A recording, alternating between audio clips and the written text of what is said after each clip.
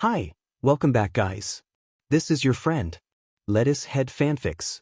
Back with amazing fanfiction. This is the series of What If Deku Became Tomura's First Disciple. Please give this video a like and subscribe to the channel if you want more videos like this. Now let's get into the fanfic. Izuku had been walking home from the park when he saw it happening.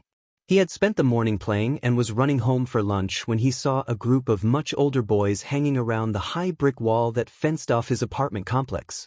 Izuku slowed his run to a sluggish walk and watched the older boys in wide-eyed curiosity, wondering what they were up to.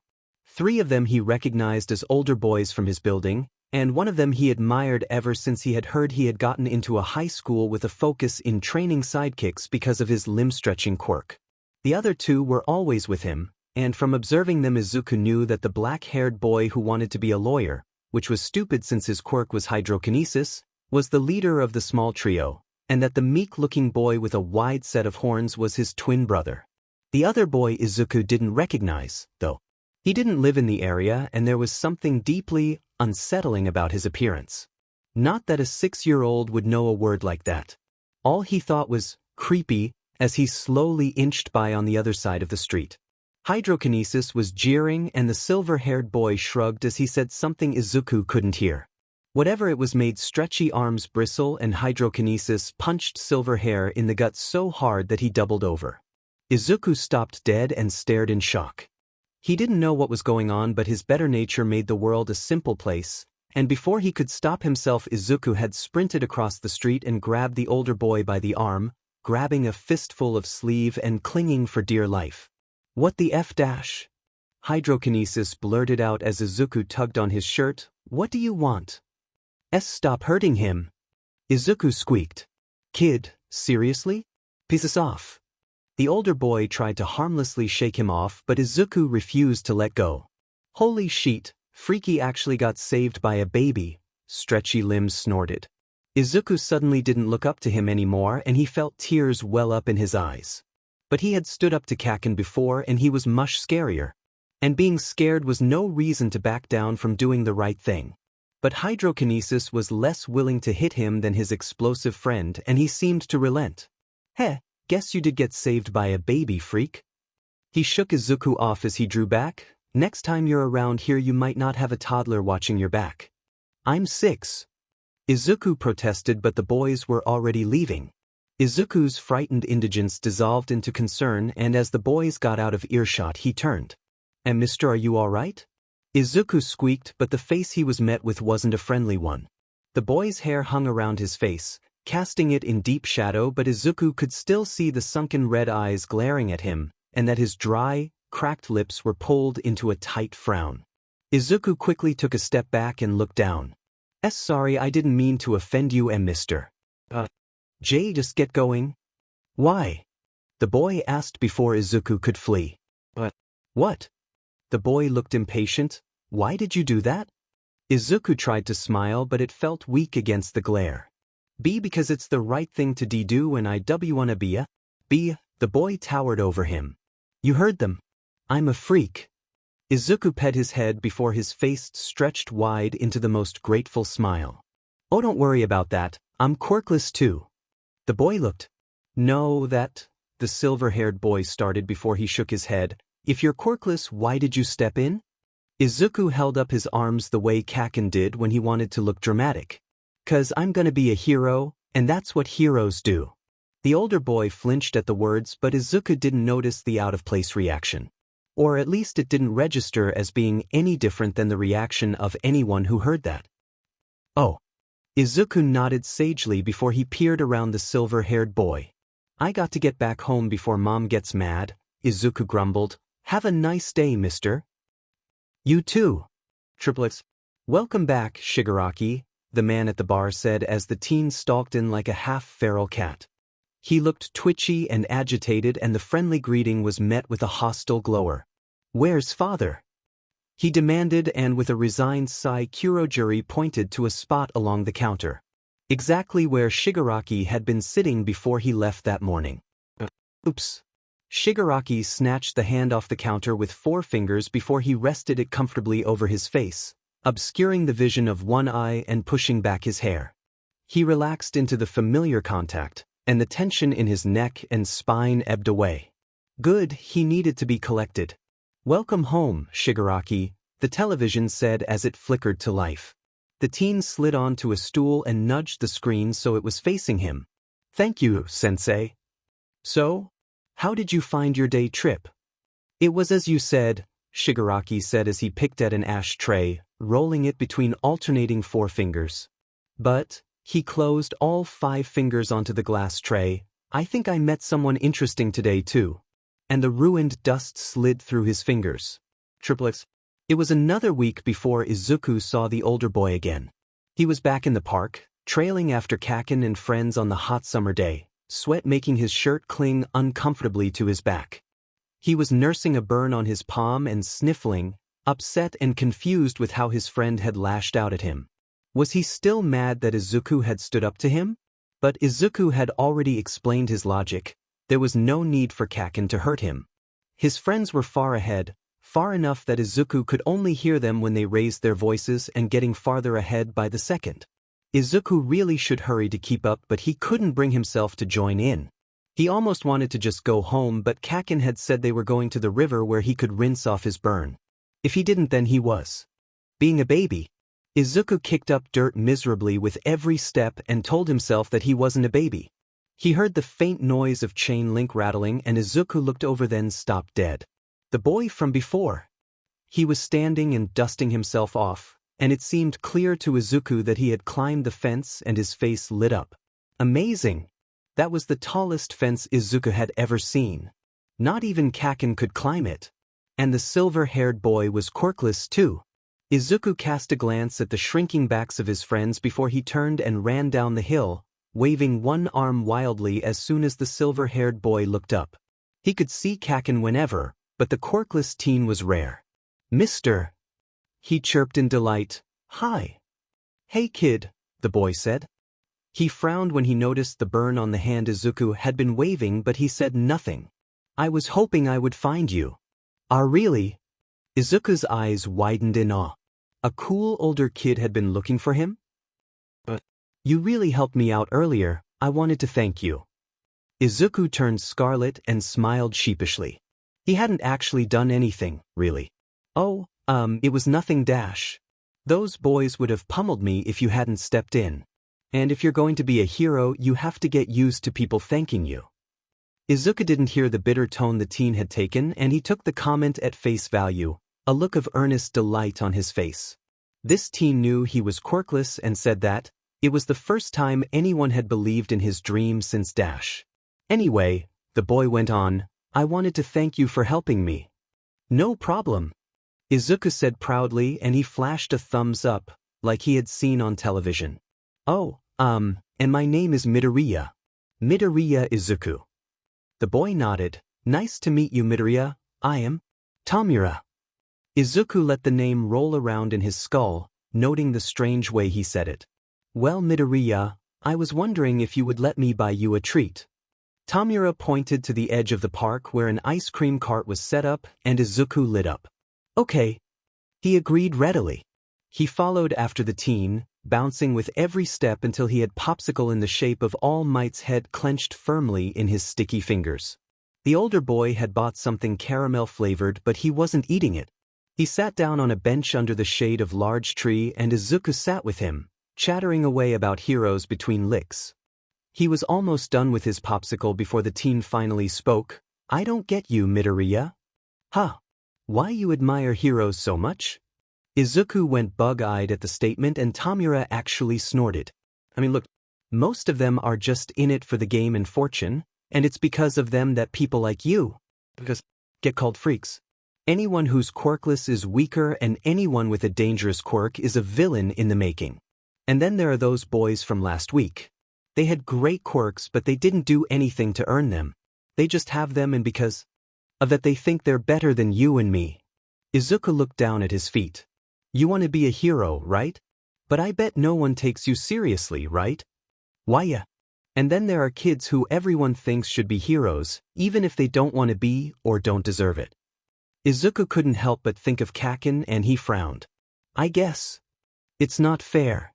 Izuku felt the sticky melted trails of his popsicle start to run down his hand, but he was suddenly uninterested in eating it. Never thought of it that way before. Don't worry, Midoriya. Izuku looked up and was surprised to see Tomura grinning. His cracked lips were bleeding in the middle and he was showing too many teeth, but it was the glint in his red eyes that made the hair on Izuku's neck stand on end. That's for adults like me to fix. Izuku swallowed and put his ice cream back in his mouth so he didn't have to say anything. They fell into an awkward silence that seemed to stretch endlessly before the teen sighed and stood up. He tossed his untouched ice cream over his shoulder and he cracked his knuckles. Hey Midoriya? Answer this for me at least. Izuku looked up and pet his head. If you had the chance to gain a quirk, would you take it? Izuku blinked. What a strange question. Yeah. I think I would, he decided. His enthusiasm had been curbed by the conversation and the impossibility of such a thing, but Tomura asked it so genuinely. The teen nodded before he turned and walked away, hands buried in his pockets and shoulders hunched. Izuku opened his mouth to say something, but before he did he felt a hand slam down on his shoulder. Deku, there you are. I've been looking for you. Do you want me to get in trouble? Triplets. Tomura became a fixture in the park after that. He wasn't there all the time, in fact he wasn't there often, but he was there enough to catch Izuku's attention. At first Izuku only ever would shyly wave and pip hello, still unnerved by the previous conversation, but as weeks passed he started to warm up again. On some days, usually the days Kaken burnt him, he spent the afternoon talking with Tomura, who seemed uncharacteristically interested in what he had to say compared to most teens. They talked a lot for talking about nothing. Mostly Izuku just rambled and Tomura listened, and added comments that swayed between very wise and very petulant. The only time he dictated the conversation was when he was mad about heroes, or when he wanted to know about the quirks, if the people in Izuku's life. Izuku told him that his mom said his dad could breathe fire, which sounded okay he guessed, but his mom could leverage things. She could draw things towards her gravity, and Izuku told Tomura in great detail about how she used it in everyday life. Tomura seemed amused and irritated in equal measure by his admiration, and he made a few guesses as to what kind of quirk Izuku could have had. Of all his suggestions, Izuku liked the idea of having the opposite of his mother's quirk the most. The ability to move things away, use psychic power to clear out debris or throw evildoers. Of everything, he talked about Kaken the most. About how amazing he was, but how he kept lashing out. How Izuku wanted him to stop but was too scared to confront him properly. Tomura didn't have much to say about that. Izuku didn't ever really know what he was thinking. At times Tomura would grow silent and make strange, eerie expressions as he considered what Izuku said. When he got like that, Izuku stopped talking altogether and just sat in silence close to the silver-haired teen, doing his best to avoid those sunken red eyes. Izuku felt like a small bird when Tomura began to sulks. Small, frail, and unaware of the true horror of the creature that sat beside him. He was too frightened to take flight when that happened. He just sat and waited until Tomura decided to leave on his own. Triplets. Why would someone be friends with someone who hurts them? The bartender looked over at Shigaraki. The teen was seated neatly at the end of the bar, picking at an uneaten plate of food with a look of confusion under the hand on his face.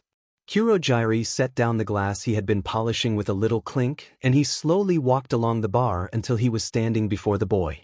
He put his hands on the counter and leaned forward so that, if Shigaraki chose to look up, they would be eye to eye. I don't understand. If someone is afraid of and hurt by another person, why would they actively seek out contact with them? Shigaraki went on. He picked at his bowl of rice before he finally set down his chopsticks and folded his arms on the counter. Why not run away? Why get someone stronger to defend them? Is this about something in particular? Kurogiri asked, but the teen only shrugged. The smoke man sighed and thought for a moment about what Shigaraki had asked. He had been taking more and more trips outside, but only Sensei knew to what end.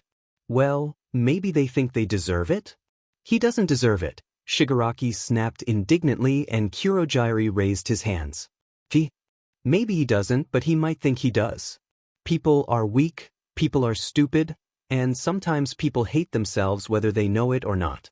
They accept things other people wouldn't because they think that they deserve it. Or maybe he thinks the one hurting him isn't really like that. Shigaraki's fingers twitched and Kurogiri tapped the back of his wrist.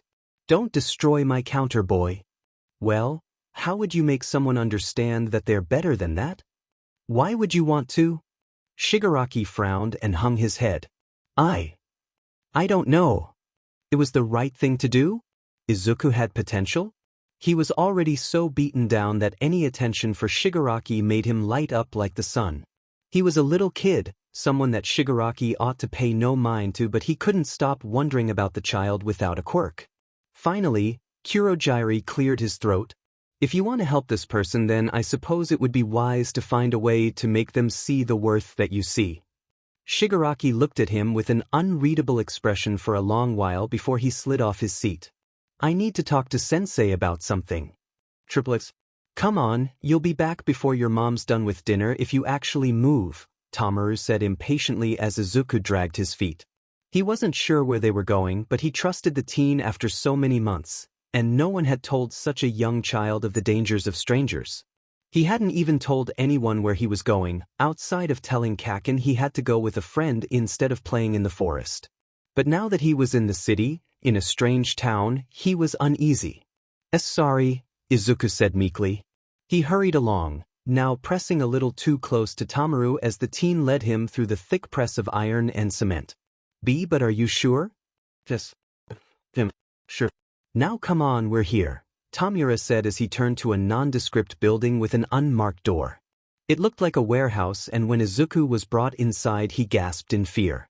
It looked like a lab from a cartoon. Large dark tubes stood around with pipes hanging around them, and there were a couple sleeping people on metal tables with bits of tubing going into their arms.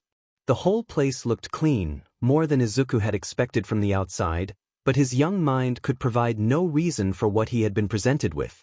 Tomura had paused and was looking back at him with an air of irritation. Come on. It's just a hospital, Midoriya.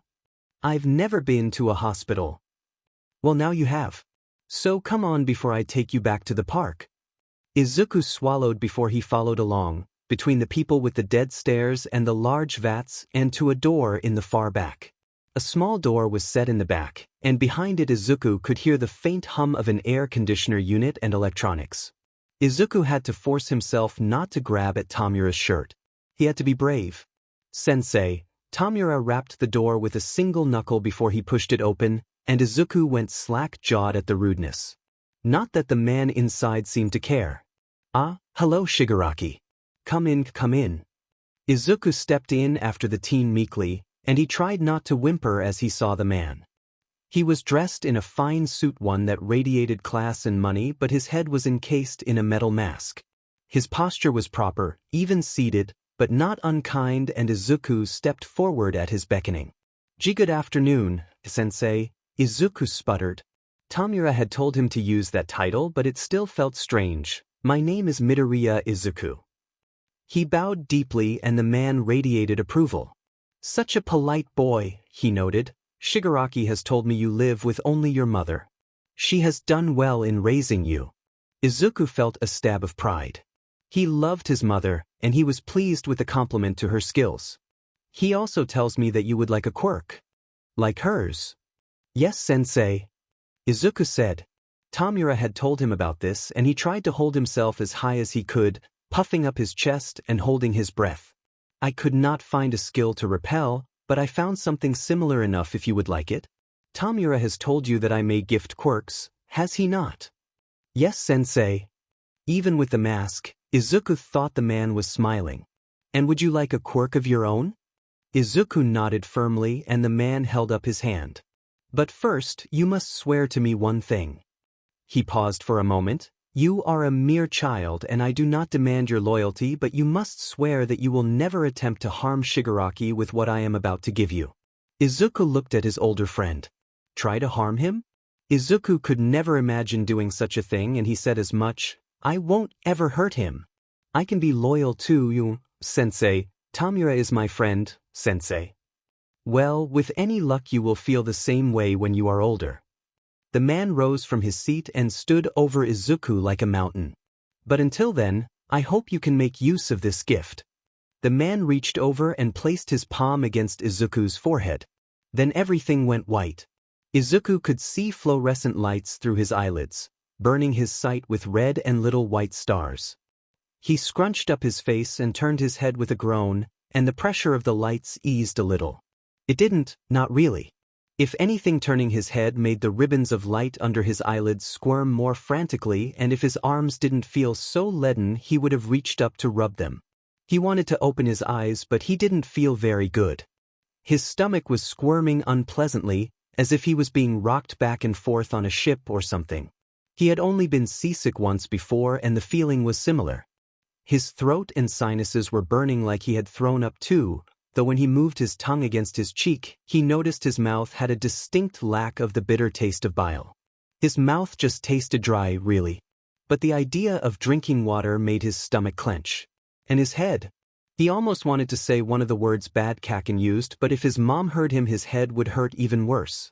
It felt like his skull had been hollowed out and someone had rattled a few rocks around in his skull before they stuck his brain back in. Even moving his head a little made his ears ring with a shrill hum. Everything ached in a way he hadn't experienced before, and he felt tears start to well up in his eyes. He opened his mouth and closed it a few times, trying to dampen his throat before he opened his eyes. "Mom?" he croaked out, but his voice barely made it to his own ears. A minty green curtain had been pulled around him, closing him off from the room at large. The walls he could see were off-white, and there was an empty red-brown chair next to the bed. "Mom," he said a little louder. The tears that had welled up in his eyes began to run from the corners of his eyes as he turned his head, looking at the room as best he could. There were tubes attached to the inside of his right elbow, like the ones he had seen in the silent people in the lab, and when he followed the tube up, he saw it was connected to a clear sack of what looked like water above his head. "Mom," he said again. Was that bag of fluid draining into him? He wriggled his arm and noticed a plastic clip on the end of one of his fingers. Tears started to stream down his face fully. As he reached up to wipe them away, he noticed another tube was across his cheeks, going into his nose. He tried to pull on it and he felt an unexpected pain inside his face. That was the final straw. Izuku yelled, his shrill voice cracking. In a second the curtain was torn back and Izuku saw the tear-stained face of his mother. He raised his arms and she was upon him, tucking his head into her collar and wrapping him tightly in her arms.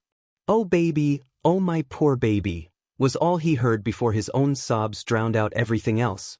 He trusted Tomura. He had believed that he would see his mother again, so he didn't know why he was so desperate for her to hold him and tell him everything was okay. He buried his face into her pink sweater and sobbed with everything he had, until his throat was burning and his sobs had dissolved into weak hiccuping. He didn't want to let go, he wanted to cling to her forever, but Tomura had told him not to be such a crybaby, and as his sobbing ran its course he let his grip on his mother loosen slightly. She set him down against the crisp white sheets, and fluffed the pillow behind his head before she sat down in the empty chair without letting go of his hand. It was only then that Izuku noticed the thin-lipped woman in pink scrubs standing with a clipboard under her arm. She had been waiting for the crying to stop, and Izuku's mom turned to look back at her.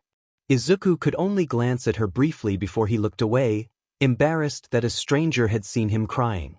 "Well," the nurse said, now that Izuku has woken up she started rambling, talking about how he needed to be evaluated for something or other and then the doctor would use her quirk to patch him up. He just let his eyes slide closed as she went on and on. His mother didn't seem upset about the tube stuck in him, so it must be okay, Izuku reasoned. And he felt so heavy, it was hard to stay awake. "Triplets. Kaken had found him," his mother said. "He must have slipped crossing the only fallen tree in the park and hit his head before he fell into the river. That was why he needed to be interviewed by the doctor and have his answers examined 2 or 3 times over before a doctor put her hands on either side of his head and made everything stop ringing." The story of how he was found confused Izuku to no end. He hadn't been in the park, he had been with Tomura. He told his mom he had been in the hospital and she agreed with him. He said that's where he had been before he had been knocked out and she had just agreed as well. Then Izuku had just given up. If he wanted to find out more then he would have to wait until he could see Sensei, or Tomura, again. Probably Tomura, he wasn't nearly as scary. He didn't tell his mother that he had a quirk now. He hadn't had the chance to figure out what he could do and how to do it, and he had the feeling that if he blurted it out she would worry even more. Triplets. It was a few days before Izuku was allowed to leave his small apartment. Honestly, Inko was upset when he even wanted to leave his bed, and she constantly was making and bringing him snacks to build up his strength or presenting him with books he had already memorized. She seemed torn, unsure as to if she wanted to ban him from the park entirely or just encourage him to stay in the company of Katsuki at all times whenever he left the house. Surprisingly, Kaken and his mother had actually came by, and while their mothers talked, Izuku was able to get more information. It seemed that Kaken had gone out to catch fireflies and found Izuku lying on his back on the river slope, in the water up to his knees. He had actually dragged Izuku out of the water before he ran for help, although even after he got an adult, Kaken insisted that it was his own heroics that saved Izuku's life. He had asked about why Izuku hadn't been around that day too. If he was with a friend like he had said, why had he been in the river? Why hadn't his new buddy gone to get help? Izuku said he didn't know. A better question would be why he had been brought back to the park in the first place, but Tomura had told him to keep quiet about it. He was sure Tomura had a good reason, but he did feel hurt. He had said Izuku would be fine. Maybe it was his fault, then? Izuku hadn't been tough enough to handle it. The longer he was kept inside, the more anxious he got. What if Tomura was waiting for him? Every day standing by the fence in the park while Izuku was in his house, trying to activate his new quirk and being doted on. And he was trying his best. He kept trying to grab things and move them with his thoughts the way his mother did. In his mind's eye he got up and picked things up while he remained seated, but it didn't ever seem to do anything. Had it not worked? The only one who would know was Sensei, and the only way Izuku could contact him was through his teen friend. He waited until the end of the week before he asked if he could go out and play. Inko had been reluctant until Izuku said he wanted to go see a friend of his. That seemed to wear on his mother's heart, and she put a hand to her cheek before she told him yes, okay, but he had to be back for lunch. If he was late, then she would call the police to find him. He promised, and let her kiss him before he scampered out of the house, running full speed out of the complex and hoping that he didn't run into anyone else on the way there. Deku dash! He heard a cry, but Izuku continued running, so fast he almost tumbled down the stairs, and he rammed into the door before he had the chance to fully throw it open. He could hear Kaken on the stairs above him, but Izuku knew where he was going and had the advantage of a head start. Tomura wasn't there. He wasn't there the next day either. Or the day after that. Every day, rain or shine, Izuku would run to the park to see if he could find Tomura, but he was never there. He even took to sitting under a tree by the fence, watching as other kids played while he waited pensively. But he didn't see Tomura again for the rest of his break. Izuku must have done something wrong. Had he done something wrong? Izuku, for the life of him, couldn't think of what it could have been, but Deku was a natural-born failure. He couldn't even use a quirk that was sat in his hand, and he couldn't keep the interest of the one friend who wasn't intent on bullying him. Triplets. On the first day of school, Inko had woken him up bright and early so she could take pictures of Izuku in his new elementary school uniform. He wasn't sure why. He felt like a big dope and everything felt too big on him. He did like his new backpack, though, and his mom had even let him pick out all the colors of his notebooks. He had already picked the one he wanted to be his first hero notebook, and he held it close to his chest as he trailed after Kaken as they walked to school. Kaken looked cool in their uniform. He looked cool in everything, really. But as Izuku trailed after him, he was more painfully aware than ever how his baby blue shorts made his green hair look like washed-up seaweed and how there was still dust along the side of his shirt from where one of his friends had elbowed him and shoved him over. It didn't help that this school went with a classic uniform. No one but Kaken could make this stuff look cool. His friends were getting further and further ahead of him, and slowly their voices started to fade. The hot air didn't carry voices very well, and Izuku was dragging his feet as well. All the kids from his preschool would be there. Everyone else had a quirk. Did the teachers know he was quirkless? Would they act like he was a breakable little doll like last year's teachers? Would they try to treat him the same as everyone else and just make Kaken angrier? Izuku didn't want to face it, but he didn't have a choice. As they walked by the park, Izuku kept his head down, looking at the wet sidewalk as he tactfully avoided stepping on cracks. When the chain fence rattled, Izuku didn't look up. When it rattled a little louder and more frantically, he just held his notebook closer as he stomped on by. Midoriya! The fence hissed and Izuku finally stopped dead. He knew that voice. Tears began to smudge his vision and his lips were trembling as he dashed off the sidewalk. He threw himself into Tomura, wrapping his arms around the teen's legs and dropping his hero notebook in the mud. You came back! Izuku cheered, his voice muffled by tears and Tomura's stomach, and he felt the older boy stand rigid. He felt 3 fingers lightly tap his shoulder in an imitation of a comforting gesture and Tomura rasped, There? His discomfort was palpable and after a few seconds he added, Please let go, Midoriya. Sorry, Izuku said as he lurched back, quickly rubbing his bare arm across his face and sniffling so he wouldn't look like he had just been bawling. How are you today, Tomura? The teen was looking more ragged than usual. His eyes seemed so sunken that they reflected no light and a crack had formed from the corner of his mouth to midway down his cheek, a dark scab left behind where his skin had cracked. Oh! Izuku swung off his backpack and sat down on the muddy ground. He picked up his hero notebook and shoved it in his back before he started rummaging around until he found a small, pink tube with a print of yellow duckies and strawberries across it. Here! Izuku held up his open palm and beamed at Tomura. After a long pause, the teen reached out and delicately picked up the tube before he held it up in front of his face, as if he were holding some mysterious relic of a bygone era. My mom says that's for dry lips. I asked her to get some in case I saw you again. And not to be rude or anything, but it looks like it hurts so. No, Tomura said, thank you. Izuku lit up and clambered back to his feet, slipping his pack back into place.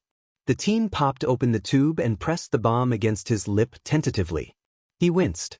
This stings. It's supposed to. I don't like it. It'll make you feel better. Izuku bounced on his heels. Please use it. Tomura glared at him before he roughly smeared the chapstick across his lips until they gleamed a shade of sparkly wet pink, both because of the color of the bomb and his own blood, before he stuck the cap on and jammed it into his pocket. He looked sullen, and he seemed to react to Izuku's excitement the way a bedraggled cat might react to a puppy. Tolerant, maybe a little affectionate, but mostly annoyed. Weren't you crying like 5 seconds ago? He grumbled. He buried his hands deeper in the pockets of his gray hoodie as he leaned back against the fence. Anyway, are you okay? After you trashed the lab I had to help with all the cleanup. You owe me for that, by the way. But Sensei said that you needed to go to the hospital. Wait. I trashed the lab? Izuku screwed up his face in confusion. Tomura nodded. Your quirk was taken from an adult, so Sensei said you just lost control. Still, you went too far. Were you trying to hurt me? His voice had taken on an accusatory tone and Izuku balked. No, I would never. The color had drained out of his face and he held his fists up as he leaned forward. But what did I do? He asked urgently. He had used his quirk.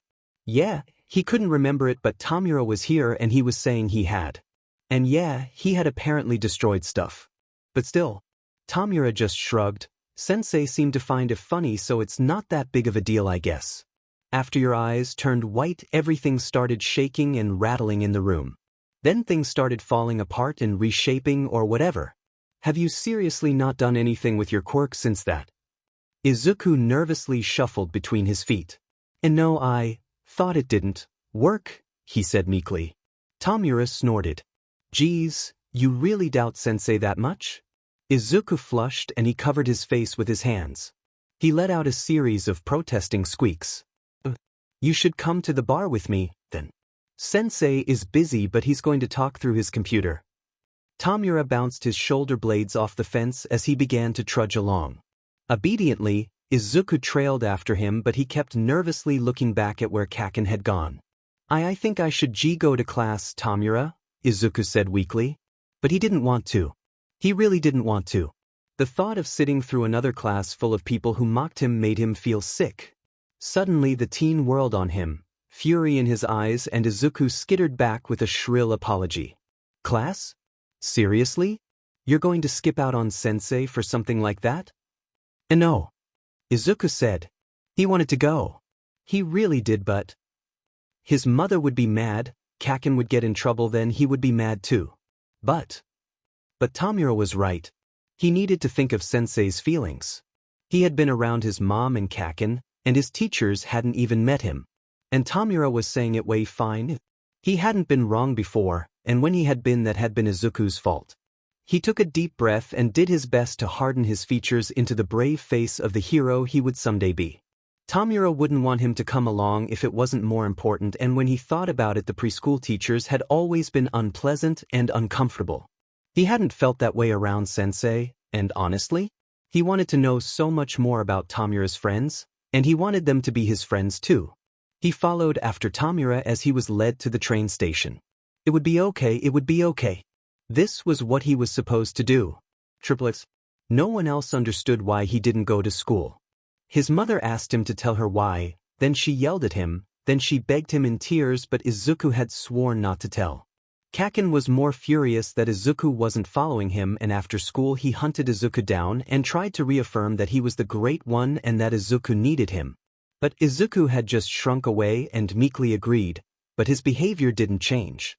The teachers yelled at him too when he was brought to class. They told him off, explaining how he was destroying his life and his pride, and how he would have no future. He needed to go to class. What could he be doing that was so much more important? That was what everyone wanted to know. Was he just skipping class to play? That was what everyone seemed to think, and they treated him accordingly. He was a bad child, willfully misbehaving and then acting teary when he was called on his actions. Izuku refused to say what he was doing. He always slipped away from Kaken to take the train with Tomura, to talk to Sensei and to meet the others in the alliance. Izuku had been horrified to learn that they were villains, but Sensei had used the most soothing words to calm him. They had been forced to do this. They had been cast out by what heroes were because they had such wicked quirks. They needed to be guided, and they needed Sensei to show them the way. And in time, they would need Tomura too. The way Izuku was growing to need Tomura. He was coaxed into believing that this was important, more important than anything else. Sensei treated him like an adult.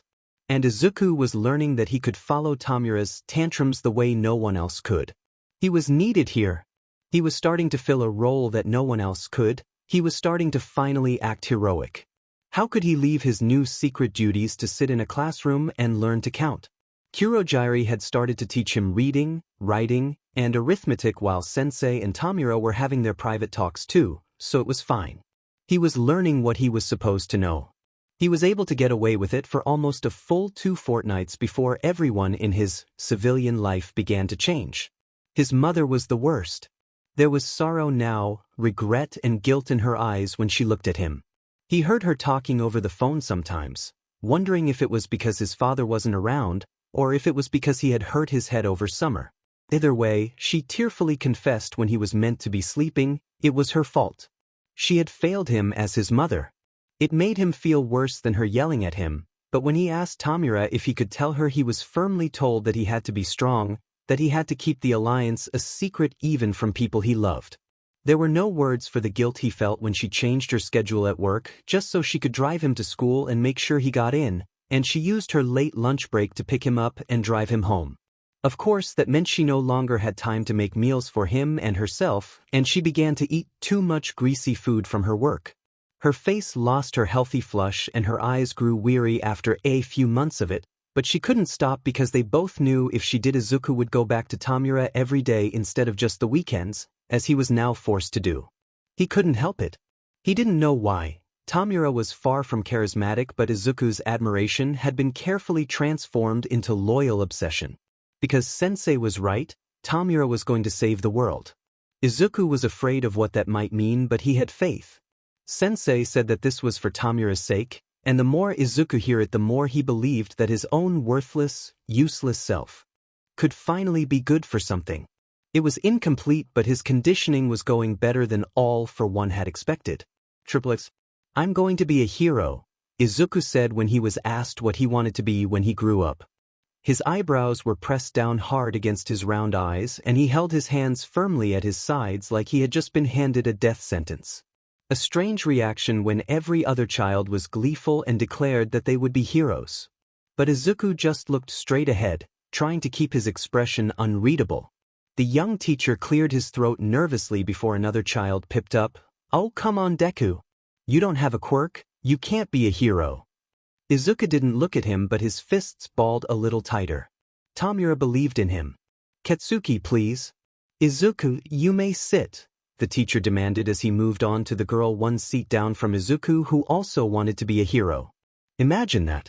The blinds were drawn to keep out the early winter chill, so no one saw a gentle spiderweb of cracks spreading over the inside of the windows like frost. Izuku was going to be a hero no matter what. He was going to be like All Might, but he was going to save the people no one else would. A few small shards of glass lifted slowly out of the cracks in the window, levitating easily as they were warped from shards into long needles. Izuku was going to be a hero that saved villains. And the little glass needles tinkered uselessly as they fell to the windowsill. It was going to happen sooner or later, really. Izuku was small, and at a glance looked about as dangerous as a puppy. He left the train station with a bounce in his step and walked through one of the seediest part of town as if he was walking on a blaze of sunshine. He stuck out, and even if he had walked that way every day of summer break, people still stopped to glare when he walked by like he had personally offended in some way. He was entirely unconcerned with the dangers that lay around him. After all, Tomura was scarier than anyone else he'd seen, and villains who had seen him following the older boy, really man now, but Izuku was unused to thinking of him as such, around avoided him like the plague ever after. It was bound to happen sooner or later. Everyone just assumed it would be later. A villain on the run, one from the depths of the city, had made her way to the nondescript shopping district. She was trying to lose her tail by dodging between buildings, but the hero was rapidly gaining on her and she was running out of options. She couldn't outrun that stupid wolf, but maybe there was another way out. As the great Plastis ran, she spied someone walking across the street ahead, head down and in an oversized middle school uniform. She snatched a plastic soda bottle off a public rubbish bin and the hero behind her yelled, "Watch it, kid," just as she threw it. Izuku looked up in time to see something flying at him before it conked him right between the eyes, and he staggered back with a surprised yelp. But the bottle didn't remain solid. It melted as soon as it made contact with his skin and slid down his face like syrup, blinding and choking him as it dripped down his chin. As soon as the villain was upon him, the plastic consolidated around his throat into a tight collar that she jammed her fingers into, making him gasp for air as his own hands flew to scratch at it. "Back off or the kid gets it," the villain said. She made a fist pointed at the side of his head as her plastic bracelet warped and twisted, forming into a sharp point level with Izuku's eyeball. He froze then, and the color drained out of his face. He tried to say something, but all that came out was a throttled gasp, and he looked out at the hero before him, begging with his stare. "Let him go," the hero demanded as she stopped dead too. She was black, Izuku noticed. Very black. And her edges were blurry. The werewolf heroine, was that her name? Izuku tried to think more than that, but Plastis tightened her grip and the world went hot and red. He scratched at his throat, vaguely aware that the two were yelling at each other as he struggled for sweet air. He had to get out, he had to. Black was started to splotch across his vision now too, and every movement sent a hot flash of pain searing through him. He had to dash. With everything he had in him, the plastic started to crack. It was silent, a spiderweb that raced across the front of his collar until with a twist of his head his neck was free and lurching away from Plastis. Her plastic knife left a deep scratch across his left temple, reaching from the corner of his eye to his hairline, and he let out a strangled gasp at the burst of pain. He fought for air as he fell forward, his chest finally lightening, but just as soon as it had come it was gone. His next gasp made an even greater agony spear through him. He was skiing at empty air, trying to inhale in an airless vacuum, and it felt like the void was trying to yank his lungs back out of his mouth. When a hand finally caught Izuku, he crumpled, his knees giving out as his spine turned to jelly. He was sobbing freely, tears and blood streaming down his feet as he SE in air and thrashed about blindly. "Midoriya, hey!" a voice said through the fog. Izuku lashed at it, at the arm holding him up, but his hand passed right through it, and he was held firm. "Damn it, Midoriya, would you stop thrashing?" Mid Izuku. Izuku stopped in the middle of trying to kick the man's legs as if cold water had been dumped on his head. His lungs were still burning and he was still crying, but his mind had been hauled out of the oxygen-deprived haze by the familiarity of the name. He knew where he was. He knew who he was holding, and his grip went from trying to shove the arm off him to clinging desperately. Izuku knew if he turned and looked down the street he would see the villain and the hero fighting, but he couldn't move an inch. He didn't want to see how the fight played out for once. "I'm sorry," he managed to say in a thin, wavering voice. "It's fine. Come on," Kurogyari said as he picked Izuku up. Izuku had never been carried by anyone but his mom before, but he was hardly about to protest. If anything, he clung tightly to Kurogyari, who was staying relatively solid for once. It was comforting in a way. Even if it was just because Izuku was too shaken to walk, being held made his thundering heart start to slow, and he started to breathe along with Kurogyari's steady and even breath.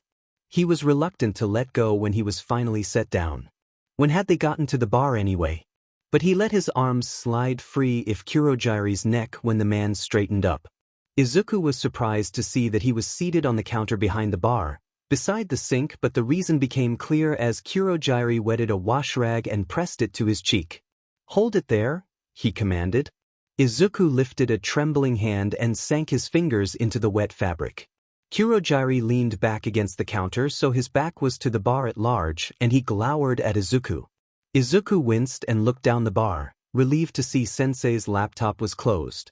Even for a first fight, that was pathetic. "That's going to scar, and frankly I think that's a good thing," Kurogyari said flatly. "You know, if I hadn't warped you, she would have done a lot worse than that. She was a second away from slitting your throat, boy." Izuku chewed on his lip, and it seemed that the bartender finally noticed his uniform. "Are you skipping school again?" "No," Izuku wheezed. He had managed to get his crying under control, but he was still shaking like a leaf. His voice sounded rough and harsh to his own ears, and Izuku coughed a few times before he spoke again. "And no, I had to wear this for my ID photo, and I didn't have time to go home and change." With his free hand, Izuku began to rub at his throat, trying to soothe the raw feeling. Kurogyari looked down at him with a posture that made Izuku wonder if Kurogyari thought he was actually Izuku's mother. But at long last, he nodded curtly, then began to move about his bar.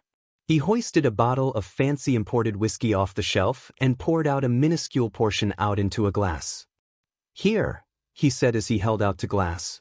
"What? You want to drink this?"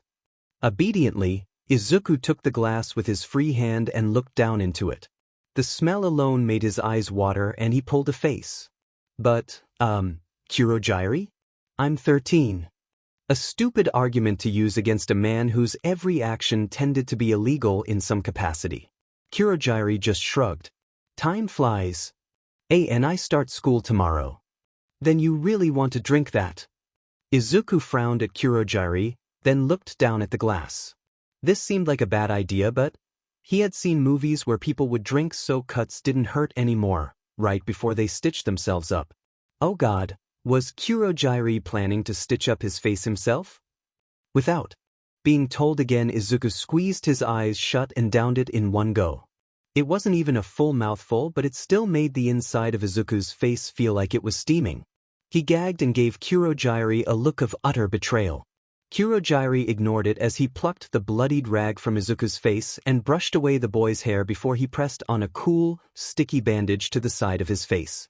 The feeling of medicated gel against his face made Izuku's skin crawl, and dully, he thought Tomura really needed to get on finding a healer for their party. "Will it really scar?" "Yes, probably. Don't worry, it will be faint.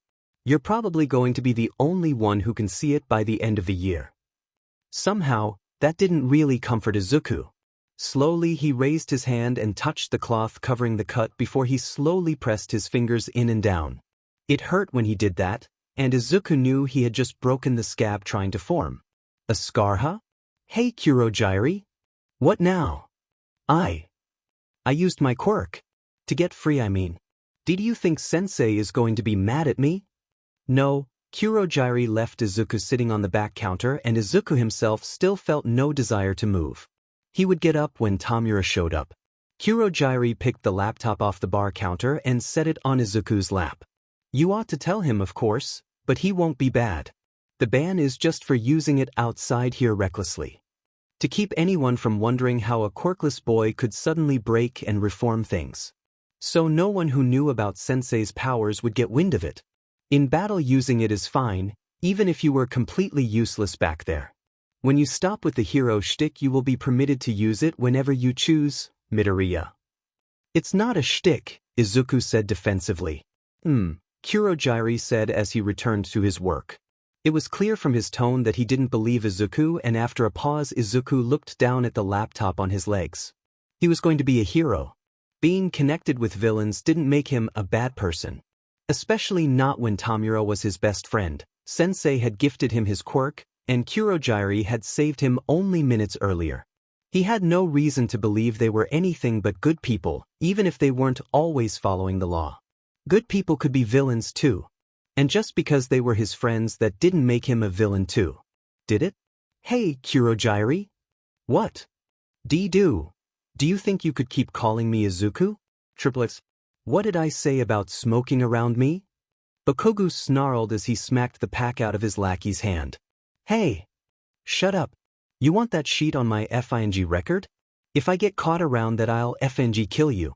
Just cut it out and be like Deku. Bakugo spat and Deku blinked at the finger suddenly pointed in his face. Yeesh dude, calm down, the other boy said, holding his hands palm out as his fingers stretched. I'll just go to the roof. He meekly knelt and picked up the bright red and skittered away. Before Bakugo could get it in his head to blow the pack up, Izuku closed the notebook he had been scrawling in and he slipped it under his arm. What? Bakugo snarled as he turned on him, bristling furiously. I didn't say anything. Deku drew up his knees and frowned. You've just never said anyone should be like me before. His lips twitched slightly at the corners, as if he was trying not to laugh, not that there was any joke Bakugo could see. He glared furiously down at Deku, one hand already beginning to smoke with his building anger. Don't be FNG flattered, nerd, Bakugo spat. Deku flinched and drew himself closer inward as he turned his head so he wasn't looking directly at him. You're just the sorriest sack of shit I know. Why you think I make you L look good by comparison? You'd make a slug look good by comparison. Deku's backtalk was getting annoying, but he was still the easiest of Bakugo's crowd to cow. Deku ducked his head and a tremor ran through his shoulders. Come on fuckhead, your mom invited me over for dinner and I'm starving. Deku made a little peep sort of noise, like he had just forgotten that Bakugo's mom had left town. They were both children of single mothers and their mothers were high school friends, so it wasn't even uncommon for Bakugo to come over to his apartment for meals. Why did Deku always act stunned when it happened?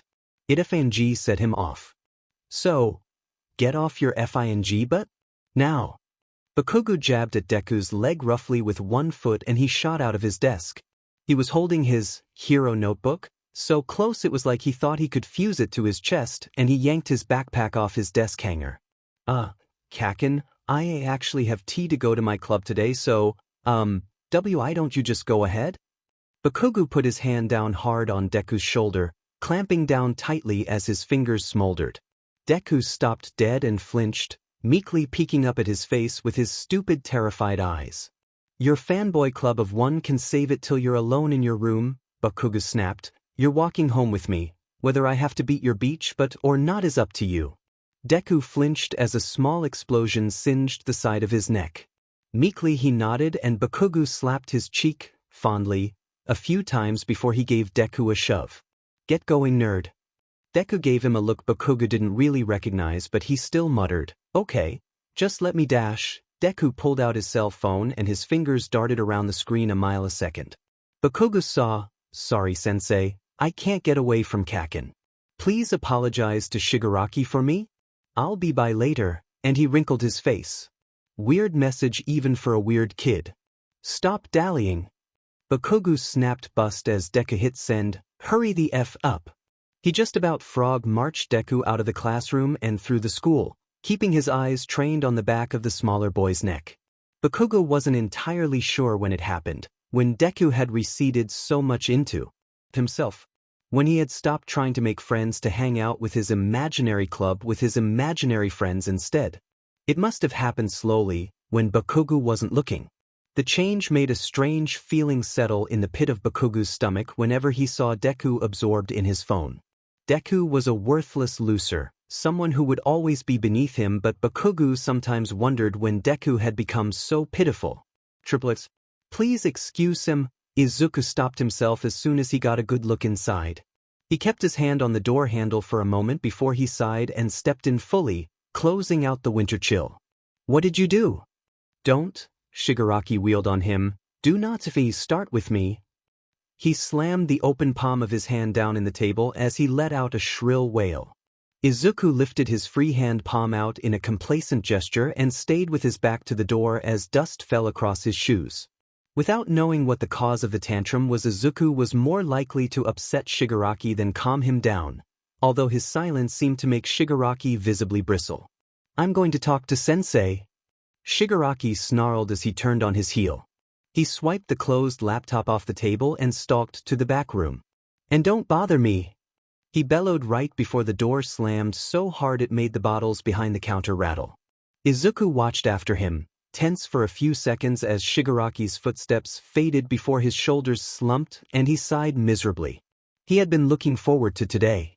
Good morning, Kurogiri, Izuku greeted as he set his box on one of the undusted tables. What was that about? He doesn't like one of the new recruits, Kurogiri said with a note of irritation.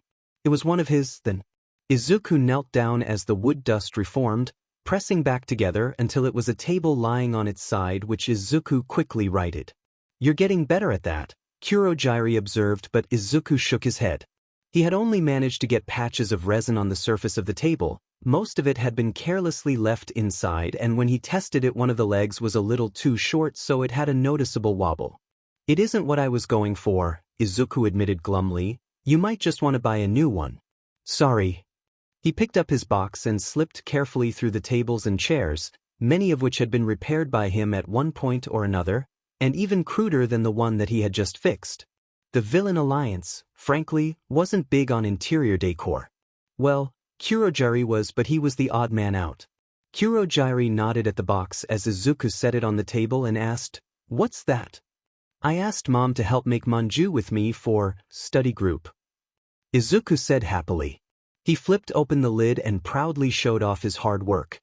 It was clear which had been made by his mother. She had lovingly made hers in the shape of bunnies, and which had been made by him, his had crude, smiley faces on them. Also, I have to be home by 4 today, and I mean it this time. I'm going to make Mom a bento for tomorrow. Whatever, Kurogiri said. Without asking permission, he picked up one of the bunny manju and took a bite out of it. He made no comment on the taste, but he didn't spit it out, so Izuku took it to mean they were acceptable. Shigaraki will be a while. What are you planning on doing? Study group, Izuku said. He sat his backpack on the counter before he sat down himself. He pulled out a fat stack of practice exams and a thicker answer book which he handed to Kurogiri. He pulled out a small box of fresh pens. He couldn't run out of ink midway through, and started separating the quizzes he had printed off. He had been planning to do at least one today, but he might as well see how much he could get done. Entrance exams? Practice entrance exams, Izuku said. I want to know how I measure up now so I can work on my weak points. Judging by his current marks, he had a lot of weak points. He laid out his first test and slid the rest to the other side of his backpack where he couldn't get a clean view of them. I only have 2 years. It's practically already here. Kurogiri grumbled something, but he stuck the book under the counter.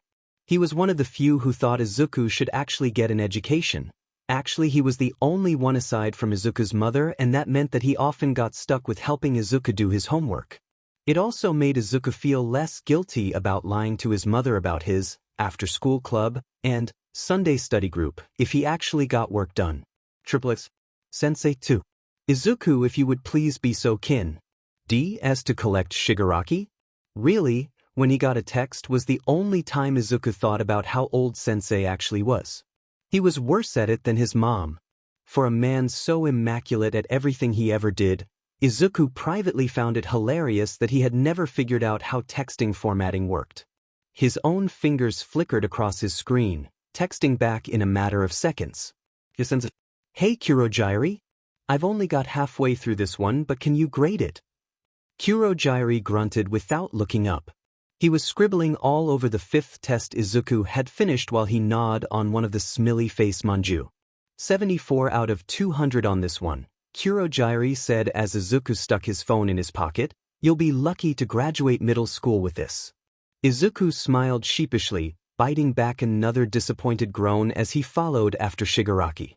The door led to a staircase that went down, down, down. The air grew to a stagnant temperature with each creaky step, and Izuku wrinkled his nose at the smell. That was unusual. Usually the only time the bar ever actually smelled like alcohol was when there was a meeting, and it mixed unpleasantly with the natural basement mildew. There was no way Shigaraki had started drinking, was there? Ah no. Izuku furrowed his brow at the glass dust that was strewn across the floor. Hopefully. None of them contained anything particularly expensive. Izuku couldn't restore that. Not without getting grit and dust mixed with the booze. Izuku stopped on the bottom step and squinted in the weak basement light, although it was hard not to notice Shigaraki sitting in the corner. He was in full-on sulk mode, open laptop beside him. He wasn't looking at him, but Izuku was sure that Shigaraki was keenly aware of his arrival. "Hi Shigaraki," Izuku said. Shigaraki said nothing. Izuku crossed the room, wary of the glass dust in his path. That didn't seem like a great thing to inhale. He sat down across from Shigaraki, thoroughly uncomfortable on the hard ground. He was going to have to run home to get over all this sitting. Yish? "Want to talk about it?" Pfuff. That was a no. Izuku scooted forward a little.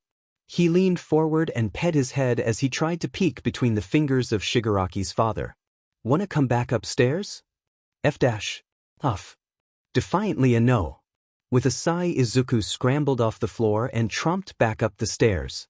Without looking at Kurojairi, he grabbed one of his smiley face manju before he turned and scampered back down, letting the heavy door shut under its own weight. In a matter of seconds he was back in front of Shigaraki, and he nervously sat the sweet on his knee. No immediate fit. That was good. Izuku sat down in front of him again, cross-legged and leaning his weight on one arm. He was one of exactly 3 people capable of handling the young man's tantrums, and in particular Izuku had become skilled at handling the aftermath. It didn't even occur to Izuku anymore that the man seated before him could even pose a threat to him anymore, so unshakable was his faith. Izuku shuffled a little before he pulled his phone out of his pocket and opened up one of the monster fighting apps he had downloaded. Shigaraki would talk or move when he was ready, but not a moment before that, and Izuku could sit in stoicism or he could keep himself entertained. It tended to take a while for Shigaraki to calm down, and Izuku was happy to sit around for as long as he was needed. Even if he was home late it would be okay so long as he was always there for Shigaraki. Triplets. "Hey Kaken. Do you want?" Bakugu snarled, glaring with one eye without actually peeling himself off the tatami floor. The humidity had him practically glued to the ground, even without the stupid springtime flu Deku had given him. He could hear Inko shuffling around the kitchen, but he doubted she could hear them over the roar of the fan in the window, so he could curse to his heart's content. He didn't know why, but whenever Deku's mom had a look of shock or disappointment on her chubby face, he felt incredibly guilty. Stupid, sickly sweet Audie and her stupid natural ability to guilt tripped the sheet out of him. Do you think that if someone knows a villain that makes them a villain too? Deku had managed to sit up so the fan was blasting air directly onto his face, so he didn't see Bakugu's head snap up with a look of utter incredulity across his face. The F kind of question was that? The F kind of question is that? It's for Mr. Mori's essay. I just want a second opinion. They had an essay? Sheet? Bakugu had completely forgotten about that. Whatever, it wasn't like Deku was actually writing it at the moment, and Bakugu had always been able to get top grades of the class with minimal effort. So what do you think? I think that's a vague but question. Like, if someone was friends with a villain? Bakugu screwed up his face. What the hell was Izuku going on about? Well, in that situation, do they know their friend is a villain? Yeah. And is their friend in FNG prison? Like where villains belong. And no. With a loud groan, Bakugu sat up, peeling his back from the floor. His face was drippy and he was not in the mood for dealing with whatever was going on in Deku's head. So, let me get this straight. In this situation you're buddy-buddy with a villain who's just freely doing his villain bullshit? Yeah, that would FNG make you a villain. What are you, an idiot? I didn't mean me. Deku protested and Bakugo rolled his eyes before he flopped over again. Yeah, Deku sure was an idiot. I was being theoretical, numbskull. Your only friends are imaginary. Look, if you're helping a villain that makes you a villain too. So would helping a hero make you a hero? Shut the F up, Deku. Deku sat still and silent for a while, not looking away from the fan, but when Bakugo glanced at him there was a strange rigidness to his posture. And his hands were curled up so tight his knuckles were turning white. Eventually Deku sniffled loudly and sneezed before he said, "Okay, well, what if I mean that person never actually committed a crime?" Bakugo groaned loudly and threw up his arms. Oh my effing god, Deku. Not ratting out a villain is a crime. Biba dash. A villain's a villain, sheet for brains. Doesn't matter if a villain ain't worth sheet or not. They're the same. Anyway, you want to be a hero and you don't get that? God, you'd be hopeless even with a quirk. What the F was wrong with Deku? Why was he acting so weird? They weren't that sick, unless Deku had suddenly developed a fever. He would have to ask Inko for the thermometer again. But all Deku said was a faint, "Oh." It was only then that Deku looked over his shoulder to meet Kaken's eye. His face looked weary and sad at the same time. But he was smiling faintly too. There was something else in his green eyes, though. Something that made Kaken shudder despite himself. What the hell? Why did Deku look so haunted? Not for the first time Bakugo found his gaze drawn to the faint red-brown scar brushing from Deku's left eye to somewhere against his hairline. He had been weirdly thoughtful since the start of the school year. Weirdly thoughtful, weirdly antisocial, and weirdly obsessed with villains. It was FNG weird as F dash. Hey Kaken? Deku asked. What? Snapped Kaken. Do you think all villains are evil? Bakugo blinked a couple times before he groaned and let his head thump against the floor again. I'm going to sleep, wake me up when your mom's finished dinner. I think I want to go to high school. Sensei stopped talking mid-sentence and looked down at him. His head was still bowed so he couldn't see his face, but he could feel the sudden sour tinge to the atmosphere. Kurogyari had actually kept his promise, then? Izuku had expected that the bartender would have told Sensei at least, but he seemed surprised. He stood with his head down so low that his shoulders had actually started to hurt before Sensei finally said, "Please, Izuku, look at me." Great. Izuku straightened up and tried his very best to hide the guilt plastered across his face. He had been dreading telling Sensei, even more than he had been dreading telling Shigaraki. Shigaraki might be furious at first, but he had always been supportive of what Izuku wanted in the end. Sensei, on the other hand? Izuku was afraid of what he might say or do because honestly, Sensei was the only person Izuku knew could talk him out of it. Give me your hand. Izuku blinked hard up at Sensei, but his face was unreadable behind his mask. One of his hands were already upturned and Izuku obediently put his small hand in Sensei's larger one.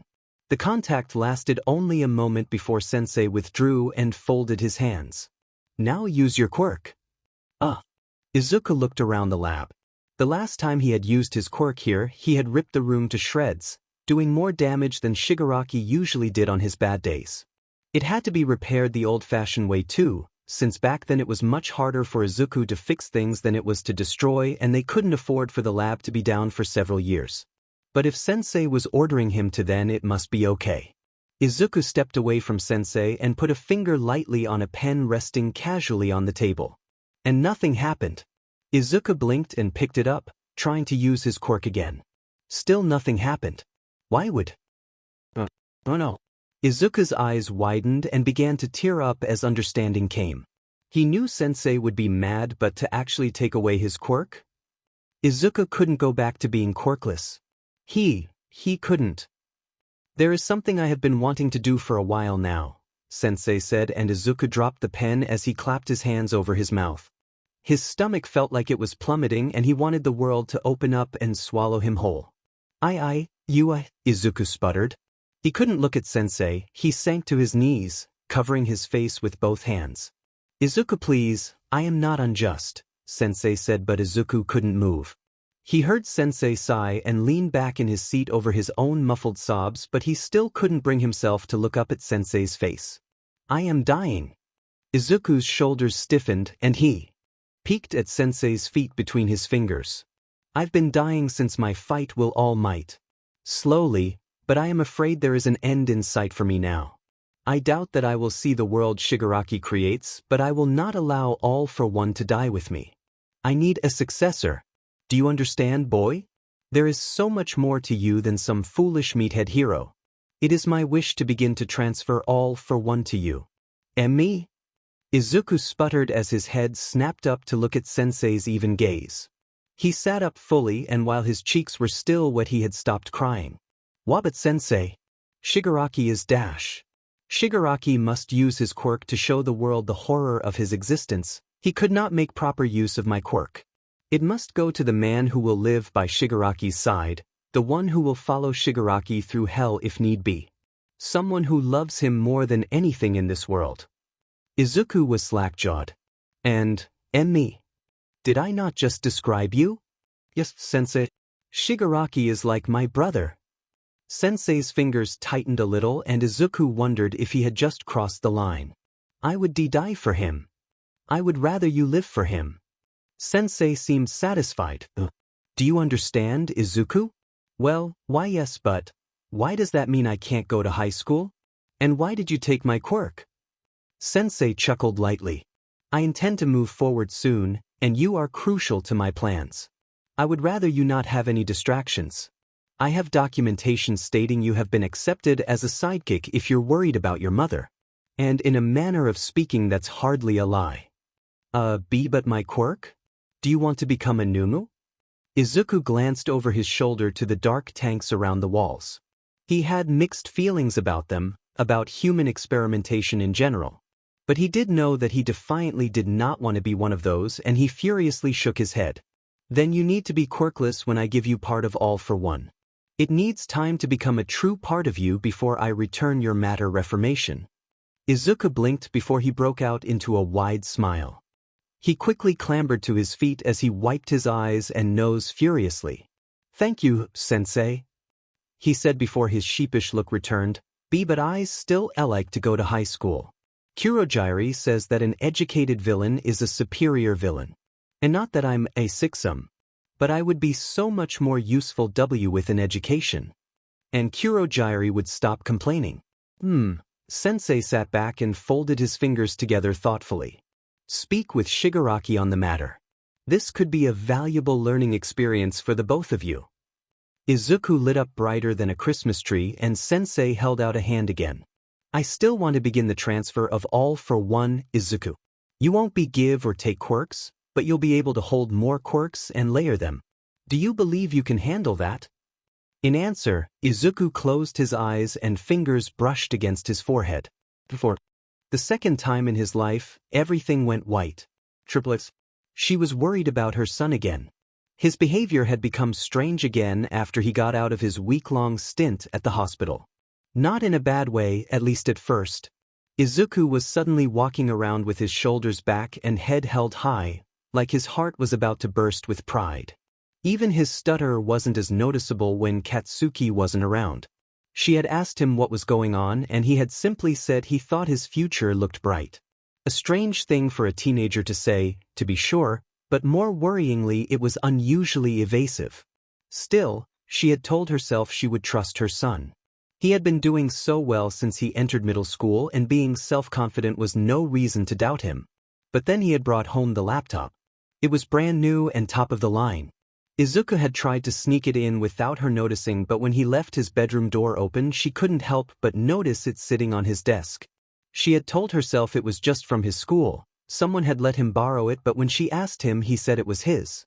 As in his property.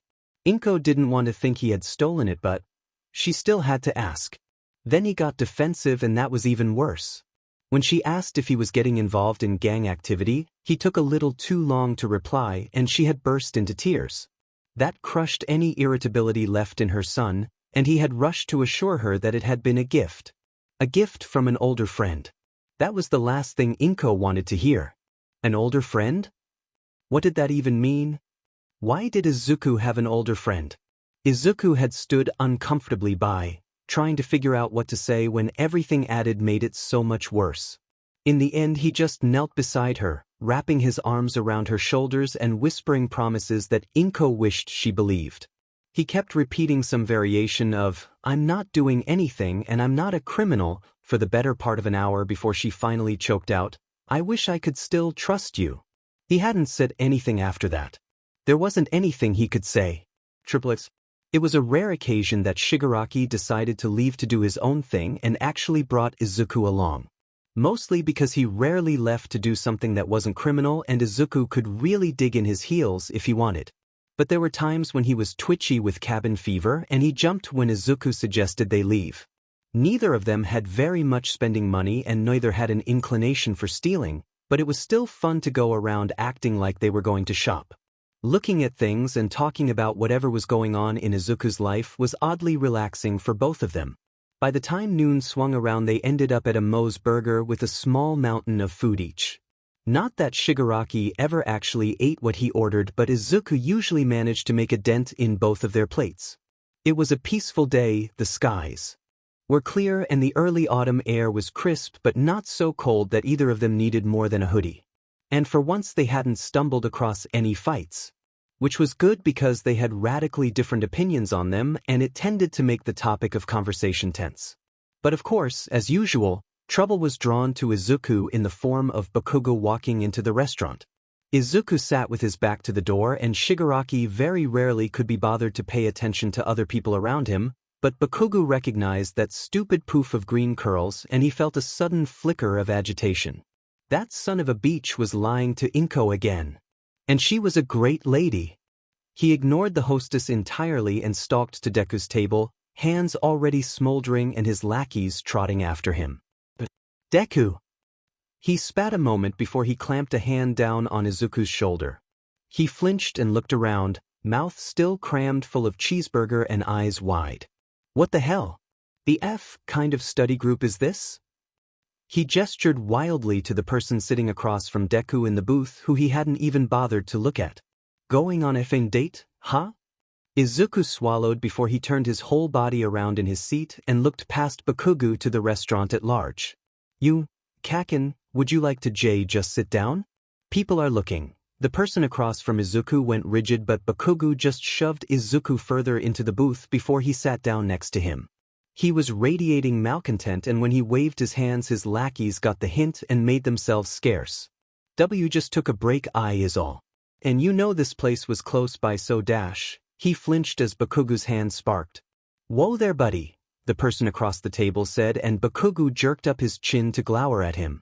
What the F are you doing? Bakugo glowered at the man, noticing for the first time just how dim and creepy the guy was. His face was too thin, and his skin looked like it had been stretched too tightly across it. More unsettling was that he was attempting to smile. It looked like he was imitating Deku's most earnest grin but his sunken eyes were frigid and hostile. It made Bakugo's skin crawl and it occurred to him that someone like this had absolutely no business hanging out with Deku. His aggravation shifted abruptly from Deku to the grown but man who shouldn't be anywhere within a 10-mile radius of the little punk.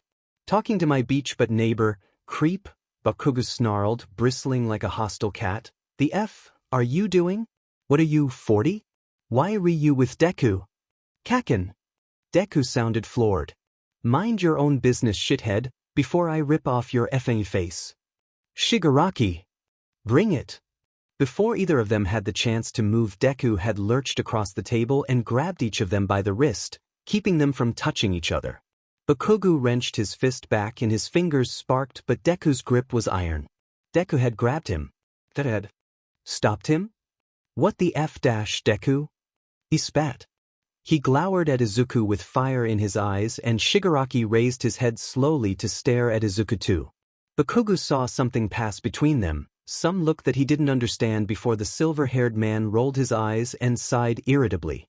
His fingers were twitching like the legs of a crushed spider but the fight seemed to dissolve into a wave of disgruntled acceptance. What kind of relationship did Deku have with this guy? Izuku's green eyes were suddenly on him, though, as if he were the weird then with the situation. People are watching. White guys shouldn't dash. He looked around wildly and he radiated stress. Bakugo just stared at him in stunned silence. This was so utterly out of character for the Deku he knew. See, come on Shigaraki, we should get going, Izuku hissed urgently. He dropped Bakugo's hand and slid out the other side of the booth, dragging his irritated-looking older friend by the wrist. Hey! Bakugo snarled and he made to lunge after them, but Izuku was moving like a bat out of hell. Hey Suri Kaken, Izuku said in a single breath, see you at night, bye. And then they were gone, leaving most of their food uneaten. Bakugo stared after them for a second before he growled wordlessly and got out of the booth as well. He wasn't in the mood for eating anymore and he stalked out of the restaurant, just in time to see the tall man in the blue hoodie vanishing around a corner, presumably still being led along by Izuku. Shigaraki, that's what Izuku had called him. That was one of the friends that Izuku mentioned on occasion, and one of the people Bakugo had noticed Deku texting to and about. Since he wasn't in their school, Bakugo had always sort of assumed that Deku was just delusional to some capacity. He had been talking about Tomura Shigaraki for years, since the start of elementary school. So that pawn scum was why Deku had started acting so strangely? He had first started talking about him when he started skipping school, after all. Kaken narrowed his eyes and ground his teeth together. That guy was bad news, he knew it. And if Deku was going to be so blasé about it, then it was up to him to figure it out. Triplets. Trailing Deku was harder than anticipated. He hadn't really put much thought into it. He had just slipped out of his apartment after Deku did, determined to follow Deku to his study group after what he had seen the week before.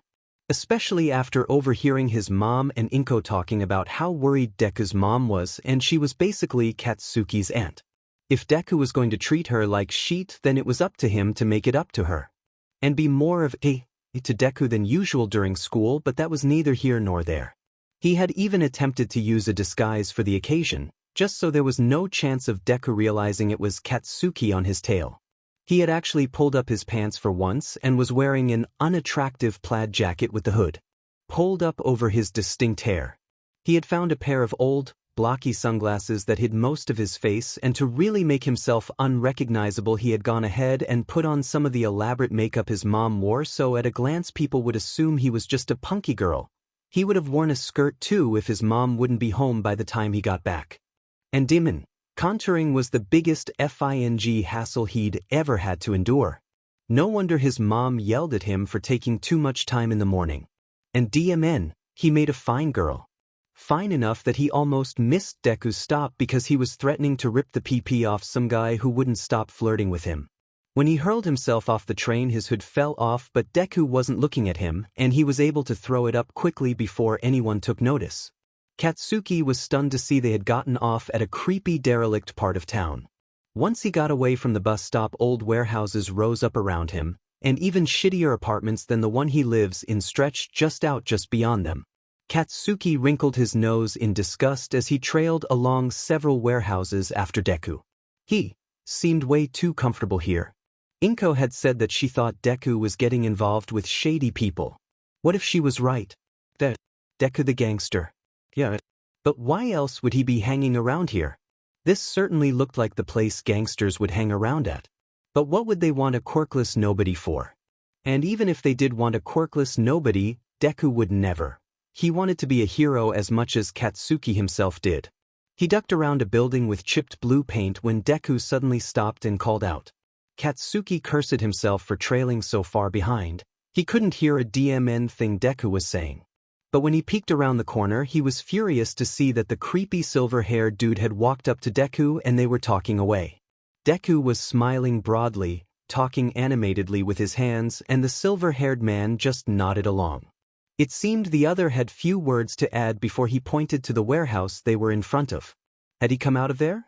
Katsuki narrowed his eyes as Deku nodded, then walked on by, leaving the silver-haired man behind. Sheet, he couldn't get any closer without being seen by the creep.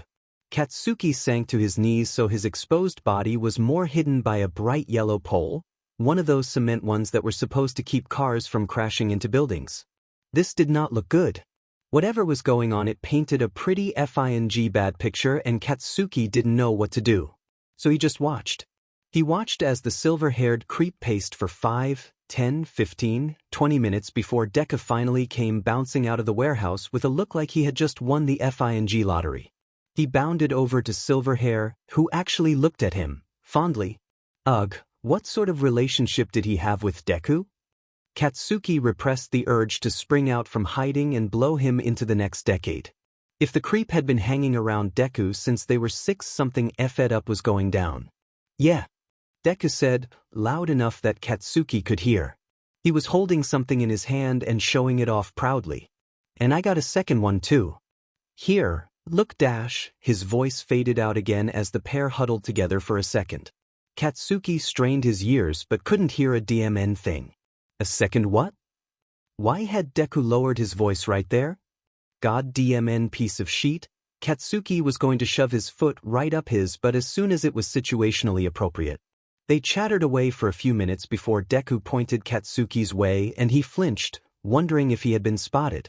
He shrank back as the pair started to walk in his direction, but they passed right on by, heading back in the direction of the train station.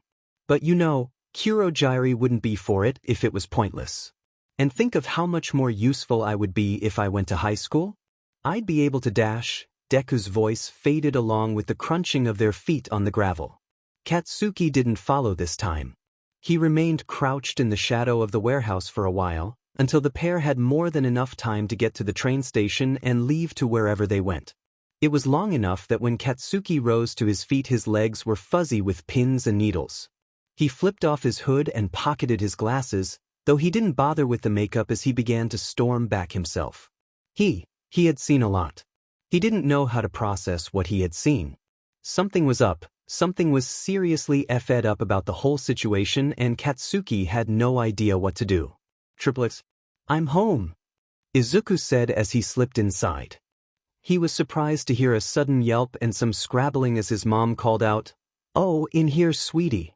Izuku slid off his shoes and slipped into the living room where he was surprised to see his mom sitting with Kaken in the living room. He was sitting rigid with his head turned, and was he blushing? Izuku got a peek at the table and was surprised to see some makeup wipes and a layout of his mom's makeup, mostly a small collection of nail polish and blush. She wasn't supposed to wear anything on her face at work, so she didn't have much, but Izuku was mostly surprised to see that it was out at all.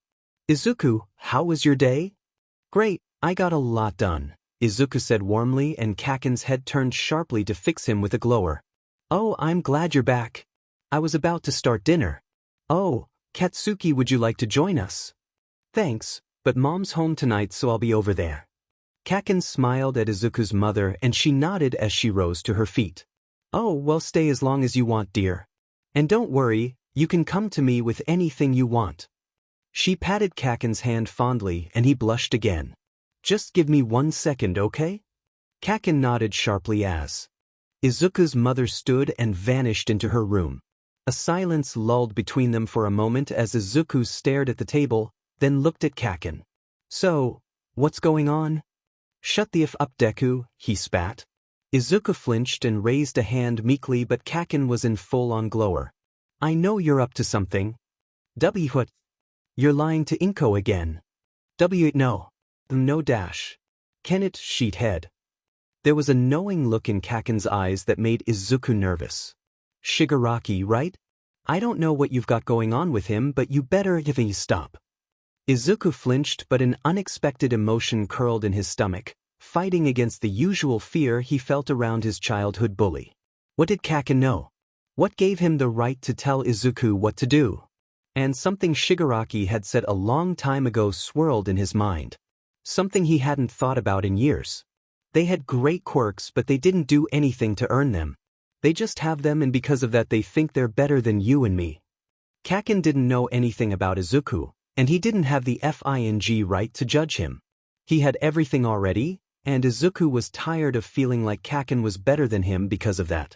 He had Shigaraki, didn't he? He had been chosen to help Shigaraki save the world by Shigaraki himself. Sensei believed in him enough to entrust him with All for One. He was fighting for recognition, and they had seen him, They had given him a power that they believed he had earned. And now Kaken thought he had a right to tell him to turn his back on all that? Izuku did something that surprised even him then. He straightened his head and looked Bakugo dead in the eye. "There's nothing you can do to stop me." Kaken looked floored.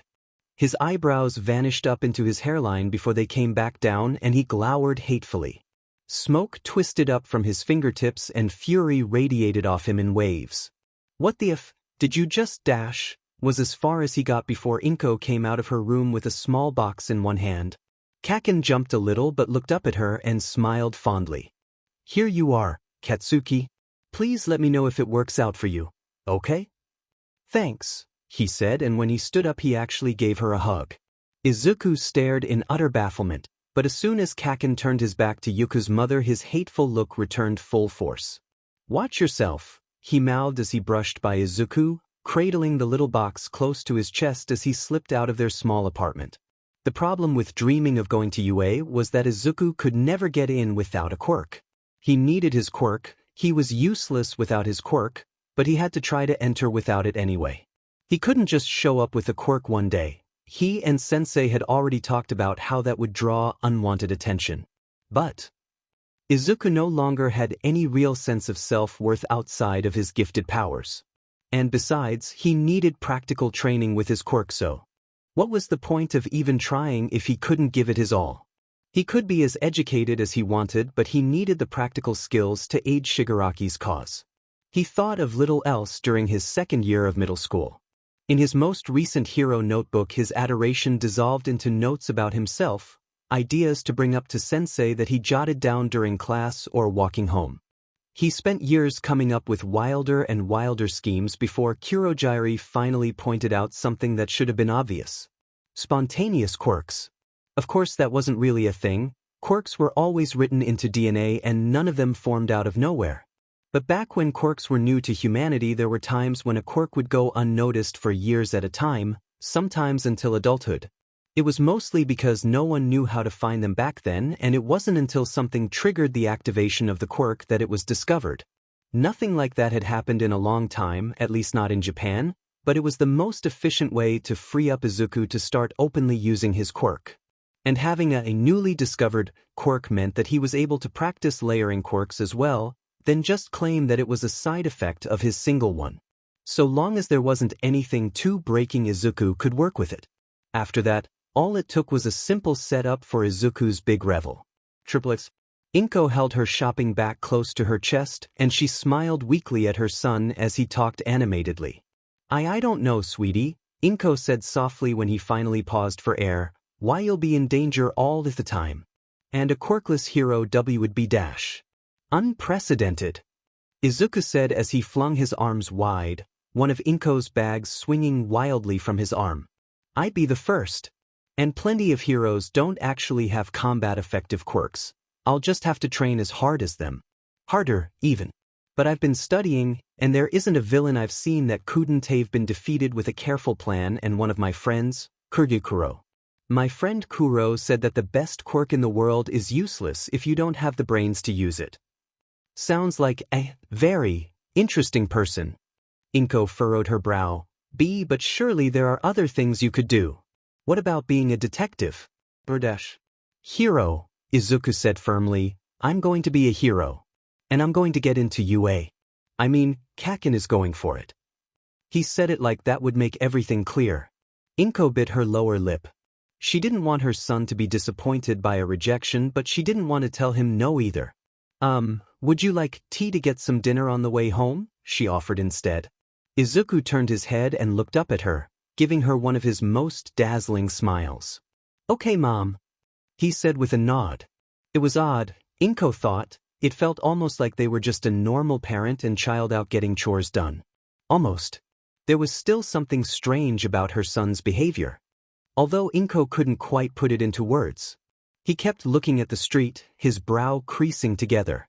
She had asked him if he was looking for anything and he had said no. Then she had asked if he was looking for someone and he had laughed nervously. It was all so very odd and it was putting her on edge. What had him so distracted? Nothing bad, she hoped, but if it was Izuku would refuse to tell her. All of the sudden, Izuku seemed to perk up and he waved to someone in the distance. Inko looked over his head, trying to figure out what he was seeing, but no one in the thrum of people particularly stood out. She pursed her lips and frowned as Izuku angled himself so he was walking along the sidewalk again. He was trying so hard to act natural, and she cleared her throat nervously. Izuku. He blinked curiously at her and pet his head as she went on. You know you can talk to me about anything, right? I'll understand, and I really want to know if anything is wrong. Nothing's wrong, Izuku said. He gave her an odd look before he turned his head. He was doing the thing where his shoulders slumped a little and he tucked in his arms closer to his sides. The way he did whenever he was about to get defensive. Inko reached out, slowly moving her hand to place it on his shoulder, trying to get him to understand that she wasn't mad at him. She wanted to support him, she wanted to understand him.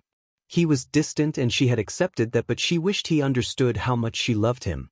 But before she could touch him there was a loud squeal of tires and everything seemed to slow down. A bright red car, somehow missing a front tire, was swerving directly towards them.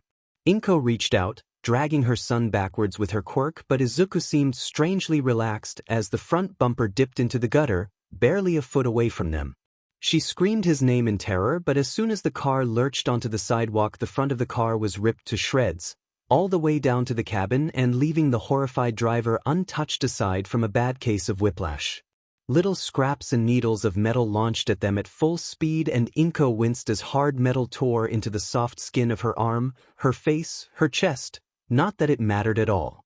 She wheeled on her son, her focus narrowing into a tunnel as she grabbed his face and turned his head before she checked his arms and chest for any shrapnel. She couldn't feel any of her own pain and she couldn't hear the shouting around her. All Inko cared about was that her son was safe, and when she was finally satisfied that he only had a small scrape on the back of one hand she threw her arms around him and dragged him into a hug. Izuku was saying something in an urgent tone but she didn't care. Her baby was unhurt, why should she care that she was pumped full of car debris? She didn't let go until she realized she was bleeding all over his all-M shirt, but even then she wouldn't let him withdraw more than arm's length. Oh sweetie, I'm so sorry. There were tears streaming down her cheeks. I promised that will come out in the wash. But before she could say anything else Izuku had latched onto her in another tight hug.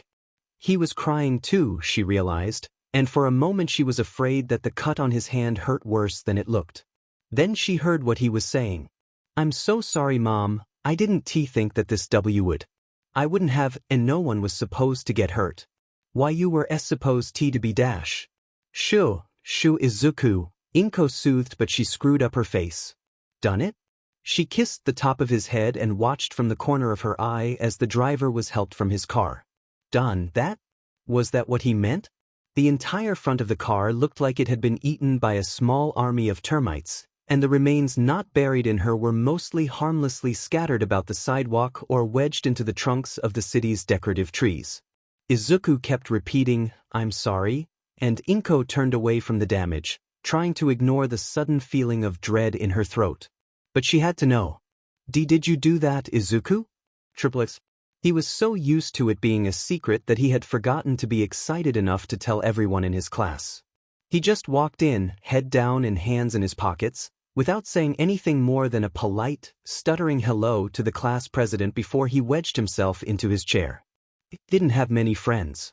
Kaken had only ever been the one who was willing to talk to a quirkless F-up, the rest treated him as if his defection was contagious. It was easier just to sit meekly by than to even try. It wasn't like Izuku was particularly lacking in friends anyway, at least not outside of school. Class went by as usual, moving at a speed comparable to molasses on a winter day, and Izuku kept looking at the clock every couple of minutes. He was eager to leave since he was going to visit Sensei in the lab, and he was seriously considering sitting through a scolding and just skipping the rest of class. He was finally going to practice how it felt to take a quirk himself. From Sensei's vast collection, though, to keep it straightforward and controlled. But it sure made paid attention to class agonizing. All he could think about was what it would feel like to pull an ability out of another person and turn it into his own. Would it hurt as much as being gifted powers? Sensei never seemed to suffer any side effects, but he was also on a whole nother level compared to Izuku. He was overestimating himself to think he could come close to measuring up to that. He only snapped into the present when the class around him erupted into cheers as the teacher declared they were all trying to be heroes. What? Izuku looked around the room for some clue about the context before he spied "Career Aptitude Test" scrawled across the blackboard. So they were just skipping that, then? Probably for the best. Dully, Izuku wondered if the test had "Criminal Mastermind" listed as one of the options. Izuku couldn't imagine that he would get anything else. Actually, with that in mind, he kind of wanted to see where he would place now. Find Deku? Izuku blinked as his attention was dragged back to class. Wadash was as far as he got before his desk rammed into his gut as the front of it exploded. Izuku gasped painfully as his chair tipped backwards, and as soon as he hit the ground he scrambled backwards until he had his back against the wall. Kaken? Bakugo loomed over him, furious and smoking. I really need to start paying attention in class, Izuku thought. What the hell had he done to piss him off this time? Not only was Bakugo towering over him with a face like Izuku had just said in his drink, but the rest of the class was giving him dirty looks too. Despite himself, Izuku suddenly felt very small and very weak. Seriously, both wannabe delinquents think they have a chance? I mean Bakugo dash. Okay, but Midoriya? Hey, don't even lump me in with him. Bakugo snarled at the girls who had been stage whispering together. I'm going to pass the FNG top, and this quirkless little sheet dash. Bakugo kicked the wall next to Izuku's head and he couldn't help but flinch. You spineless punk, you really think you can get into Yua? Izuku glanced around. Who the had told Kaken about that? The only people who knew were the staff. Why yeah? Izuku said. There was his teacher. Still at the front of the room and looking very casual about the whole thing. FING prick. Izuku knew he was unpopular, but had his teacher really set him up like this? Or was it just a few careless words? Knowing Kaken either would set him off. An explosive punch stopped just short of his nose and Izuku flinched back, sinking his head into his shoulders. No hero school will let you in, fuckwit, not without a quirk. And especially not UA. Just give up and stay out of my way. There's no, Izuku started before he remembered. He didn't have to hide his quirk anymore. After his mom got out of the hospital, he had gone to get himself registered, and it was official. Izuku looked past Kaken's fist as he raised his hands in a placating gesture. Actually Kaken, I do have a urge. He yelped as Kaken swung and landed a fist on his cheek. Izuku cried out and raised his arms defensively over his head. Bakugo, that's enough, we have a lesson to get back to, the teacher finally said. Kaken snorted and buried his hands in his pockets as he stalked irritably back to his desk. Izuku waited until he sat down before he got to his feet and picked up his chair. He could feel mocking eyes boring into him and he couldn't help the hot pink flush that rushed through his face. He wasn't sure what he had done to deserve that public humiliation, but a voice in his head, that sounded a bit like Kurogiri's voice, was telling him he should punch back. Izuku hunched over his desk and tried to ignore the throbbing pain in his cheek as he stared at his desk. Yeah, he wanted to go to UA, and yeah, maybe he wouldn't be the best person to go, although not for any reason anyone in class knew about, but surely Kaken didn't have any kind of personality for it. Did he? Well, maybe he had the personality to be a hero for show, Izuku thought bitterly. The kind of person who wanted to be a hero for fame and fortune instead of because it was the right FING thing to do. Oh. Shigaraki's cynicism was really starting to get to him. Since when had that sort of thing bothered him? In all honesty, no attempt was made to pay attention to the rest of class. He just sort of sulked, resenting his classmates and resenting himself. There was a sour taste in Izuku's mouth now, and he couldn't bring himself to be as excited as he had been. It wasn't fair. Why did he let Kaken ruin his mood so easily? Why did he always have to shy away from any sort of confrontation with him? Some feeling Izuku didn't fully understand made his stomach hurt, and dully he wondered if Sensei would be too upset with him if he decided to just go home and go to sleep. Triplets.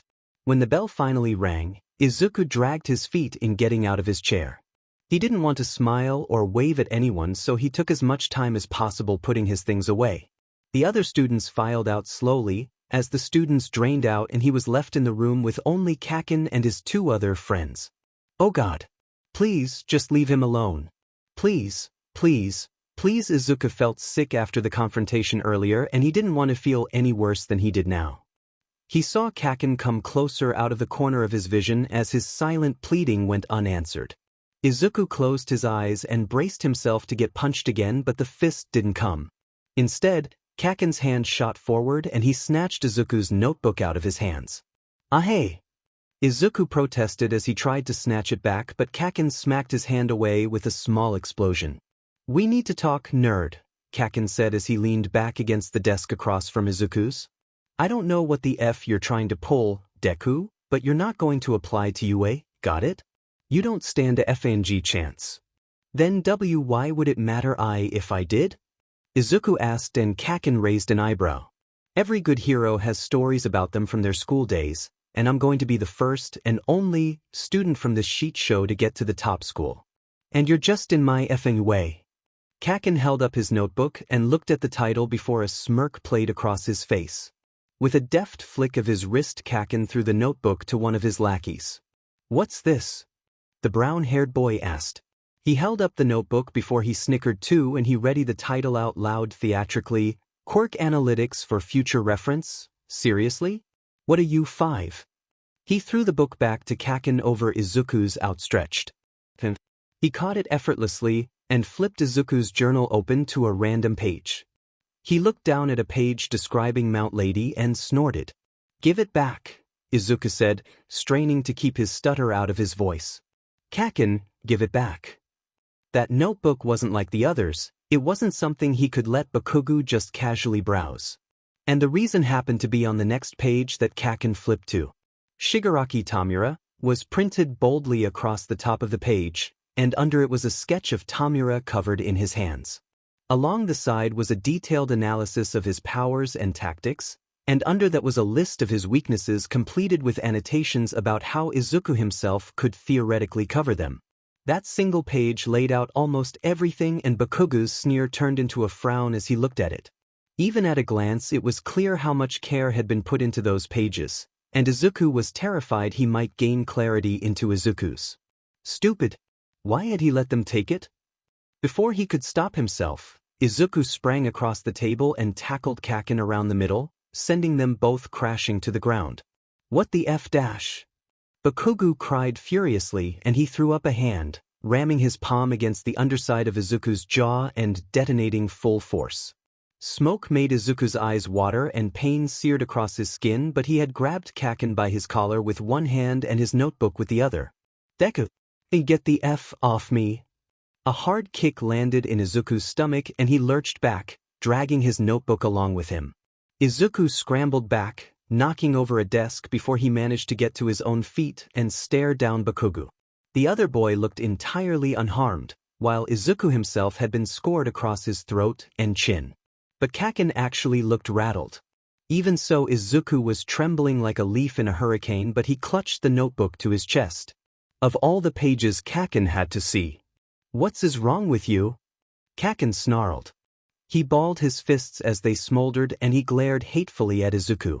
Don't touch my stuff, Izuku said. Kaken growled at him. Are you out of your goddamn mind, Deku? Did you FNG forget how this works? You are just a hiffy, useless, quirkless little dash. And no. If Kaken's eyes could catch fire, Izuku would have been incinerated then and there. Without looking away from him, Izuku moved one hand and put it against a large sign against the back wall, one that said, "No Bully Zone," or something to that effect in English. Tomura had told him to stand up for himself. His quirk wasn't a secret anymore. I'm not quirkless, Izuku said, and under his fingertips the sign spiderwebbed into little cracks before it tore apart into little shreds. He didn't bother to piece it back together. Instead he let his hand fall. I'm not worthless. He had people who believed in him, trusted him, needed him. Compared to that, what did Kaken's opinion matter? I can be a hero, Kaken. Kaken's expression was unreadable, but his lackeys had shock written plainly across their faces. Izuku held his hands close to him and he decided to take their shock as an opportunity to grab his backpack and scurry out. No need to wait until Kaken got over the revelation to get the hell out of Dodge. Triplets. Kaken was following him. He wasn't even trying to be subtle about it. As soon as Izuku had gotten on the train, he was there, sitting across from him, arms folded and glowering. Izuku had stared at him, eyes wide and feeling very small. He had expected a peaceful ride to the bar, not his first confrontation with Kaken after a month of avoiding him. Coincidence. That was it. It had to be a coincidence. A really, really shitty coincidence that landed Kaken on the same train as he took to meet Tomura. Well, no reason to lead Kaken to his friend, was there? Especially not after the only time they had met before had almost ended in a spat. Just to be on the safe side, Izuku had scrambled off on an early stop, hoping to lose his unwanted tail, but as soon as he was on the platform, Kaken was there with him like a FING gargoyle. So, could be a coincidence. Izuku picked a random train going the opposite direction and got on that, but as soon as he sat down, Kaken was right there, sitting across from him again, all angry eyes and hunched shoulders. It was then that Izuku started to get a little agitated. He got off the train and left the station entirely this time, catching a bus back to the center of town. This time it seemed like Izuku had lost Kaken for real, but as soon as his feet hit the platform, the JRK was right there with him. Were you even on that bus? Izuku demanded in frustration. I didn't have a card, so I had to pay exact change, Kaken explained casually. He actually seemed amused by Izuku's irritation as he followed along after the shorter boy. Izuku walked around the big clock sitting in the middle of the station a few times, keenly aware that Kaken had wasted 3 hours of his time with this before he turned on him again. Are you following me? FING duh. WH what? Why? Kaken shrugged and had the audacity to look bored. I wanted to meet that creep you're in buddy-buddy with. Tomura? You're going to see him again, aren't you? Izuku bristled at the sound of the informal name. It had taken him years before he addressed him so casually, and now Kaken was just, no, that wasn't important right now. I didn't get a good look at your page for him, but you're a real big fan of his, aren't you? Don't count on it. I have a page for you too, Izuku said. He felt his phone buzz in his pocket and he slipped it out, unsurprised to see, where you Tomura is destroying my bar, across his screen. Whoa, all caps? Must have been really bad. Izuku tried to disguise his sheepish laugh as a huff, but it still caught Kaken's attention. What's that? A friend.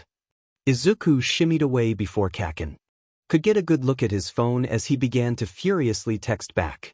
Hey, see, can I get privacy? No, Kaken growled. Izuku glared and spent his whole time texting with Kurogiri, ducking around benches and signs to avoid Kaken until he was finished. Izuku almost wanted to scream at him, but every time he opened his mouth, Kaken's hands sparked and Izuku flinched away. Still, he managed to keep his phone out of sight until he had worked out a plan. He jammed it into the back pocket of his jeans. Even Kaken wasn't willing to try grab ass in public, before he stopped and held up his hands. Okay. You can come along T2. Kaken seemed surprised and he blinked a few times before he grunted and folded his arms. Well, that was that then. Kaken followed Izuku onto another bus and they rode in silence for over 2 hours. The city faded into country slowly over time, and they made it halfway out to the small town Izuku's mother had grown up in before Izuku finally stood and got off at a stop in the middle of nowhere. Kaken looked around in confusion and Izuku shrugged. What? You're the one who wanted to follow me. Izuku stretched his arms over his head before he took off up a trail through the woods. It looked overgrown and Izuku hoped that Kurogiri knew what he was talking about. Izuku didn't think he had left the city in 20 years at least. It was made very clear that Izuku was out of shape as they hiked through the forest. Kaken wasn't breaking a sweat while Izuku was already red-faced and panting. Good lord, he needed to work out. Maybe one of the villains could tell him how to get in shape? As much as Izuku didn't care for most of them, they were skilled and most would jump at the chance to get in Tomura's good books. Or was that taking advantage of his position? Oops. He could talk to Sensei about it later. Izuku was still pondering that when they got to the old shrine. It was run down and abandoned, and as soon as Kaken saw it he whirled on Izuku. Are you effing serious? What? You didn't ask where we were going, Izuku said. Behind his back he sent a text to Kurogyari as he edged around Kaken to stand in front of the shrine. It's not like I spend every day with Tomura. That was an absolute lie. Izuku paused and pressed his lips together for a moment. And call him Shigaraki, Kaken. He doesn't like you. Fucking excuse me? Kaken snarled. He looked like he was about to attack, so it was well timed that Kurogyari chose then to open his warp. The front of the shrine swirled in purple-black mist, and Kaken took a step back in surprise. Sorry Kaken. Go ahead and go back without me, Izuku said meekly as he stepped through the warp. The last thing he saw before it shut was Kaken's enraged face as he realized that Deku had just ditched him in a forest in the middle of nowhere. The constant muttering of Izuku was no more easily tuned out than it had been the day that Kurogyari had met the boy. Something about the low, constant murmur just got into your head and made you listen, picking up each word even from across the room. It wasn't a bad thing, not necessarily since Izuku only ever did it when he was deep in thought, so it usually provided insight into whatever was going on in the kid's head at any given time. It was easy to understand what someone was worried about it if they explained it in excruciating detail under their breath. At the very least, today it was a happy sort of muttering as Izuku sat at the bar. He had said he was going to work on hero costume ideas. Why oh lord did he have to subject Kurogyari to seeing his truly awful tastes? But after about 20 minutes of sketching he had gotten too excited and began to rock back and forth in his seat, eyes shinning and a stupid grin plastered across his face. He wasn't paying any attention to what was going on around him in the present, but he was giving Kurogyari a very, very detailed account of everything that had happened during the exam. I can't believe all we had to do was destroy things, you know? I mean, sure, I have a limited range, but they were programmed to come after us. All I really had to do was just sort of stand there and trash anything that got too close. How big is UA's budget anyway? They have like entire mini-cities in there. Well, I mean, it's obviously really important for, training and stuff, but sheesh. I mean, if someone could loan a little to my mom's landlord so he could fix the AC unit for once. Though I guess heroes don't really share, huh? Not that villains do either. Hey, you know Robin Hood? Do you think he counted as a hero or a villain? I have no idea who that is, but he sounds like a FNG prick. Tomura pipped up from the other side of the bar. Izuku didn't notice. When he was in his own head, only a raised, angry voice could drag him out of it, and Kurogyari and Tomura were too fond of him to make him feel so ashamed. I got to see so many quirks in action too. I mean, I do anyway with all the villains we have in here, but let's be honest, most everyone in the Alliance isn't exactly highly skilled. Did you know Ingenium had a younger brother? Well, I mean, he could have been a cousin, but he had the exact same quirk. I wonder if they're gonna form a brother-brother team? I mean, their quirks wouldn't really be complementary, but I would love to see it. Kurogyari set a plate of American-style eggs and potatoes in front of him, and Izuku began to automatically shovel it into his mouth without stopping the endless chatter. And there was this girl with an amazing quirk, anti-gravity, I think? I didn't get a close enough look at it in action to tell how it worked. Her weight limit seems pretty low though. When that rock fell on her she couldn't get away until I shredded it. Still, I want that quirk. You think Sensei has one like it I could take? Izuku suddenly turned scarlet and he wrapped his arms around his head, hugging himself as he got flustered. She was so confident. She seemed like she just knew she would be accepted. I hope she is. There's no hero with a quirk like her. But she actually said that she hoped we would be in the same class. And she said that I was really nice. And not like in the way that you guys say it. She said it like she was complimenting me. Oh my god, I hope I can see her again. She was the only one there who didn't scare me. But then again, do you think dash? Kurogyari mixed himself a white Russian and downed it in one go. Out of the corner of his eye, he saw Tomura point at it, then point at himself, and silently the bartender made one for him too. Of course I didn't get the chance to see the people who were there on recommendation. But there's no way for me to know anything about them. Obviously they're going to be in 1A, but since I was ranked with only a destruction quirk, I doubt they'll let me in a class with the elites, you know. After a moment, Kurogyari went ahead and made a third white Russian which he set carefully in front of Izuku himself. Without even glancing at it, Izuku scooped it up and drank deeply out of it, only for his eyes to go wide halfway through as he gagged. Izuku slammed the glass down as far away from him as he could manage as he hacked and coughed, shooting a dirty glare at Tomura for snickering, then at Kurogiri as his glowing eyes turned up in amusement. What the F dash? Izuku demanded when he got his breathing under control. What did you think it would be? I don't know. Chocolate milk? Tomura actually chuckled loudly at that, and Izuku threw his eraser in the direction of his head. Shut up. I was distracted, okay? Izuku huffed and rubbed his face as though that would make his blush fade away.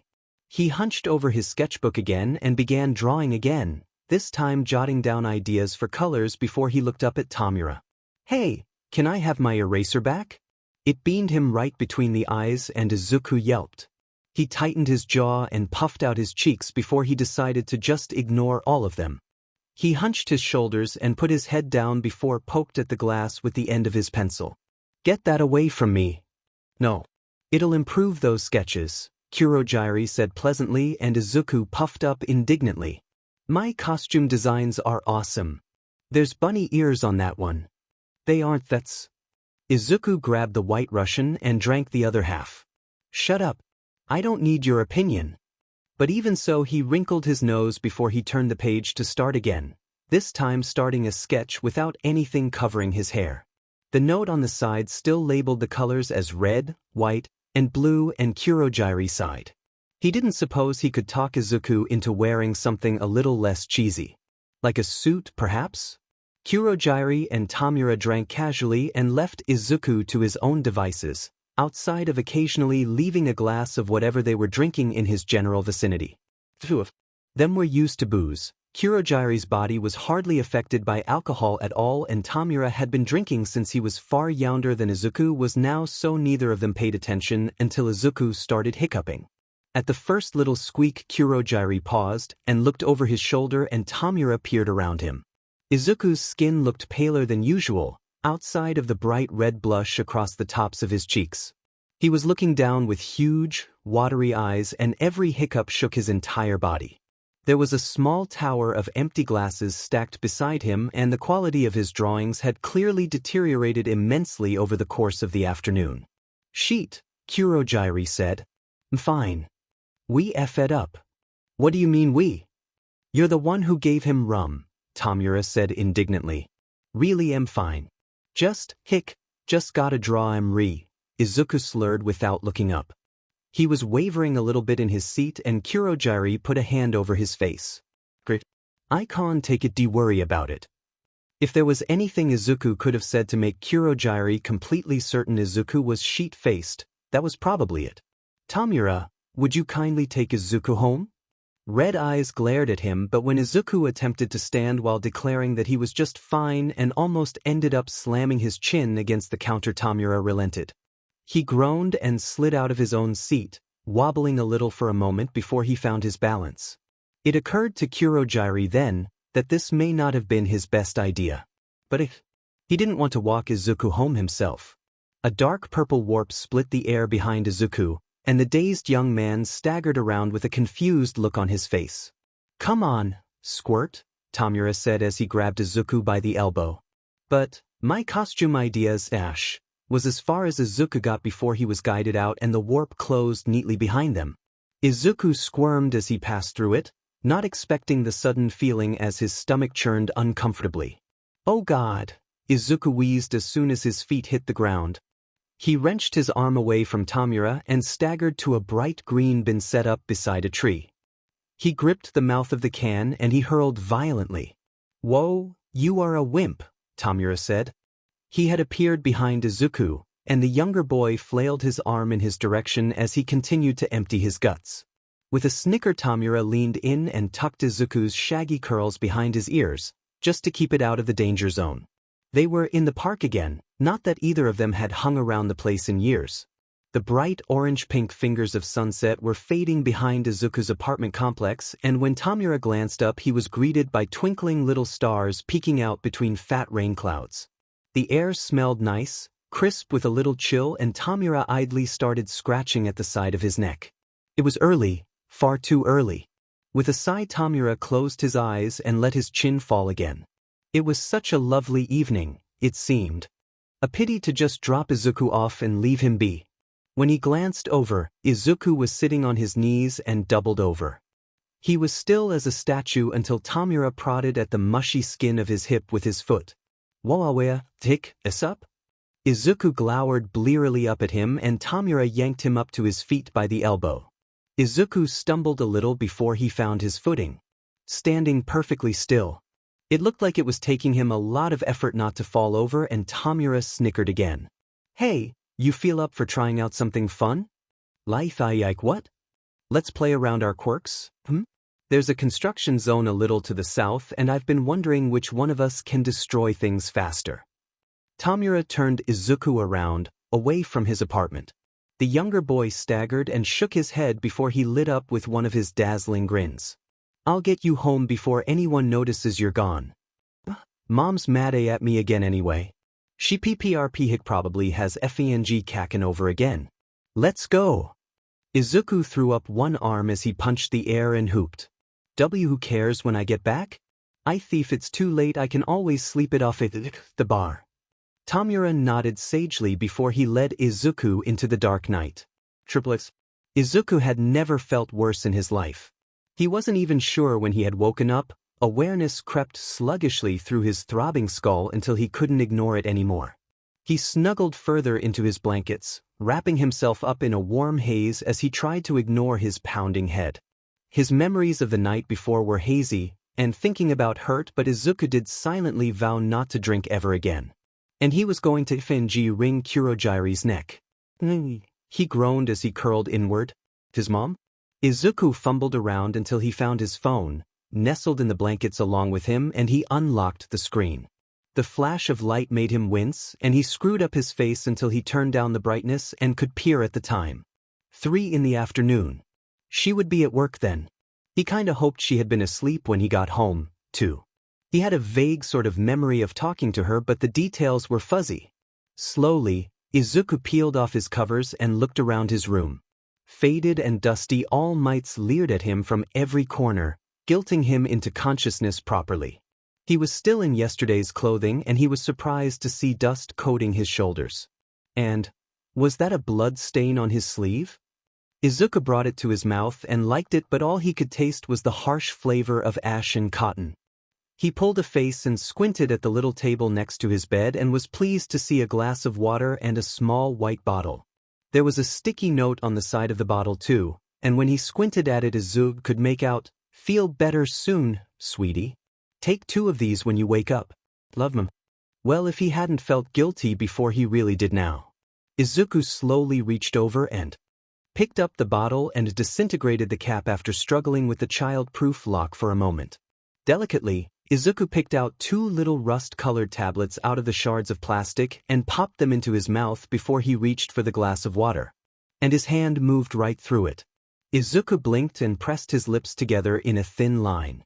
The medication was starting to dissolve in his mouth, leaving a sickeningly bitter taste and chalky feeling inside his cheeks. Izuku withdrew his hand, then reached for the glass again, but once more his hand just moved through it. Nothing seemed to change about his hand. It still looked perfectly solid, and so did the glass. After a pause, Izuku dry swallowed painfully before he got to his feet.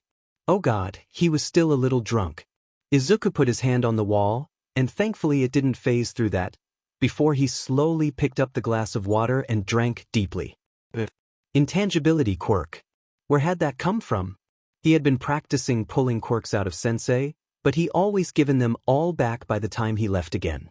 The last time they had practiced, Izuku had managed to cram 30 into his tiny body before he got a nosebleed and threw them all back as quickly as possible. Had he left one out? Izuku must have. Oops.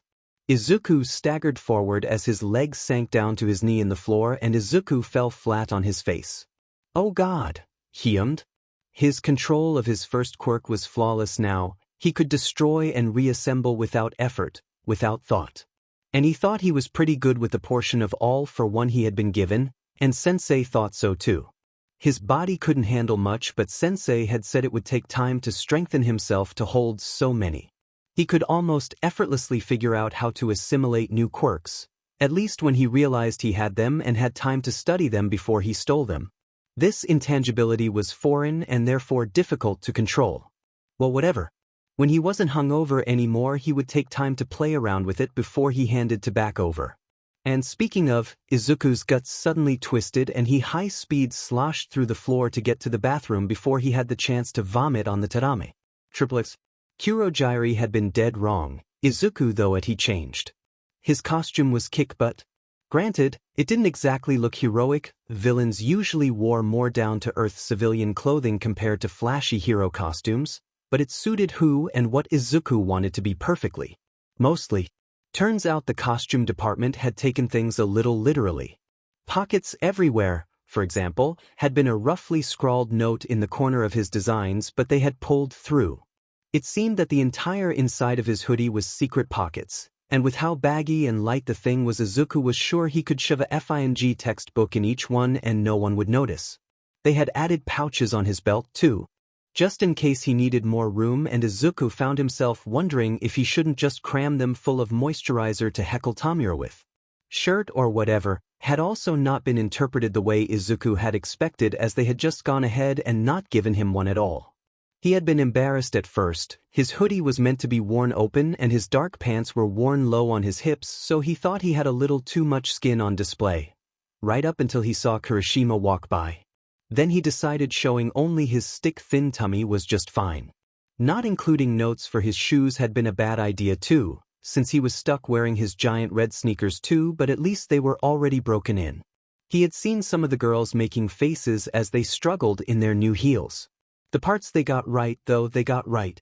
His mask, for example. Simple goggles covered half of his face, bordered with the same minty green as his jacket and tinted black, dark enough that no one could see his eyes. They had been made to automatically adjust to available light too, so they shaded his eyes in bright light and became more sensitive to light in the dark. Attached to that was what looked like a simple black bandana, covering his face from nose to collarbone with a built-in filtration system. He had to work closely with Shigaraki and he really didn't want to be breathing in specks of human. The decoration was spot on as well. His mask had a white handprint on it, and the back of his jacket had a massive black handprint across it, as well as white stripes down his sleeves and decorating his flanks. The patterns were the most heroic thing about his outfit. He had designed them to imitate the more flashy designs of All Might's own flashier costume. It was also incredibly comfortable to move around in, as he found, while Uraraka made him float up along the outside of the building. She was running around inside, making a racket like she and Izuku were both running around together while focusing on keeping him in the air. He twisted around through the windows, peeking through each one until he spied Ida posing dramatically beside the bomb, facing the door. Was he pretending to be a villain? Izuku could have snickered at the sight. He had seen low-level thugs acting like that, but people like Sensei, Kurogyari, and Tomura were so much better.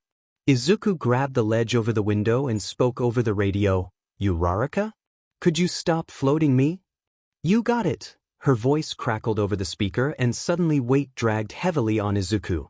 He almost fell off the building then and there, but with a quick flail he managed to shatter the window with his quirk before he hurtled himself inside. Ida whirled around and took one glance at him before he sprang protectively in front of the bomb. Bakugu, I thought you were taking care of them down there. I am, fuckwit. Midoriya is here. What?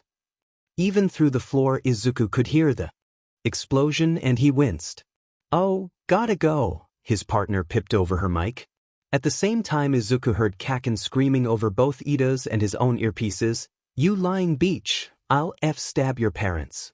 Ida began to yell over the phone that Kaken couldn't just talk to someone like that, and Izuku took the opportunity to charge him, only to get kicked in the stomach faster than he could blink. Izuku was thrown back until he crashed into a wall, making pain blossom between his shoulders. He put a hand over his bare stomach, and he winced as he felt the tread marks dig into his soft flesh. Izuku wrinkled his brow and looked around, trying to figure out what he could do. He wasn't fast and he wasn't particularly strong. He could steal a quirk for that later, but he was smart and he needed to end this before Kaken got his sweaty palms on Uraraka. Ida was hurtling towards him again, and with a yelp Izuku darted around a large pillar before he could get a kick to the face.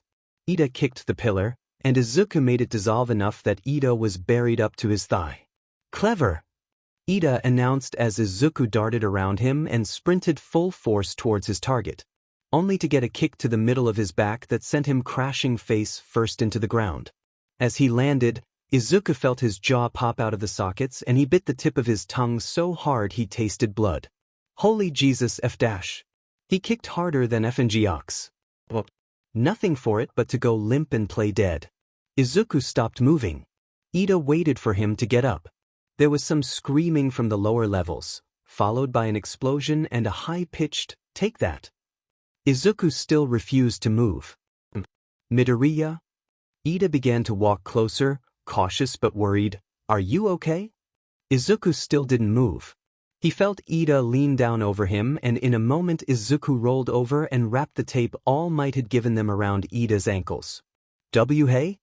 Ida yelped as Izuku shot up and shoved him over. "Midoriya, that was cheap. We're the villains." Izuku made it to a foot away from the bomb before he was tackled in the back and thrown to the floor again. "Ow!" Izuku protested around his mask. It was impressive how well his goggles were holding up for how often he had face-planted today, but he ignored the thought as he began to wriggle.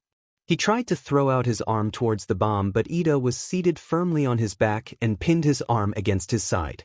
Then began the rather undignified struggle of wrestling on the floor, both of them keenly aware that every single one of their classmates happened to be watching them throwing messy kicks and punches. It was not Izuku's proudest display, but they did manage to win. On a technicality. When Ida got him in a headlock and Izuku had managed to kick the bomb in his wild flailing. When it was called, Ida let him go and Izuku shot away and promptly lost his balance and landed on his face again. Now he was glad of his mask because no one could see the glowing red hue of his face. Oh God, what a great way to make a first impression. Ida said as Izuku didn't get up, "We're done, and I won't fall for that a second time. No. I'm going to stay here until I die." "That's a little dramatic," Ida said stiffly. A shadow passed over Izuku's back before an armored hand grabbed him by the back of his hood and hoisted him up to his feet. "Are you okay, Midoriya? You dislocated my jaw, but other than that," Izuku shrugged, "nothing I haven't had before." He pulled off the bandana so it rested around his neck and gave Ida his biggest, most dazzling smile as he could with a swollen face. "Come on. I want to see how Urikara did." Izuku chirped as though he wasn't the one who had been lying on the floor. Ida just nodded stiffly, though, and they walked pleasantly through the ruins of Kaken's explosions as he looked for Uraraka. Deku was walking with his nose stuck in his phone, his thumb darting back and forth as he followed the crowd without looking up. Katsuki wondered if he could feel the fire of his glare on the back of his neck. He hoped so. He hoped it made Deku's skin crawl. If it did, Katsuki didn't see it. Deku had hung out with Ida and Uraraka after school, pretending to be a normal kid with normal interests. Katsuki couldn't help but notice that he seemed completely comfortable around Uraraka now, ever he had since he was paired off with her in the villains and heroes exercise. And since Ida stopped yelling at him, Deku had warmed right up to the walking toaster too. Katsuki had heard Deku telling Inko that he liked the wide, boxy gestures the giant of a student made. They reminded him of the way he rocked and hugged himself depending on what he was feeling. Weird, but not what Katsuki cared about right now. It had taken hours before Deku had excused himself and Katsuki could start tailing him proper. He walked with his hands in his pockets and his shoulders hunched a good 10 feet behind Deku, watching the shrimpy idiot text and walk at the same time. Seriously, what the F was he doing? There was a good chance that Deku was planning to get his portal buddy to D him around again, but if he hadn't noticed Katsuki, then it was possible he might just lead him to wherever his hideout was. And it seemed to be working amazingly enough. Deku was walking towards a less populated part of town, not as desolate as the warehouses he had gone to before, but a good way away from the main hustle of city life. Shady, Katsuki thought this was shady. Deku was up to something with the silver-haired creep, he just knew it. More to the point, Katsuki was going to catch him in the act and prove that not only was he physically stronger and smarter than the useless F, but he was morally superior too. Because right now, they were passing by bars and blatant front stores and there was no reason for Deku to be here if he wasn't up to some shit. As Deku walked, the crowd thinned out considerably, until there were only a few other people wandering about the streets. Something about the way Deku was acting was deeply unsettling. The way he walked and moved, not even glancing at his surroundings but still moving with an effortless purpose. He had been here before. Many times, so many times that he seemed more comfortable here than when he was walking in their own neighborhood. It was fed up. And the more they walked, the more certain Katsuki became that Deku knew he was being tailed.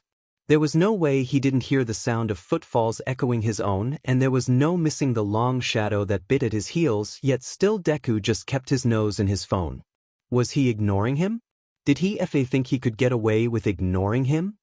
When Deku finally got to where he was going, Katsuki was going to blow a hole in his stomach. They turned a corner, then another, until they reached a part of town where it looked like no one had gone for years.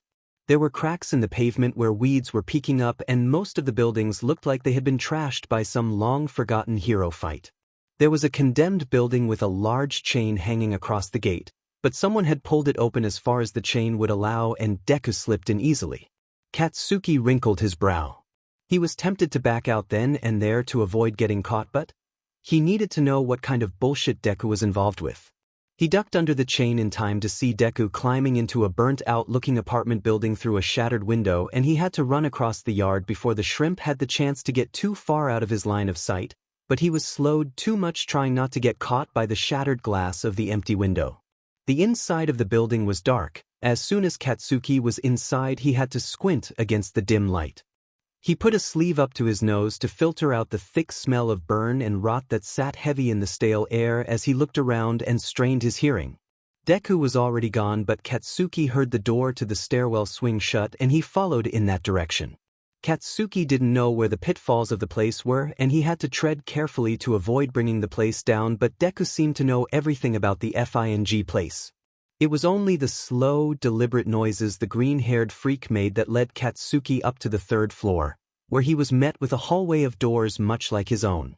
Only here the walls were scorched black and covered in some sort of opaque lavender foam in random splotches, and each door frame was missing its door. Katsuki curled his lip in disgust as he walked into the hallway, only to hear a small ahem after he passed the first doorway. Son of a beach! Katsuki stepped back and peered inside warily. Deku was sitting on the empty window ledge looking down at the yard, dramatically backlit by the sun. He didn't look up or around as Katsuki crossed his arms and leaned against the doorway, but he did finally put his phone away. But Deku didn't say a DMN thing. The silence lasted a minute, then 2, then 5 and 10. Katsuki bristled and glared, furious that Deku was still ignoring him, until a small explosion went off in his palm and he stomped forward. Deku, I don't know what sheet you're trying to pull, but if you don't spill, I'll gut you. The green-haired boy said nothing still. It was as if he thought he was immune to Katsuki's rage, and that just made him angrier. Katsuki grabbed Deku by the arm and yanked him off the windowsill before he threw him to the ground. Deku let out a little squeak as he landed among shards of glass, but before he could scurry off again, Katsuki grabbed him by the front of his uniform and hauled him up again, and this time slamming his back against the wall, and punched him hard across the face for the first time in years. It felt amazingly good to see Deku stagger a little, but Katsuki held him by the collar so he couldn't escape. Cut this weak sheet out. Deku was shaking and he flinched at the sound of Katsuki raising his voice. But his eyes were frigid. He was looking down at him, the same way he had done all his life. Katsuki punched him square in the nose as he snarled, "The F's the matter with you?" Tears were forming in the corners of Deku's eyes, and his nose was bleeding badly, but rather than beg and plead, he raised a hand and put it on Katsuki's wrist. "I was curious," Deku said, his voice coming out strained through his broken nose. "Come again, fuckwit?" Katsuki pulled him back and slammed his back against the wall again. Deku actually cried out this time as his skull cracked against the wall. Deku let out something that sounded halfway between a strangled sob and a gasp, and he coughed before he managed to get words out again. "The last time you followed me, I just warped away from you. Why did you follow me again?" Deku's blood was dripping onto Katsuki's arm, and he made a face. "Did you really think I'm stupid enough to just lead you along?" Only his gaze was steady as he spoke, and Katsuki wanted to hit him until he couldn't see a FING thing. Why are you following me? Why the F do you think? You're wandering around, weirdos, you're at a place like this, and I know for a fact you didn't bother to tell Inko. That seemed to do it. Deku grimaced for a second before he brought one knee up and sharply kicked Katsuki in the middle of the stomach. That's none of your FND business, Kaken, Deku snapped as he staggered back in shock. Katsuki snarled before he lunged forward and grabbed Deku's arm. With a series of explosions from his other palm, Katsuki managed to get Deku off balance before he used his entire weight to hoist Deku into the air and slammed him down on his back. The wind was knocked out of Deku as his eyes stretched wide and his mouth opened wide. Before Deku could get up, Katsuki reeled back and kicked him full force in the face. He cried out in pain as he rolled over, struggling to get to his hands and knees. Katsuki reeled back for another kick, but before he could, Deku raised his hand and everything just stopped. All the strength was drawn out of Katsuki's arms, legs, head. It felt like every ounce of power in his body had been sucked into one ball that sat in his chest, weakly held in his body as if the hand laid flat across his chest could just pluck it out. Katsuki's eyes stretched wide, but he found he couldn't do any more than that, and when Deku looked up at him he saw genuine malice gleaming in his eyes.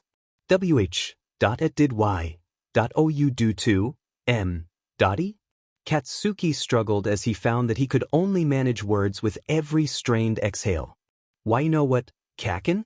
I think that I might actually effing hate you, Deku said. I tried so hard to be your friend B, but you're not worth the effort. Tomura was right. Why, you don't deserve anything that you have, you don't deserve my admiration. Deku struggled to his feet without moving his hand, and when Katsuki opened his mouth he spat, "Shut up." Deku was breathing hard, his whole body trembling. I don't want your respect, I don't want anything to do with you. Stop following me.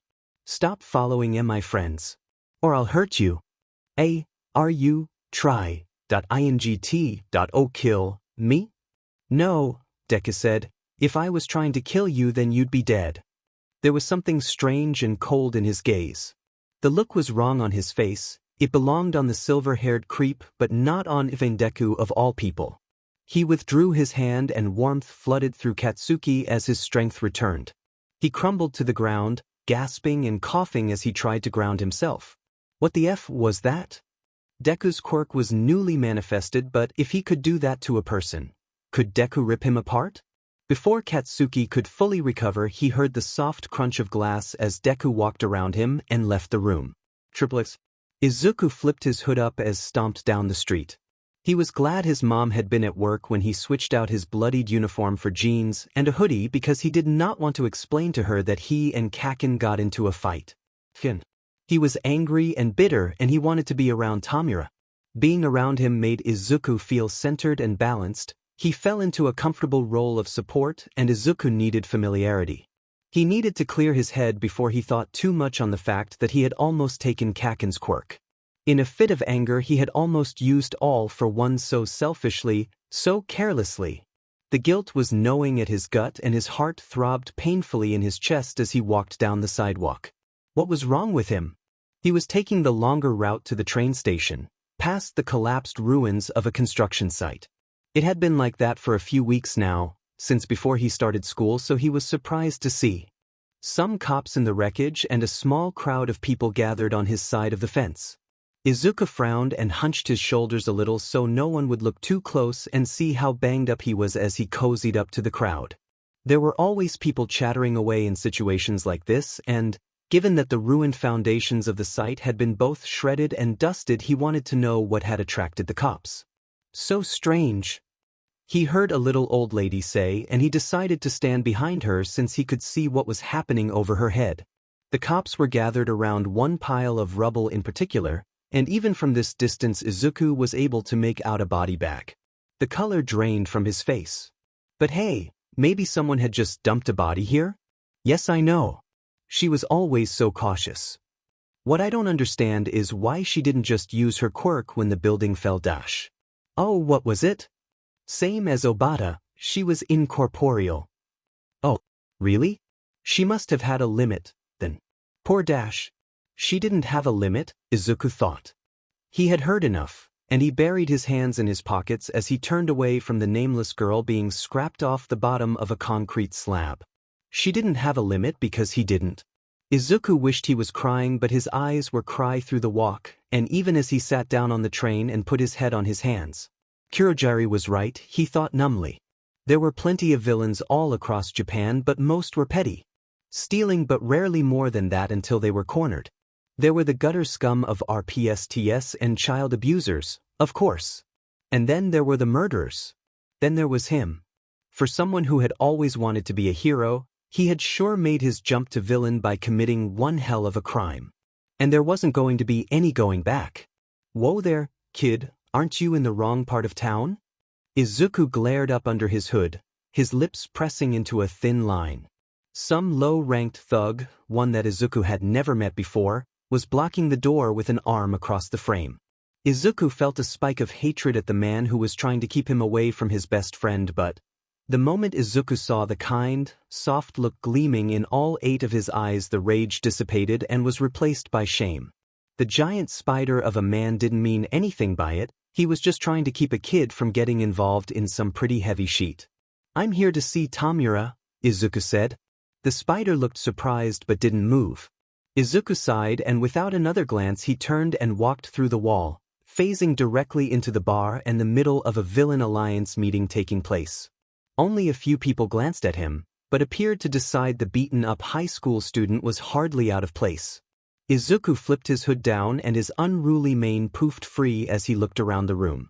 Kurogiri was behind the bar and, as usual, Tomura was sitting next to him. The laptop was beside them, but it was silent and the screen had audio only, lit up in purple. Sensei was still watching, Izuku had no doubt, but it seemed he didn't want anyone to watch him. "I can do that," a woman who was floating about a foot over her seat said with a shrug. "I'm from China originally, after all. It's no problem for me to go back there. Once I've established a location I can send word to you, Kurogiri." Izuku frowned and glared.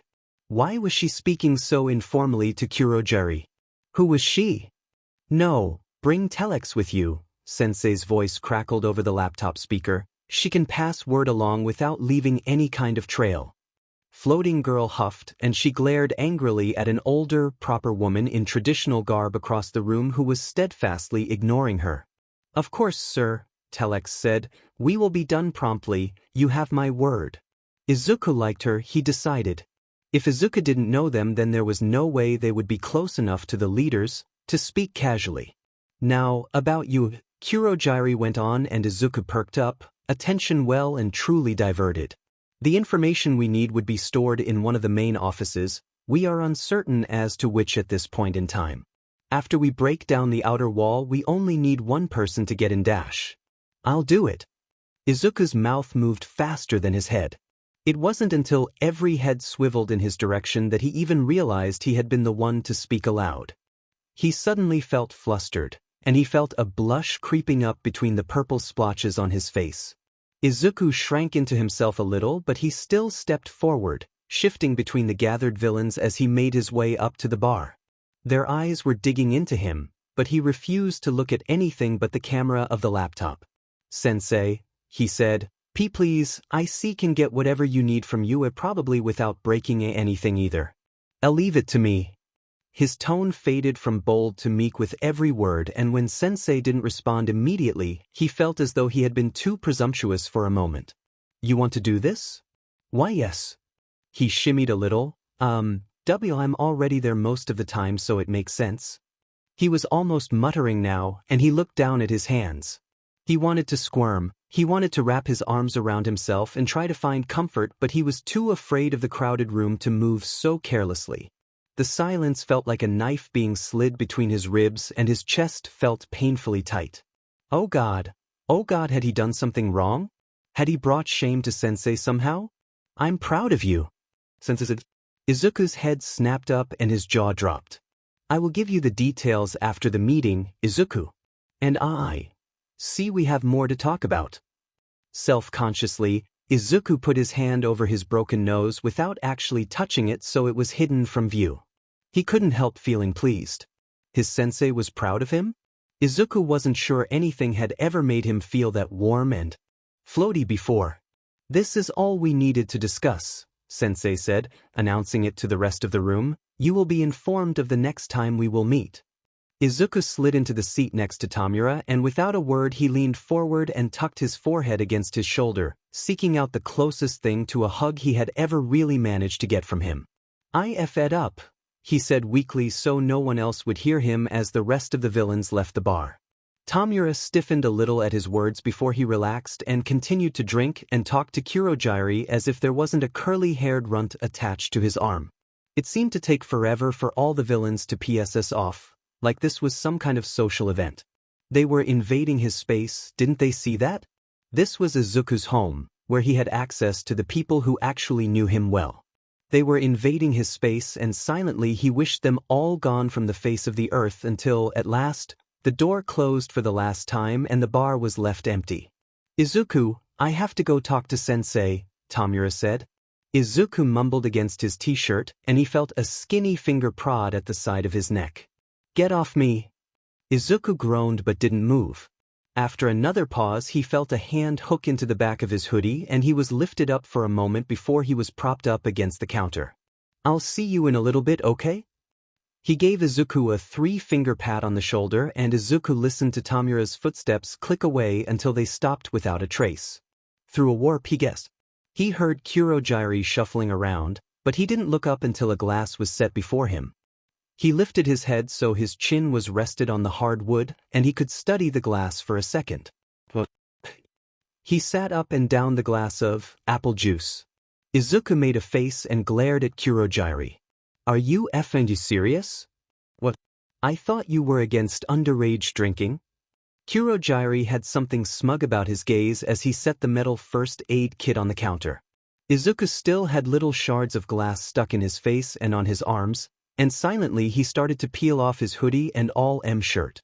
He was silent for a while, just looking at the counter as Kurogiri pulled out tweezers, cotton, and bandages. Izuku pressed his hand against his skinny collarbone and he tried his best not to start crying. "Kurogiri," he said. He was unable to keep the quiver out of his voice and he pressed his hands tightly against his chest. I killed someone. I didn't mean to do it. But I guess that doesn't really matter. That's where that power came from." Izuku let his hand phase through the counter for a second before he brought it back up.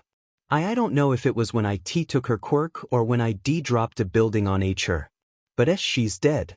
And it's my fault I killed her." Izuku's shoulders shook a little before he burst into tears. He couldn't take it, it felt like his heart was being squeezed and twisted in his chest. He was glad Kurogiri had closed the laptop so Sensei and Tomura couldn't see him weeping. "I killed someone. I destroyed someone's whole world and I didn't even remember doing it. I want to think I would never do that but today I told Kaken I would kill him too and I think I actually meant it." Izuku was almost doubled over now, and one hand had moved to clutch at his heart. It felt like he was on fire and he felt one of his knees start to sink through his seat. He felt even worse for it. Was this who I was? I thought I could still be a hero but I'm just a murderer. I didn't want to become who I am, How did He couldn't string together a coherent question through his sobbing and suddenly he felt himself picked up and set down on the counter behind the bar with the aid of a warp. Kurogiri had his hand on Izuku's back and he was rubbing a small circle, waiting patiently for Izuku to get it out of his system. Izuku sputtered as fat tears streamed down his face. "When did I become this person? I'm despicable. I should just. Kurogiri put an arm around Izuku and he latched on, burying his face in the shadow suit. Izuku hadn't been fully aware how much he had been craving this sort of contact until he got it. He had been so closed off with his mother that it must have been years since someone just hugged him as his crying slowly turned into soft whimpers and he loosened his grip a little. Not for the first time, Izuku wondered if Kurogiri had a child once, before all this started. He always seemed to know just what to do when Izuku got upset. Well, maybe giving him alcohol wasn't the best solution but it sure as hell made him feel better. In terms of immediate relief, Kurogiri's treatment was absolutely stellar. Kurogyari straightened him up a little and he picked up his aid kit again. These must be infected by now, but I'll go ahead and treat them as best I can. They really needed a healer. Maybe Izuku could just steal that quirk, he thought dully. Pity to let that sort of thing die with Recovery Girl. When Izuku started sniffling again, Kurogyari did actually hand him a drink, and Izuku downed it without complaint of the bitter taste. He just wanted to not feel his feelings for a while. That wasn't a bad thing, was it? He tried to be still and dry-eyed as Kurogyari treated him, and the Shadow Man had the decency to pretend not to notice his sniffles. The bar was a mess. Villains weren't exactly the cleanest of groups, and Izuku dully thought Kurogyari would be angry when he finally stopped paying attention to patching him. Izuku was going to have to clean up for him. It was the least he could do. Izuku let out a trembling sob again as Kurogyari carefully brushed burn ointment over his cheek. "You aren't a bad person," Kurogyari finally said. "Why, yes I am." "Then you're no worse than the rest of us." Kurogyari began. Putting away everything again as he went on, Tomura destroys everything he touches. One of the first things he did with his quirk was kill someone. All for One had been killing people since before your mother was born. And Ash. And you. Izuku pressed when Kurogyari paused suddenly. "Yes," Kurogyari said finally, "and me." He put his hands flat and lowered his head as he sighed. "It's always hard the first time. It's confusing and it's scary, isn't it? I don't want this to be a first-time thing. I want it to be an only-time thing. I want it to be a never-done-it thing." Izuku was trembling again, and he furiously rubbed his eyes. He didn't want to cry, not again, but the tears came anyway. You were right, Kurogyari. I was always going to be a villain too." It didn't matter what Izuku wanted to be anymore. He was a bad guy. He should act like it, Izuku thought bitterly. He had been playing hero all his life, but that wasn't something he could be. Everyone in his life, everyone who really knew him, had said he was always going to turn into this. What was the point anymore? "Yes. I suppose," Kurogyari said as he handed Izuku another glass of something. Izuku wasn't going to ask, he was just going to drink. His arm moved mechanically, and he silently pleaded for this to snuff out his feelings. "But you should not think of that as a bad or good thing. It's just what it is. When I said you would be a villain, I was not speaking of your morality, I meant you will always be by Tomura's side." Izuku took a shaky breath as he tried to calm down, and he wrapped his arms around himself. "I don't know if I can live feeling like this." "You can. You will. For Tomura, for All for One, and for yourself. It hurts, and it will probably always hurt. That guilt will always be a part of you now, but I think you have just grown immensely as a person. You have learned from what you have done, and it will change the way you behave in the future." Was that supposed to make me feel better? A little. It didn't. Kurogyari sighed. "Izuku, you are not a bad person, even if you've done bad things. Not unless you believe that Tomura is a bad person too." Kurogyari paused and stared down at him, waiting for a reaction Izuku didn't give. "You have to learn to live with it, Izuku. And it might be wise if you lived here for a little while." "Live in the bar?" "No. There's an apartment upstairs that I don't use, and I want you to stay there for a few days. Your mother, your friends, don't know what you've gone through, and they will not care for you properly." Izuku furrowed his brow but said nothing. Did Kurogyari think he was going to do something bad because of this? Well, he might not be wrong about that. Izuku almost jumped out of his skin when Kurogyari's phone went off in his pocket, and in a swift motion Kurogyari flipped it out and read the text. "It would seem that All for One is ready to speak with you now." Izuku grabbed his hoodie, mercifully blood-free, and yanked it down over his head before Kurogyari had the chance to open a warp gate. Hey, Kurogyari? Thanks." Izuku gave Kurogyari as dazzling smile, one that stretched across his face and made the black eye and tear stains seem to melt away before he turned and walked through the warp. Triplets. It had been 3 full days since Deku had been in class, and no one seemed to know what had happened. Most people just assumed he was sick or something, but Bakugu, the only one who seemed to know anything, wasn't talking about it. But If he was just sick, then Aizawa wouldn't crinkle his face up every time he walked in and saw Deku's seat was still empty. Ochako had never really thought of herself as being an overly nosy person, but if even the teachers seemed concerned over it, then it was worth her checking it out.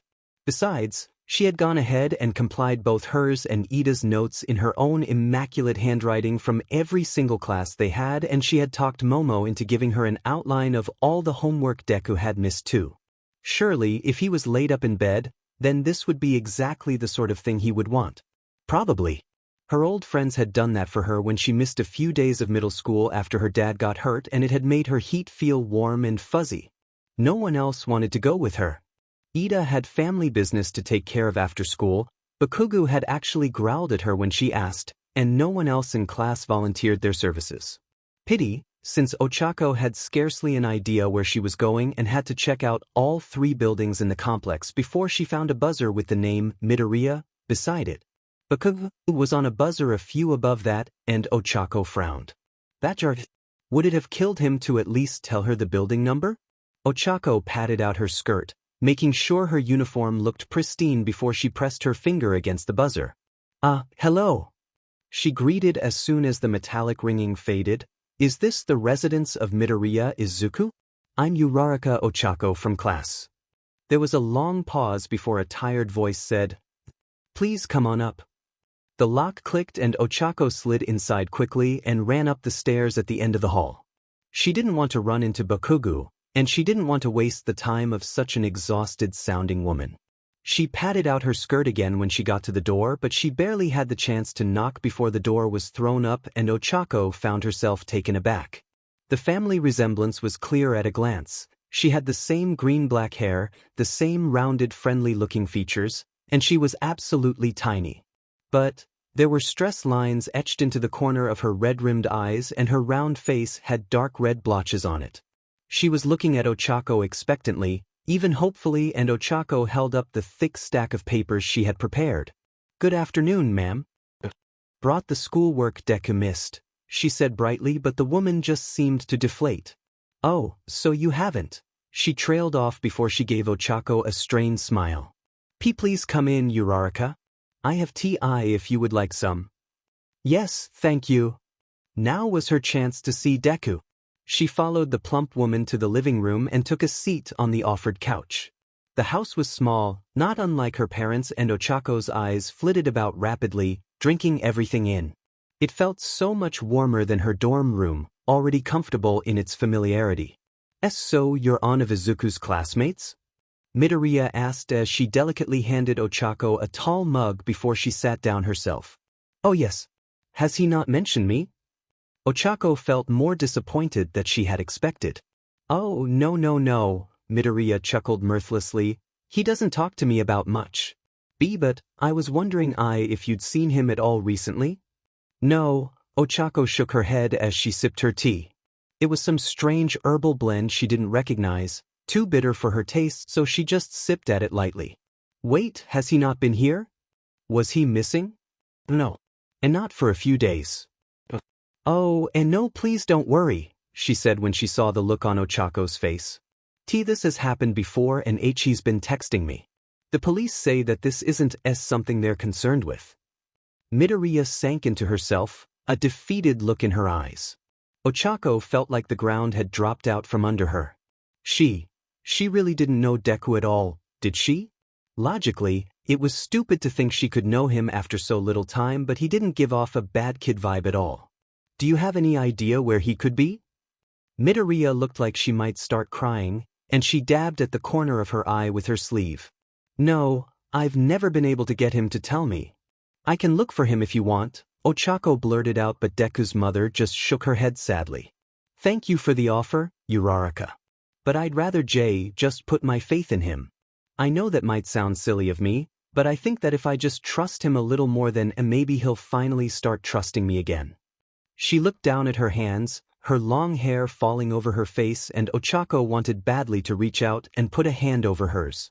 But she wasn't close enough to reach across that gap. She didn't know enough to offer the woman any real form of comfort. So instead Ochako smiled and nodded. Of course. As soon as I hear from him, you'll be the first to know. Oh, but I don't know how to get in touch with you. Could I get your phone number? Triplets.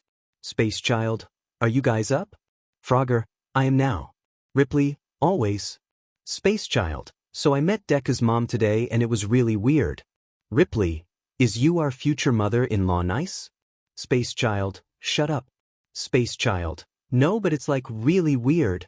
Space Child, Deku's been like actually missing for 3 days. His mom didn't know where he was. Ripley, what? Space Child, I'm serious. His mom asked me to call her if I saw him and stuff. Ripley, WAT. Space Child, Acre? Ripley, you're not around here, are you? Frogger, I looked and he's not listed as a missing person. Did she not contact the police? Space Child, I'm serious, Mina. Space Child, wait, you can do that? Space Child, his mom said she tried but they weren't worried. Ripley? Space Child, she said he's done this kind of thing before. Frogger, Ripley, we're talking about Izuku still, right? Frogger, still, I can talk to my parents about it if she wants. Ripley, is your dad a cop or something? Frogger, no. Frogger, but mom is a detective. Ripley.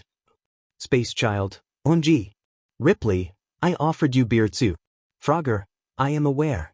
Space Child, Space Child, but I can ask her. She seemed really unhappy. Frogger, Jackrock, guys, it's 3 in the morning. Would it kill you to use a convo I'm not in? Space Child, OMG, I'm so sorry. Jackrock, don't be sorry, just shut up. Frogger, Gyre, read back. Jackrock, oh holy shit. Jackrock, oh my god? This is for real? Space Child, yeah. Ripley. Jackrock, I gotta tell it Pikachu. Frogger, he's in this chat too? Jackrock, yeah? He's my best friend. Ripley, Ripley, I added you on the strict condition that you are my best friend. Jackrock, how does betrayal feel, Mina? Jackrock, this image is incompatible with your device. Ripley, did you just FING meme me? Jackrock, BRB gonna get a Pikachu off his lazy butt. Space Child, what no you can't spill. Frogger, Ripley, Space Child, guys. Space Child, I can't tell you anything, JFC. Triplets, Uraraka usually didn't mind being alone in the morning. It helped calm her mind before the day could begin. Usually, this meant no one would roughly grab her and spin her around before shoving her back roughly into the wall, but hey, first time for everything. What the F do you think you're doing? Bakugu snarled in her face. Uraraka's gaze flitted past his shoulder, but no one else was nearby to stop him, so she fixed him with her own steely-eyed glare. Do you just FING get off on sticking that stumpy nose where it doesn't belong? Why the F did you drag Inko into your stupid little crusade? It took Uraraka a good seconds to figure out what he was on about. She hadn't heard Midoriya's first name before, but when she did, she wrinkled her brow and pressed her lips into a thin line. I'm worried about him. He's my friend. No, he isn't, Bakugu snarled almost before she could get the words out. You have no idea what you're doing, you stupid beach. Don't. He squeezed her shoulder hard when she moved to push away from him, and Uraraka's hand flew to his wrist. She wasn't afraid of him. He was a bully and she'd met more than enough of people like him, but there was something strange about the way he was looking at her that kept her from shoving him off and breezing by. I want to help, she said firmly. Then stay out of it. You don't know shit about who Deku really is dash. And you do. Why Eus? Yes, I do. I've seen the kind of people he runs with, fuckwit. I know the kind of person he is better than anyone else, and you do not want to go digging any deeper. He tightened his grip on her, and in response her own hand grew vice-like.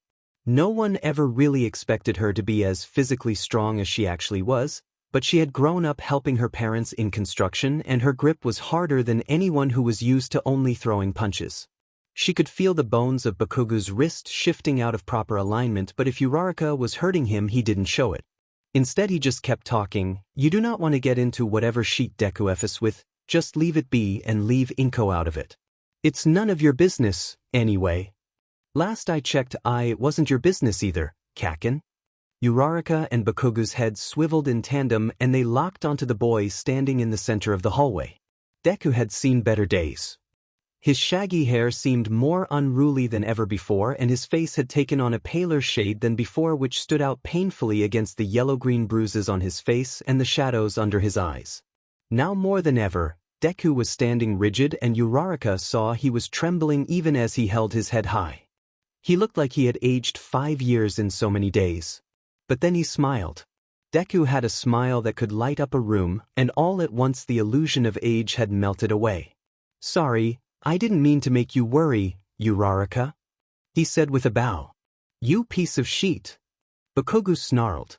He let go of Uraraka so roughly that she fell to the floor with a yelp. Bakugo stormed up to Izuku and grabbed him by his collar. Deku flinched, but he met Bakugo's gaze with an unfamiliar glint in his eye. "What the F did you think you were doing to Inko?" "I texted her. She's your MUF in a hole." Bakugo looked like he was about to punch Deku in the face, but before he could, Deku placed one hand on the taller boy's chest and Bakugo froze. Uraraka couldn't see his expression, but she saw Deku as he smiled again, but for once it didn't reach his eyes.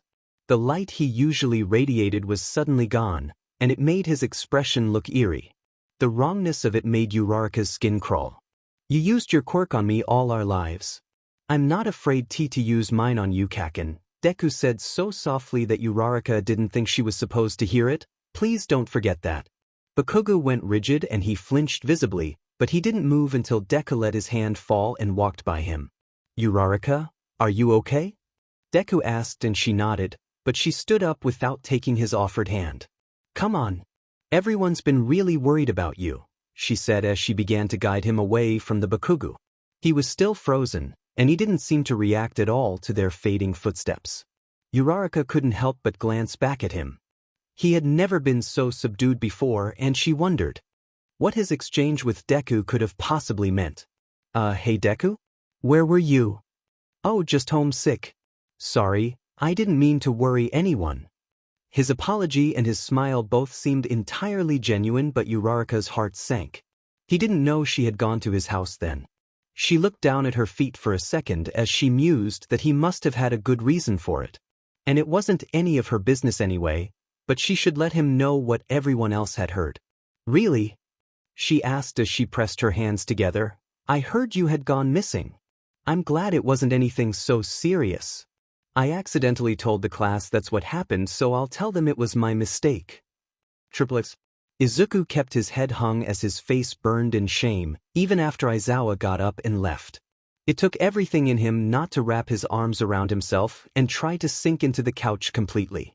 For such a lazy guy, he sure didn't like his students bailing on class for a full week. Izuku was actually surprised that Aizawa wasn't threatening to expel him. He waited a minute before he was satisfied that Aizawa was leaving him alone in his office for now. He took a shaky breath and got to his feet. The office was too big, much like everything in the school was, but filing cabinets were filing cabinets and locks didn't do much when you could just reach your hand through the door.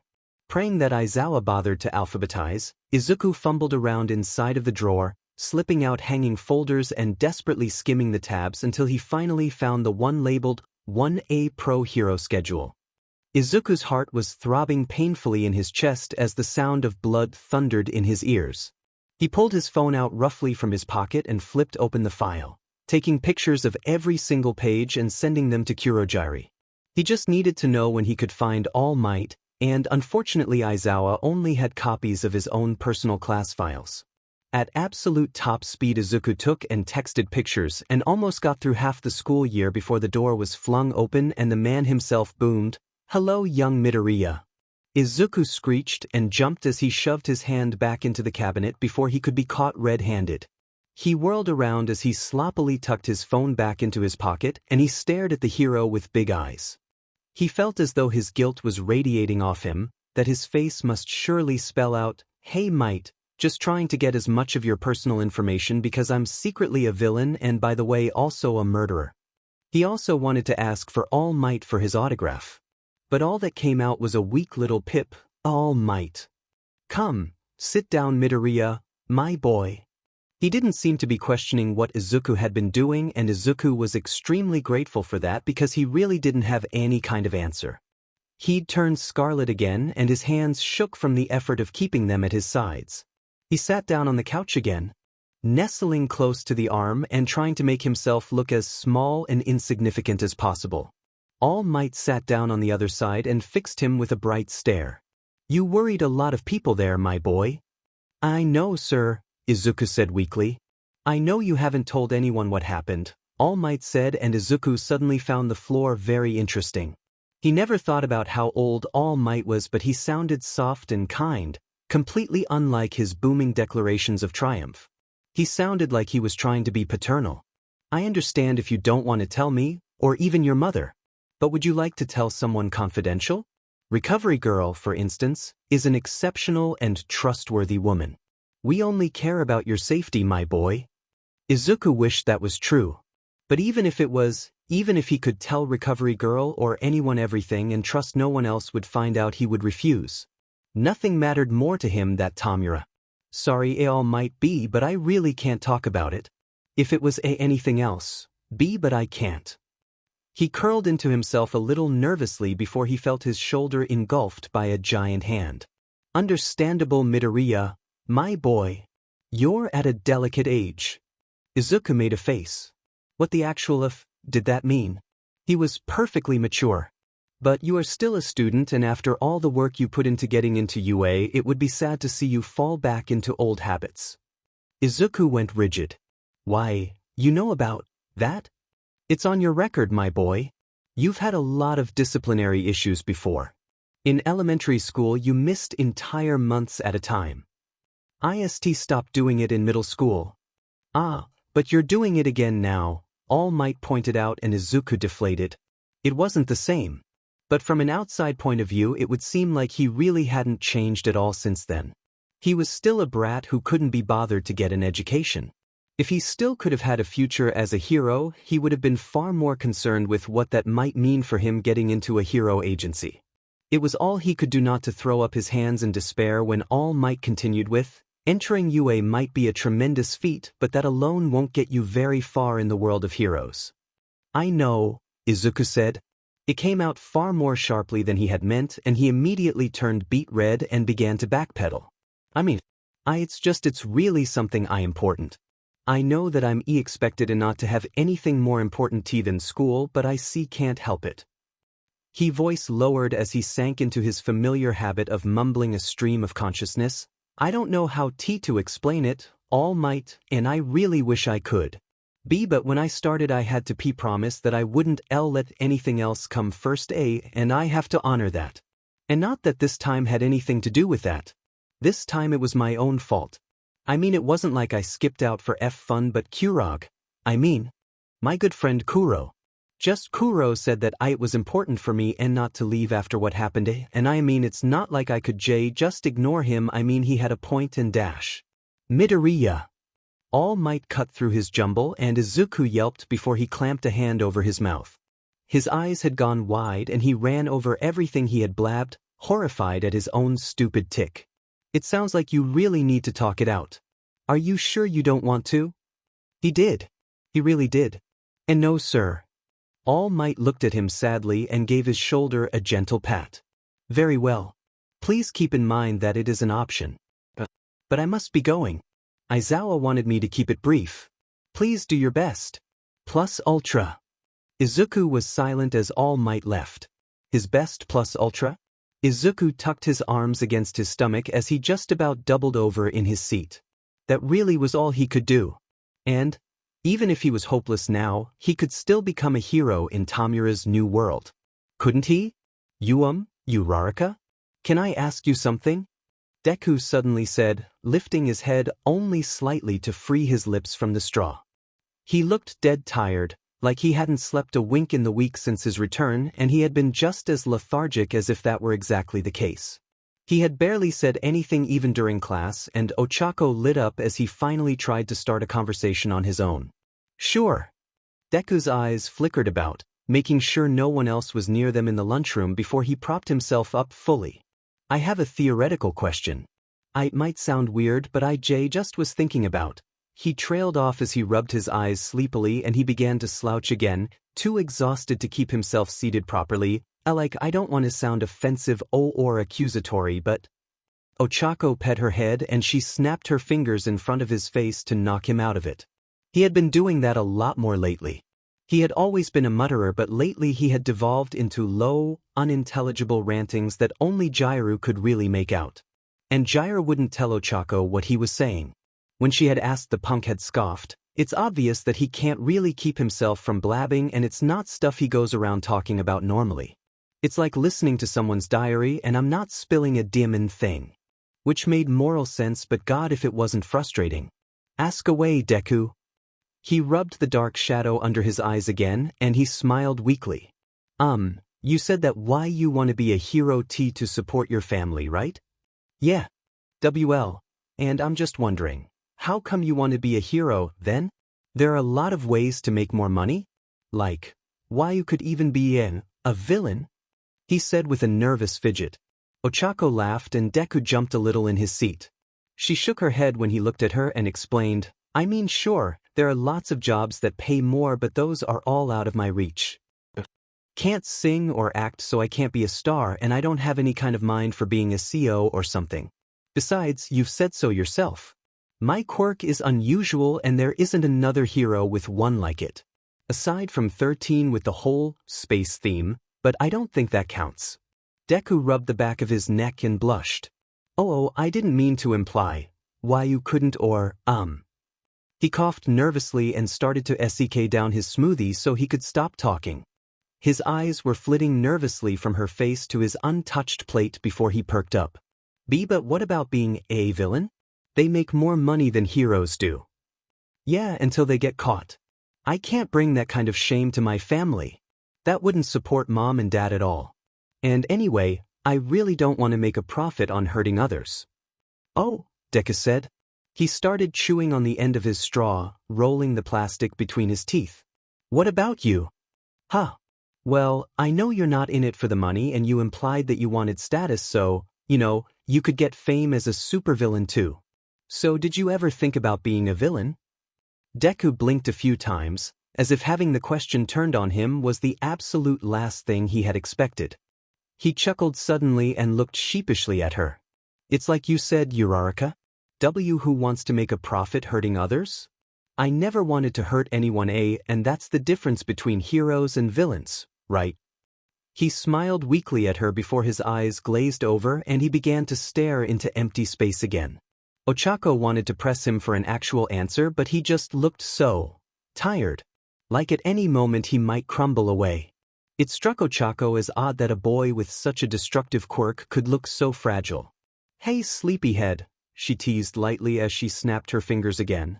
Deku jumped a little and muttered something she couldn't really hear before he started rubbing at his eyes again. Come on, we'll be late for class and then we'll defiantly be disqualified for class president. I don't want to get elected, remember? Deku said with a little smile. Then I guess I have to convince you to vote for me. She laughed, missing entirely how Deku grinned genuinely at her then, the first time he didn't have to force it in nearly a week. I'll keep it in mind, Uraraka. X. You think I could be a supervillain? What are you, 6? That's stupid. You'll be a criminal mastermind though. I don't want to come up with plans, I just want to have fun in my new world. Tomura threw his arms wide and Izuku ducked under one of his waved hands before he could get smacked in the face. You're going to take Sensei's job after he's finished giving you his quirk. I'm not teaching you anything, Tomura. You're older than me. If you try I'll break your effing face, Tomura snarled, but I don't want to make plans, I don't want to think things through. So I'm the brains of this operation? You quoting something? You sound like you're quoting something. Izuku raised his hands sheepishly and laughed. He ducked through the crowd so he was walking backwards in front of Tomura with his arms folded behind him. People had to shift out of his way and grumbled about the rude boys in ratty clothing, but they were soundly ignored. Don't quote things I don't know about. Sorry, Izuku said, but really that's what you want? You know I'm still going to be a hero, right? There was something forced about Izuku's smile and his exhaustion-bruised eyes betrayed his doubt. Tomura covered his hands with 2 fingers and he giggled shrilly. Izuku made a sour face. I get enough of that from Kurogiri. Whatever you say, Shrimpy. Tomura was still giggling, and he started scratching at the side of his neck. You're almost as fed up as I am, though. Izuku actually glowered at him that time. Why, well, so what? Dumbass, Tomura said. He reached out and hooked his thumbs against the corners of Izuku's lips, forcing him to smile. You know, no one lets fed up kids be heroes. Damaged goods. Only mentally sound people get to be heroes. Sure, they're training you now, but unless you think you can fake your psych evaluation, Tomura giggled, but you know all of those people have psychic-type quirks. Your fingers taste like dirt, Izuku said as he jerked his chin back, and I know you have lotion. As your, designated life planner, I'm going to make you use it. He sped up a little so he was out of arm's reach, but that also made people more likely to walk into him. Oh, designated planner? Is that what we're calling criminal masterminds now? Tomura started scratching at the other side of his neck as he giggled. That got more than a few off looks cast in his direction, but they were speaking softly enough that no one could really hear him. He had learned long ago that if he spoke freely in the open, Izuku would flip his sheet and cause a scene. Finally, Izuku did fall in line with him again, keeping his hands behind his back as he tapped his fingers nervously. I'm hungry. You think chocolate bananas are out of season? I hate those. Okay, but do you think we can get them anyway? Tomura grumbled and shrugged. I don't have any effing money, do you? Oh, no. Izuku slouched a little. Can we go back to the bar, then? Kurogiri keeps promising to make me beef bowl. Or, for both of us. You like Jayuden, right? Whatever. Despite his flippant attitude, Tomura changed his direction to head back to the bar, and he slid out his phone to send off a quick text to Kurogiri. In a matter of seconds he got, I'm not Izuku's babysitter, quickly followed up by, hurry back, I'm getting started now. Tomura grunted and pocketed his phone again, but didn't say a word of it to Izuku. They knew the bar. It was like home to the both of them, and without thinking their feet led them in the right direction with little guidance. Something was wrong with Izuku. As they walked he got slower and slower, and his shaggy hair hung around his face as his shoulders slumped. By the time they were a block away, he was a full arm's length behind Tomura, and he looked like he was slogging through molasses. Tomura didn't even notice when he stopped until he was more than 5 meters away, and that was only because he stopped hearing an echo of his footsteps. He turned to look back at Izuku, and was surprised to see the boy was almost doubled over, his hands over his face as he trembled furiously. Tomura blinked and hesitantly walked back to him, but as soon as he stood before him, Izuku collapsed to his knees and began to sob. Tomura cleared his throat nervously and he sank into a crouch. He didn't know what to say. Tomura was the one who had meltdowns while Izuku took care of him. He didn't know what to do in the reverse. Luckily, Izuku was still the talkative one. Do you mean it? He finally choked out. Probably? Tomura ducked his head to look at the child's, but Izuku was hiding himself behind his hands. Am I really too fed up to be a hero now? Am I really damaged? Normal people don't cry in the middle of the streets. That seemed to upset Izuku even more, and he started crying even harder. Tomura balked. He leaned back a little and started nervously scratching at the side of his neck again. Well, hey, I'm too fed up to be a he-dash. But you never wanted to be one. Izuku screamed. Like he actually screamed. Tomura didn't think he had ever heard Izuku scream at him before. Tomura had no idea how to get him to stop screaming. I be broken myself. Second, everything I wanted, why did I do this to myself? You want me to get Kurogiri? Tomura asked, and Izuku nodded without looking up. Okay. He left Izuku crumpled on the sidewalk and made his way to the bar. He was only inside for about 5 minutes before a warp opened on the street before Izuku like a heavy shadow. He could feel it, but he couldn't look up. Even as he saw polished shoes take the place of where Tomura's oversized red ones had been seconds ago. Izuku didn't know what Kurogiri was expecting, but after a minute 2 hands scooped him up and he was held close to the shadow man's chest. Izuku clanged to his shirt as he buried his face in the smoke, comforted in the distinctly non-fleshy give of it. Izuku, what's wrong? Kurogiri asked softly. I did this, I can't be I. Just breathe, Kurogiri soothed. He stood, lifting Izuku with him. Automatically, Izuku wrapped his arms and legs around him like a baby otter. Even after they had used a warp to get back to the bar, Izuku stubbornly refused to let go when Kurogiri tried to dislodge him. Eventually, Kurogiri just sat down in one of the booths and managed to shift Izuku into the seat next to him, even as he clung on tight. Almost as soon as he sat down, Tomura was across from on the other side of the booth, nervously scratching. What's wrong with him? Kurogiri shrugged and just fell into rubbing between Izuku's shoulder blades, waiting as Izuku bawled his eyes out. What were you two doing when this happened? It was Tomura's turn to shrug. I told him damaged people couldn't be heroes and he freaked out like 20 minutes later. But he brought it up again, so I think that's what got him all that. There was blood welling up under his fingernails now. He had stopped scratching and was just digging his fingers into old scars, little white croissant moon-shaped marks that would be even paler and larger after the day ended. Kurogiri sighed and looked down at Izuku, who was pretending like he hadn't heard the exchange. Or maybe he really hadn't heard. He was bawling like the world was collapsing around him. And, Kurogiri supposed, that wasn't really that far off. He leaned down and lightly commanded, Izuku, I need you to concentrate on my breathing right now.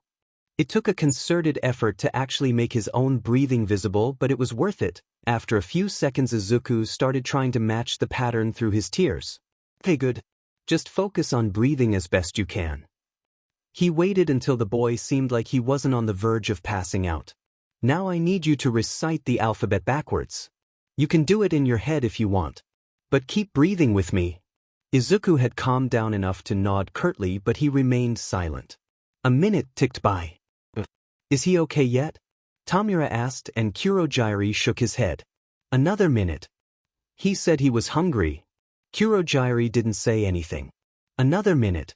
You know what, I'm going to make sure nothing's burning.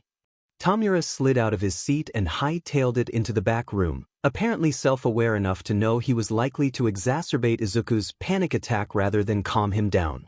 Kurogiri waited another few minutes, listening to Izuku's raspy breathing slowly level out without any trace of sobbing before he finally asked, Do you want to tell me what happened? Izuku stiffened a little, his hands tightening on his suit before Izuku slowly sat back. His face was blotchy and red and shimmered with tears. If he could bring himself to look up, Kurogiri was certain he would have seen Izuku's eyes were bloodshot. When I was little, I always thought that if I wanted something bad enough, I could do it. I thought that W without a quirk could change the world. And now. I never wanted to think things would stop being simple. When did this happen? When did I lose the potential to be a hero? They had had this conversation before, Kurogiri thought. He sighed. Children really had a hard time understanding things. He had never, in all his life, thought he would think Tomura had been comparatively easy to care for, but here he was. Izuku, I don't know who told you growing up was going to be simple. The world isn't simple, and things that seemed clear when you were young become murky as you gain more understanding, Kurogiri said, but it's like your first quirk, Izuku. Things must be destroyed before you are remade into a superior whole. I am being destroyed? Isn't that what it feels like? Izuku had nothing to say to that. Why do you think you lost the potential to be a hero? Tomura said it. I didn't realize, or I guess I just didn't want to think about it, but he was right. Heroes are always so high. They're like beacons of light no one can look directly at. It's like they're untouchable. They're supposed to be unbreakable and I'm not. I feel like I'm a disaster. Izuku, you're a smart kid. Izuku looked a little surprised at the sudden compliment, and baffled that it had been delivered like an insult. You think that way about heroes because you're told that's what you're supposed to think. There is not a single person on this earth who is incapable of having self-doubt. Those children you go to school with, do they seem like they are untouchable to you? After a pause, Izuku shook his head. But when they are heroes, no one but their teammates will see them afraid or weak. To the rest of the world, they will be unbreakable forces. Do you really think the people you see every day will become that? If anything, the traits you see in your classmates will grow with time, not vanish away. And, if you think about it, most civilians would say something similar about All for One and Tomura too, but you don't because you know them. It's just a trick, Izuku. Even the greatest hero in the world has felt the way you do now. And you? Of course. But not for a long time. It does get better, Izuku. Izuku scrubbed his face with the back of his sleeve as he leaned away finally. Kurogyri. Why you said that? The first time you killed another person? It was hard. Is that the last time why you felt like this? No, Kurogyri answered honestly. When? When my daughter died. Izuku looked stunned. Whatever answer he had expected, that was not it. Kurogyri smiled down at Izuku and he ruffled the boy's hair fondly. You don't need to know everything right now, Izuku. Just focus on taking things one step at a time until you know what you want. It's okay for you to feel broken, and honestly I think it's an important part of growing up. You won't be able to learn how to cope otherwise. Izuku hunched over the counter, glaring down at the wood grain. He was silent but in a familiar way.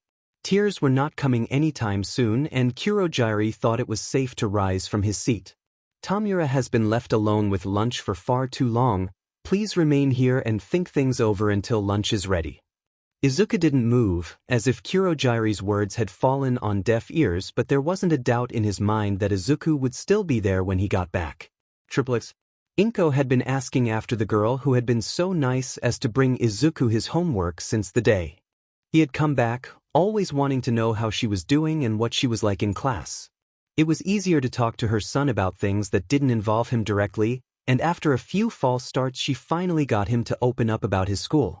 He told her that the girl, Uraraka, had an anti-gravity quirk and that he thought she could be one of the most popular heroes of their year, especially since she had tied with a girl named Yaoyorozu in the vote for class president. How it was possible for there to be two class presidents Inko didn't understand, but apparently their teacher had an unquenchable apathy and the girls kept throwing the same hand in rock paper scissors until the class got collectively bored. That led into Izuku talking about his other friend Ida. He had sort of insisted his way into being vice president after the rest of the class stopped caring, and Izuku kept giggling as he told his mother about it over dinner. He imitated all of Ida's speeches theatrically, but fondly, and had gushed to her about how he had an identical quirk to his older brother who was already a pro-hero. As he talked he casually mentioned other names and he spoke freely when Inko asked him about who those people were, willingly talking to her for the first time in years. Jiru was a girl with an earphone jack quirk who was often with Yaoyorozu, but she was also good friends with Kaminari who had an electrical quirk.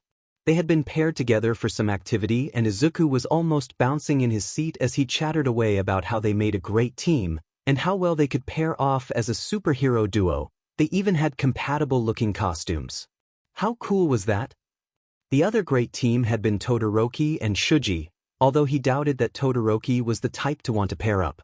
But that led into talking about a Tokoyami who was just so cool. He has a shadow-based quirk. That's so rare. Did you know that most? Over the course on a single dinner Inko had learned more about what her son was up to from her son directly than she had in all his years of required schooling collectively. Outside of Katsuki, Izuku spoke freely about all of his classmates, admiring them and speaking confidentially about their futures. When he helped her wash dishes he had even asked if he could invite Uraraka and Ida over before an important test they had, since only Ida seemed to have a natural talent for physics. Inko almost burst into tears when he asked, and Izuku became a stuttering mess in his attempt to figure out what he had done wrong.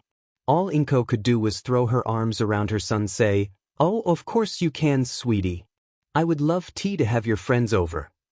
Triplets. Do we have to kill him? Like, I get the whole symbol thing, but wouldn't it be more effective to just sort of stop him from being a symbol? Why do you care? Tomura whined, but he was firmly ignored. Unsurprisingly by Izuku, more surprisingly by Sensei. Maybe that was to be expected though. Izuku was sitting as close to the webcam as possible and it was very likely that all Sensei was able to see of the room was a big green eye and a freckled cheek. I mean, if we kill them then he's a martyr. Alright? Everyone would know him as a hero who laid down his life to stop the League us and then we'll have even more heroes on us. Wouldn't it be better to just discredit him? And make the people of Japan turn on him? And then he can still be my teacher. That sounds incredibly cruel, Kurogiri mentioned idly from the bar. He was also ignored. No, it sounds boring. I just want to kill him. Come on and Izuku. Tomura was being dramatic, acting like he was about to melt through the floor if he didn't get some attention soon. Izuku reached behind his back and waved both of them off with a gesture that Sensei could not see. On the screen, Sensei leaned back and folded his fingers together as he contemplated. And how would we do that, Izuku? What could make Japan turn against their beloved All Might? Izuku opened his mouth but nothing came out. He pressed his lips together and tried to come up with a way in his head but nothing he came up with seemed to be a good enough reason to turn on the legend. He was remarkably scandal-free, remarkably charming, remarkably heroic, and the whole world knew it. Anything they could dig up on him would only make the people of Japan love him more, and anything they made up would be discredited in a matter of hours by his fans. Which Izuku still was. That was unrelated to his current attempt to get them to not kill his teacher. Izuku ducked his head a little. I just don't understand. You know he's my teacher and I need him. For teaching me stuff? I know it's selfish but I don't get why he needs to be killed to move on with the plan. He knew he was being selfish. He knew he had no right to be. Part of the conditions of him going to high school was that he had to be prepared to leave everything at the drop of a hat to assist Tomura, and he had known that the plans would proceed regardless of his own actions. He just didn't have a date then. It was long-off idea, not something that would happen within the week. Now it was real. Now it was something he had to prepare for, and Izuku found himself not prepared. Izuku, Sensei said. His voice was not unkind, but it was stern and firm. Have I told you about All Might's quirk? The worry and stress that had been carved into Izuku's face dissolved in an instant, replaced by confusion and curiosity. The boy seemed to mull it over, and his gaze darted down and to the left. If All for One were to guess, he was flipping through his All Might notes to make sure this wasn't some test he was at risk of failing. Izuku was wise enough to know what he knew, though, which was an impressive feat for such a young man. After a few seconds, All for One heard him flip his notebook shut and he turned to look at the webcam again. He was trying to look restrained, but his eyes burned with a hunger for new information, and Sensei would have smiled if the muscles in his cheeks hadn't recently been cut out. No? It's a strength enhancement, right? Izuku said, going for the safest guess, though his eyes betrayed that he knew he was guessing incorrectly. In a way, it's part a strength collection quirk, one that I gifted to my brother, and part my brother's own quirk. Izuku blinked and pet his head in bafflement, and Sensei went on. He named it One for All. It is a quirk with no inherent abilities other than it can be passed down from person to person, and with each new person it becomes stronger. All Might I is your brother? Sensei actually chucked at that one. Izuku was enraptured, and he was very nearly sitting atop his laptop as he listened, as though he could reach across the screen and devour the information his master was teasing him with. He was far too easy to foster greed in. No, he is the 8th inheritor of my brother's quirk, and it has been a thorn in my side for as many generations. My life will soon end, and before All Might has a chance to choose a successor, he must be eliminated. Unless you want to spend the rest of your life fighting the 9th, 10th, 11th, and beyond holders of One for All. No, he does not want to do that. Tomura volunteered from behind Izuku, and the boy waved him off furiously without looking away from the screen. A quirk like that exists? That's unheard of. But it foils All for One perfectly. Amazing, so it compiles the strength of everyone who has it? Does that mean in a physical sense? Or does that mean it has other components if it's all passed down? It must be physical. I don't know if strength of character could be quantified like that. But it would be amazing to be able to hold 8 people worth of understanding in one mind. Oh, but what about other quirks? All Might has only ever displayed strength, but does he have more? No, it has only ever been given to people born quirkless. Izuku nodded as he pressed his thumb to the skin just under his lower lip. He flipped open his quirk notebook and began to scribble notes frantically. Does that mean it can only be passed to quirkless people? And I can hold multiple quirks because of all for one, but a normal human would just become a Numu W with enough quirks to cause mutation. And how is it passed on? Is it the way Sensei gives quirks? That does explain why All Might has never actually said what his quirk is if it's something so complicated. If it was out, people would be scrambling over each other to try to get it from him. And that must mean All Might was born quirkless too? He must have been. I wish I could ask him about it, but there's no way I could know about that sort of thing. Izuku raised his head again, pausing in his scribbling. Could I take his quirk? No, unfortunately. I tried that several times over the years, but it would appear that it can only be willingly given. But do you understand now, Izuku? All Might must die as a symbol, and his quirk must die with him. Izuku paused in his writing as he raised his head. His fingers had grown tight on his pen and he pressed his tongue against his cheek. He had been so excited about gaining new information that everything else had just been shoved into the back of his head. If he does become a martyr, then it will be your duty to crush all those who would follow him until Tomura's world has been forged. Izuku glanced over his shoulder and nodded before he looked back. His eyes still shone with hunger and greed for more information, but it was suddenly tempered with affection. Izuku swallowed audibly and licked his lips before he nodded firmly. If that's what it will take, then I'll do it. Just tell me what you need from me, Sensei, and I'll make sure that it happens. Determination was etched across his face, and it was clear he meant it. Even if he had to kill All Might himself, he would do his best. He would crush his own fragile morality if need be, and All for One was pleased with the progress. Who knew training to be a hero was exactly what Izuku needed to come around fully to the right side. It certainly was unexpected. And it was satisfying that Izuku had come to an understanding about his own priorities. I think it is time to give you the rest of All for One then. Izuku went bug-eyed. Seriously? Don't be so surprised. Your body has acclimated wonderfully to my power and you will need to be at full strength for this attack. I will not be giving you any of my other quirks. You must assimilate what you can at the speed your body can handle, but I am more than confident you are prepared for this. For the first time in a long time, Izuku's eyes were brimming with happy tears. Thank you, Sensei, he said, not trying to hide the wonder in his tone. He blinked furiously as he fought tears from welling up in his huge green eyes. Have Kurogiri warp you to the lab in an hour. Not the warehouse, I'm at the one downtown. Yes, Sensei, Izuku said as he bowed. He had been right. This child was already mature enough for the role he had been given.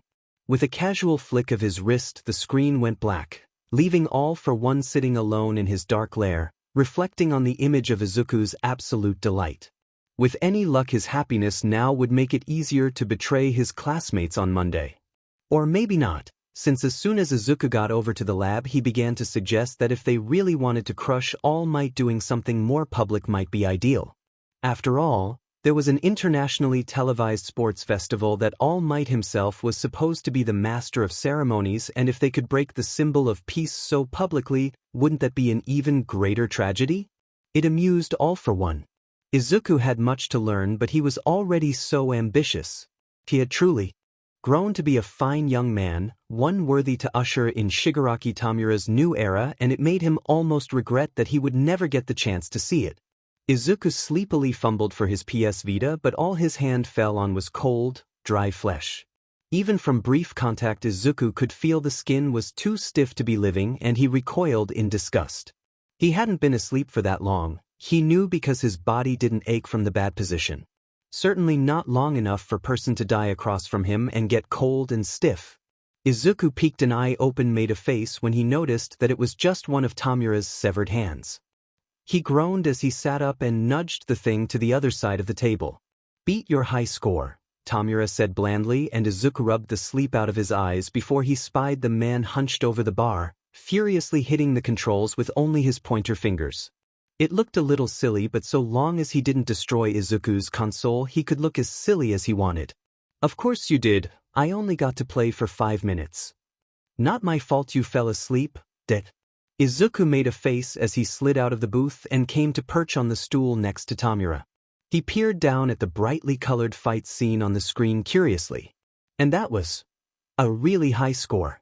Well, in Izuku's defense, he was at school while Tomura was fiddling with his games. The man had years of practice on him. Don't you have your own? I don't want to look for it and you weren't using yours.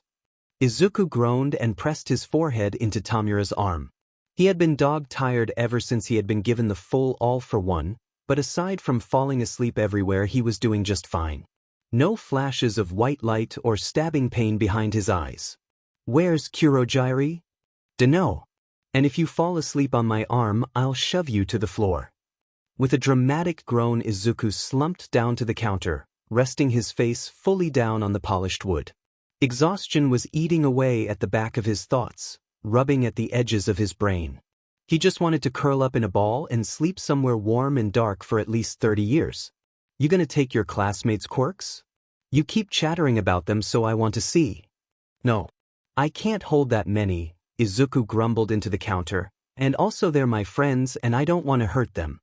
Friends that you're plotting to betray? Izuku lifted himself as a plate of fried eggplant was set between him and Tomura. He glared at Kurogiri without any force behind it. He didn't have it in him to even play at being malicious. I am not. Just all might. And... Izuku sat up suddenly as he put his hands on the counter. I was thinking, why do we need to, attack him during school hours at all? I mean, there are so many heroes at UA and honestly even my classmates could take out our goons. I suppose we should wait until after your graduation too? Izuku blushed scarlet. No, I just want to. Be practical. Kurogiri looked skeptical but he shrugged. Look, I can get one of my classmates and someone like All Might would rush to their rescue, wouldn't he? And we could hijack a couple stations to broadcast it across Japan. And this would take place after the sports festival? Well, we would need time to plan everything out dash. No, Tomura said without looking up. I'm not Effenji waiting that long. Stop being such a baby. We'll be fine no matter when we do it. Heroes don't have sheet on us. What? And no, heroes absolutely have sheet on us. Tomura, there are 4 of us. I mean not that the others aren't good for nothing dash. I call them battle fodder. Tomura cut in blandly. That's a little harsh but yeah. And I mean there's only one completed Numo, the rest have to stabilize and Sensei made a lot but it's not like I can make more so we should be careful. They're glass cannons, really, so it would be better if we lured All Might away and then fought him where no one else can get in the way. And what until at least half of them are ready? You argued that we needed to make a show of it yesterday and that was why it had to be during the sports festival. Izuku threw up his arms before he wrapped them around his head. You guys don't get it, he said weakly. Kurogiri hummed and Tomura giggled, but both clearly didn't believe him. He sank into himself and poked at the eggplant without any intent to eat it. And maybe we should just go with the original plan. You'll change your mind in 20 minutes. Eat, Izuku, then get some sleep. Kurogiri ruffled Izuku's shaggy mane of curls and the boy pouted. It wasn't like he was trying to get out of it, but attacking heroes would be dangerous. He folded his arms on the counter and rested his chin on his arms. Was it really so bad to want his friends on both sides didn't get hurt?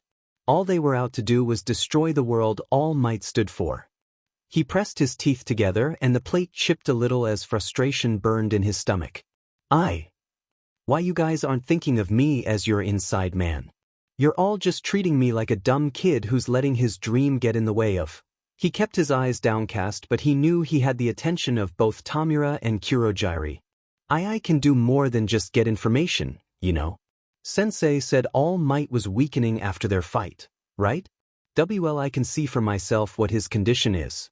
I can tell you guys in real time when to attack when the school and the students and All Might are all at their weakest.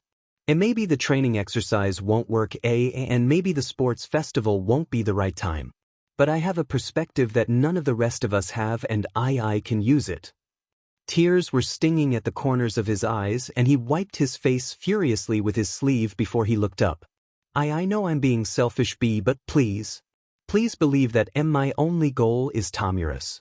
I don't care about being a hero anymore and even my friends are. I don't need anything else. I don't want anything else. Except my PS Vita. Tomura, give it back. Nah. Tomura held it out of reach as Izuku swiped at it. He leaned back with a huge grin and he laughed. Finish what you were saying, I liked the direction you were going. Izuku groaned and he flushed. He curled an arm around his head and he started rocking slightly. Just have everyone ready, okay? I'm good at analyzing situations so I can text you guys if an opportunity arises. If it's Monday tea then it's Monday. If it's not then we can go from there. A hand fell on Izuku's shoulder, firm but not preventing his rocking motion. After a second, Izuku peeked up from around his arm at Kurogiri. He was smiling slightly. Izuku could tell from the curve of his eyes. That's a good plan, Izuku. All for One will be pleased when he hears of this. Izuku felt his heart swell and he perked up, bouncing one of his legs against the stool as he continued to rock slightly.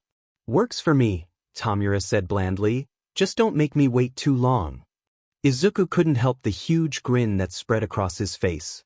I won't, I promise. Triplets. Something was weird about Midoriya Izuku, she could hear it. Anyone could see it, he was a twitchy mess and had been since before class started. Bakugo had mocked him for rocking in his seat and Midoriya had snapped back, telling Bakugo to shove it. Strange. Midoriya was never aggressive. Even Azawa had noticed that. She heard him grumbling under his breath about keeping those two art. Then when their hero costumes were pulled out, Midoriya had trembled a little before he snatched up the case with his clothes. His heart was beating hard and he looked nervous and sick. Was changing into their hero costumes such a big deal? He seemed to love his the last time. Stranger yet stranger. Even if it was her natural inclination not to be nosy, she couldn't help but wonder at how strange he was acting. The worst was when he got on the bus. Midoriya had planted himself between Tsuyu and Kirishima and promptly folded into himself. He looked nauseous, he looked pale. Jirakyuka was not often worried about others, but when no one else seemed to notice something was wrong with him, it seemed like it was up to her. When they got off the bus, Midoriya looked ready to leap out of his skin, and he edged a little too close to Aizawa and 13 as they talked about All Might not being able to make it. It was hard to tell under the face mask and goggles, but Kyuka was pretty sure he was agitated with the revelation. She saw his hand dig into one of his pockets, and she heard the faint sounds of fingers tapping across a phone. The tone of each key was the same, but it was a large message and Kyuka wrinkled her brow. Something seriously strange was going down. At least he was the sort of person who muttered as they typed, and she was able to catch. Might. Isn't here, change of plans? You sensei that dash. There was a long pause before his pocket buzzed and Izuku ducked his head to read the text before he started taping away again. Tell everyone sorry for me, especially will know the reason out of time. I don't fully understand it either dash. Please line up. I'll go over this exercise now. 13 declared, pretending not to notice how many students were still fawning over her. Kyuka kept her eyes on the back of his head as their teachers prattled around, not paying any attention until 13's words ran through her. So if you could please form teams of 2 we can get started. What? Not randomized this time? Well, that worked just fine for her and she tensed a little in his direction, waiting until 13 said, so pair up then I will choose your zone. Please pick a classmate you believe will work well with you in a rescue situation. She saw Denki heading in her direction only to see his face fall a second later as she charged forward. She felt an unexpected pang of guilt at the look he gave her and Kyuka shrugged in his direction. She could explain later, she figured.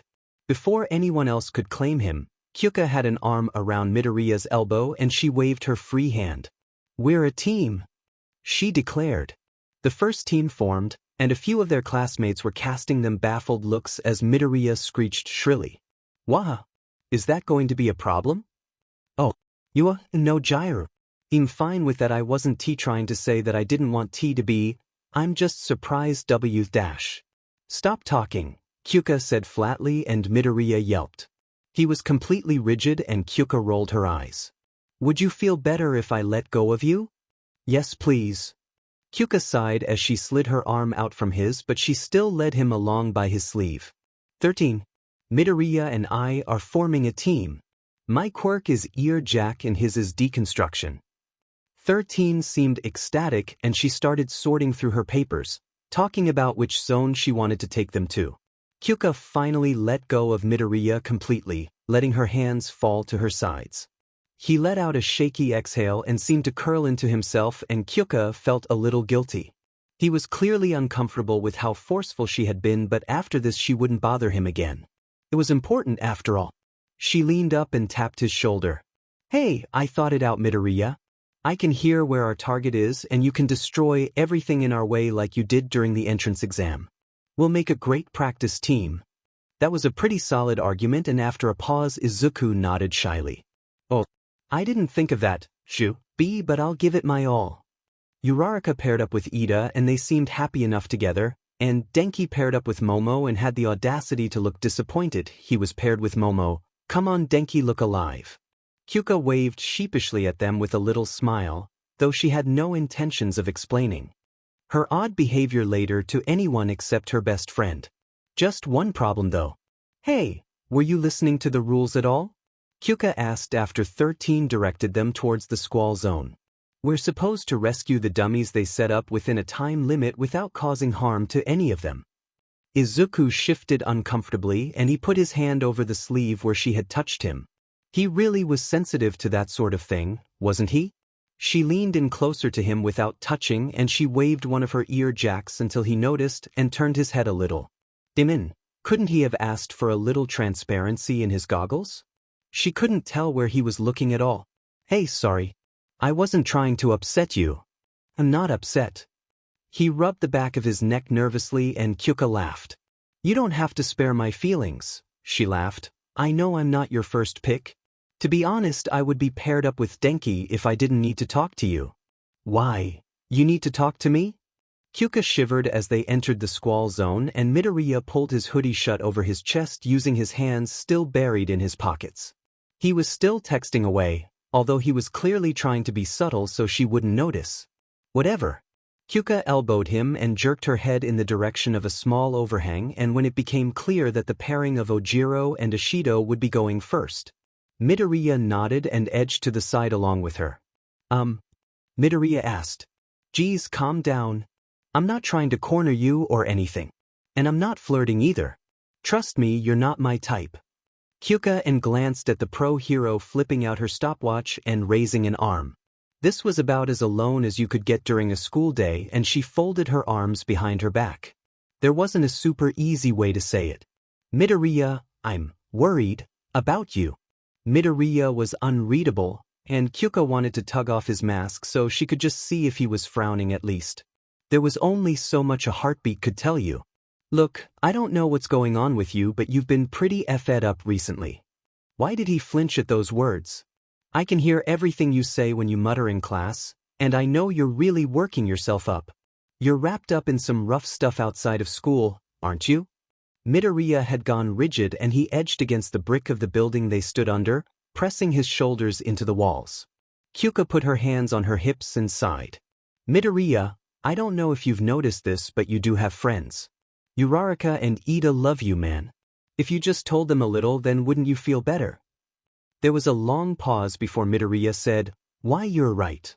His voice sounded heavy and more broken than usual, and Kyuka's heart sank. You don't know what's going on with me. I know you want to help Jirbi, but I have a friend I can talk to about this. So please don't worry about me. She was absolutely worried about him. More so now than when they started. Look, Midoriya, I don't want to force you into anything, and who the hell am I to judge? But sometimes I get the feeling that you might hate yourself, and I've been there too, you know? Kyuka elbowed him lightly and shrugged. Well, if it works for you, then it works. Just keep in mind that there are people who care about you, okay? Sometimes if you talk to someone outside of your family, it can help. What if I wanted to talk to you then, Jiru? I mean you didn't tell anyone the stuff you overheard, did you? Kyuka's eyes widened and she pressed her lips together. Well, she hadn't expected that. Well, sure, I guess. Do you want to? Midoriya made an expression she couldn't see, and when he remembered that, he shrugged dramatically. Kyuka almost wanted to punch him in frustration. Well, do whatever you want. If you do want to talk to me, I'm a good listener. She wiggled one of her ear jacks helpfully, and Midoriya made a muffled sound she thought was laughter. He was a cute kid for a dude anyway. Hey, how about I give you my phone number? Then you can talk to me whenever you want. You have to put me in as Jack Rock though. Rock in all caps. I can add you to the group chat too, if you want. A lot of the girls in our class get super chatty after 1 in the morning. Midoriya looked flustered and he rubbed the back of his neck before he nodded. But you have to put me in as the bad guy, then. She laughed and shook her head. You got a weird sense of humor, dude. Besides, that's too long. How about I put you in as villain? W works for me. Uraraka is going to change it to Deku anyway. Yeah, probably. Kyuka grinned at him and punched his shoulder lightly. But villain does sound cooler. Triplets. 13 held up 3 fingers when he told Aizawa All Might wouldn't be there, but I have no idea what that could mean, Izuku said with a frustrated sigh. He jabbed at his notebook so hard his pen stuck through the light paper, and with a small hiss Izuku changed the page to a fresh one.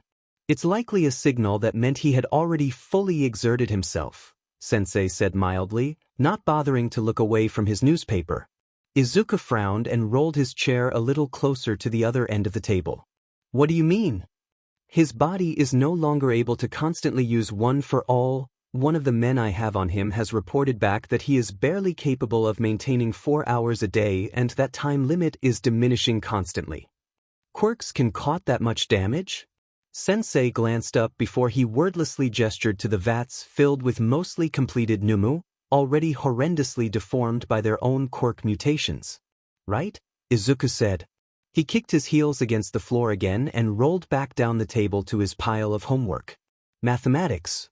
It came so naturally and effortless to him that he barely needed to pay any attention to what he was doing.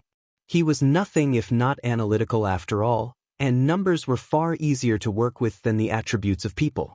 Quadratics, a little basic for UA, wasn't it?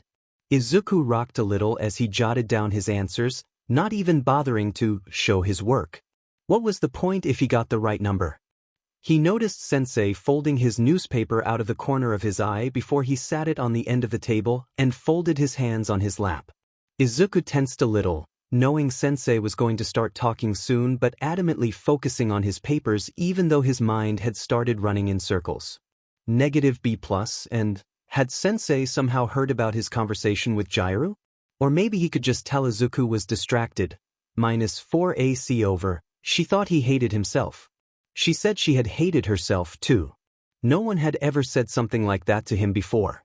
He wanted to know what she meant. Sensei cleared his throat and Izuku's eyes darted over to look at him. Was he about to tell him about All for One? About One for All? All Might? U.A? Tomura? Kurojiri told me your reasoning for pushing back the date of our attack. Izuku set down his pen and swiveled in his leather chair so he was facing the old man. His green eyes were wide and brimming with curiosity as Sensei spoke. I won't lie, I did wonder as to your true intentions when you were pushing for it so hard, but now that I see your reasoning I am proud of you. Such forward thinking will truly benefit both Tomura and yourself in the future. Izuku turned bright red. Praise had to be hard-earned when it came to Sensei, but it was never hollow and Izuku was delighted every time he managed to earn it.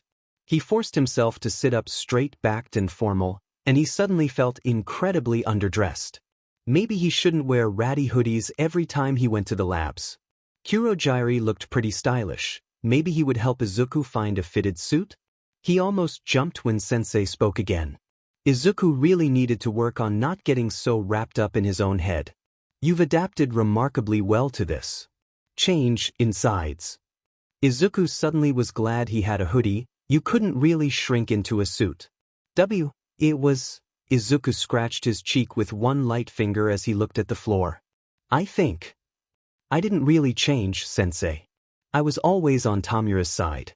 Ichi's right. People think of violence for the sake of others is admirable. But violence breeds violence, and if someone else says that one is heroic and the other is villainous, then I will gladly be anything the world wants to call me so long as I can act for the sake of Tomura. And I think that's heroic enough for me. It feels like the right thing to do. I know it's the right thing to do. I always believed in that. I haven't given up on being a hero. I just want to be a hero for Tomura. With a deep breath, Izuku rested his hands on his knees and raised his chin so he was looking at where his sensei's eyes should have been. I've always wanted to fight for Shigaraki Tomura. I've always believed in him. If there is a change in me, then it is a strengthening of my own resolve. I'm okay with being called a villain by the world now. It doesn't matter who I have to be now. Then you have become a much greater person than you were a month ago, and all the more deserving of praise, his sensei said evenly. Pride surged through his heart, mixed with some emotion Izuku didn't really understand. It was strange, something about the way sensei was talking was worrying him in a way Izuku hadn't really experienced before. Something about the way he was talking almost made it seem like he was planning on leaving things to Tomura and Izuku sooner than Izuku was ready for. It felt like he was being prepared for a grand finale that he didn't know that he was ready for. Triplets. The train ride home was long and boring, and Izuku had been staring at the message on his phone for the last half hour. This was a bad idea. He did not need or want to do this. He hit send. Triplets. Villain. Hey Jiraiya? I've been thinking about what you said and I'd like to talk. Not over text though. Can you meet me on the roof during lunch tomorrow? Jackrock. Bring me food though, I don't have time to make lunch. Villain. Do you like eggplant? Jackrock. Villain. I'm making eggplant. Jackrock. Villain. See you tomorrow. Jackrock. Yeah, see you. Chapter text. Izuku squeezed his eyes shut and took a deep breath, trying to stave off the crushing feeling in his throat. He was having bad dreams lately, dreams about the way his mom and classmates would look at him when they knew. They wouldn't understand. They couldn't understand. But even knowing that was why they would hate him, Izuku couldn't stand it. He knew his friends would think he was evil, but he wasn't. He was fighting for a future for everyone instead of a future for people with undeserved greatness. That didn't make the nightmares any better. That didn't keep him from waking up within tears at the dead of night. Honey? Are you okay? Damn it. Why am I sorry? I just fell out of bed. There was a long stretch of silence where he could almost feel his mother nervously fidgeting just outside his bedroom door. He turned his head so he could see the faint outline of her shadow against the hallway light under the door, and found an odd comfort in knowing she was there. Not seeing her face, not knowing what emotion she was regarding him with. Just simply knowing she stood so close by. An insurmountable gulf stretched between them. Well, okay sweetheart. Try to go back to sleep, Inko said. Then, softly, have sweet dreams. I love you. I love you too, Mom, Izuku said. He rolled over onto his side, facing the wall instead of the door. Sweet dreams to you too, he muttered as he listened to the sound of her footsteps leading.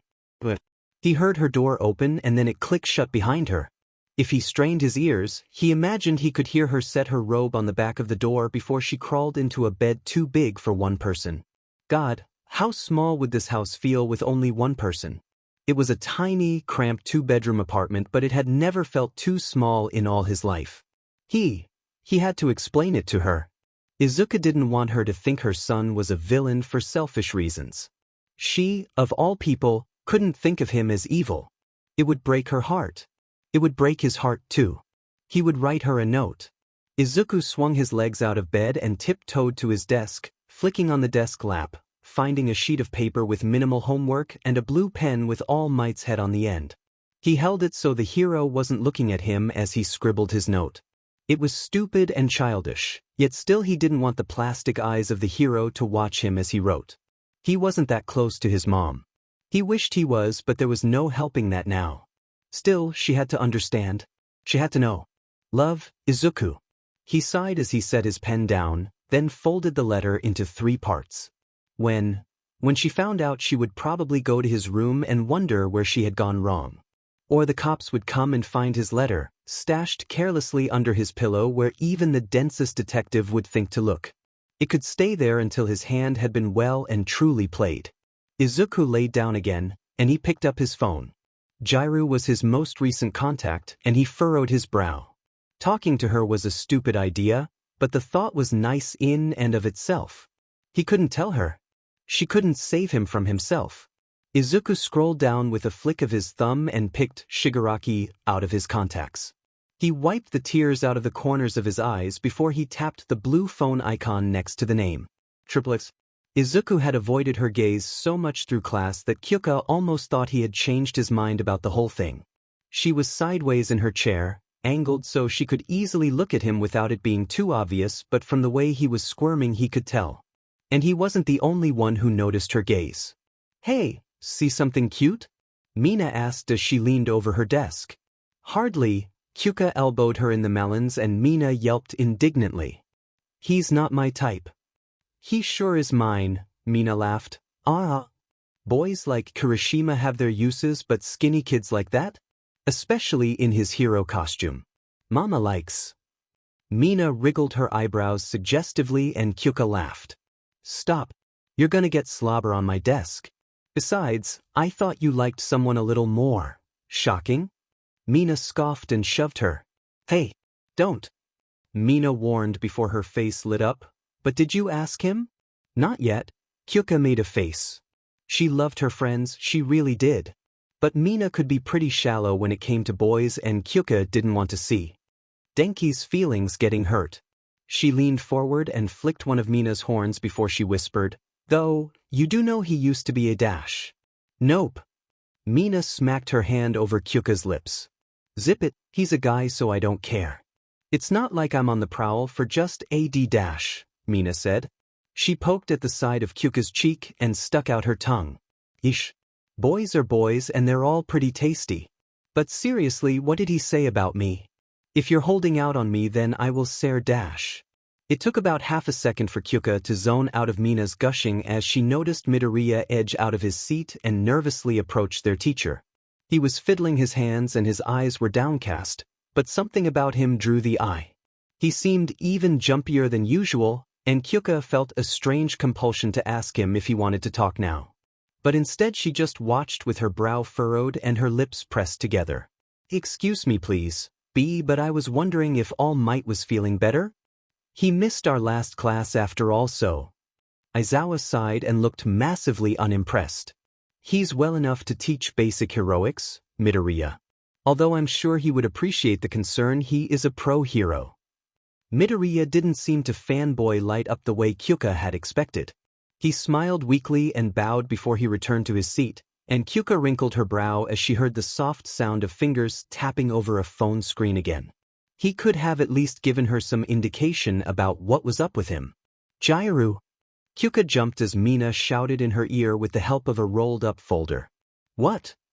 You weren't listening to me at all, were you?" Mina pouted and she spread herself across Kyuka's desk like a disgruntled cat. Kyuka just shrugged. Her eyes trailed back to the corner of the room where Uraraka and Ito were both talking to Midoriya, clearly trying to cheer him up. Kyuka smiled faintly at the sight. She was right. They did both love him. "Come on, girl." Mina twirled one of her ear jacks to get her attention again and Kyuka turned scarlet. "Don't touch those." Kyuka hissed and Mina withdrew her hands quickly, her own face blushing inky black. "Sorry. I didn't realize those were But seriously, if you talk to Kaminari then I can ask what a certain heiress thinks about you." She winked and leaned forward to whisper just as a shock of yellow hair poked up from behind her shoulder. "Talk to me about what?" Kyuka laughed at the look of pure horror that flashed across Mina's face before she scrabbled so she was sitting in Kyuka's desk with her arms neatly folded and one hip out. "Hey Kaminari, didn't see you there," Mina said. Kyuka was positive she was blushing. Denki certainly was. "Okay? Well, here I am, dude." "You certainly are." This was going nowhere real fast. Kyuka pushed her knee against her desk and tipped her chair until it was perched on the two back legs and she could look around Mina's round butt. "Mina was saying she wanted one of those giant parfaits for lunch, but I have plans.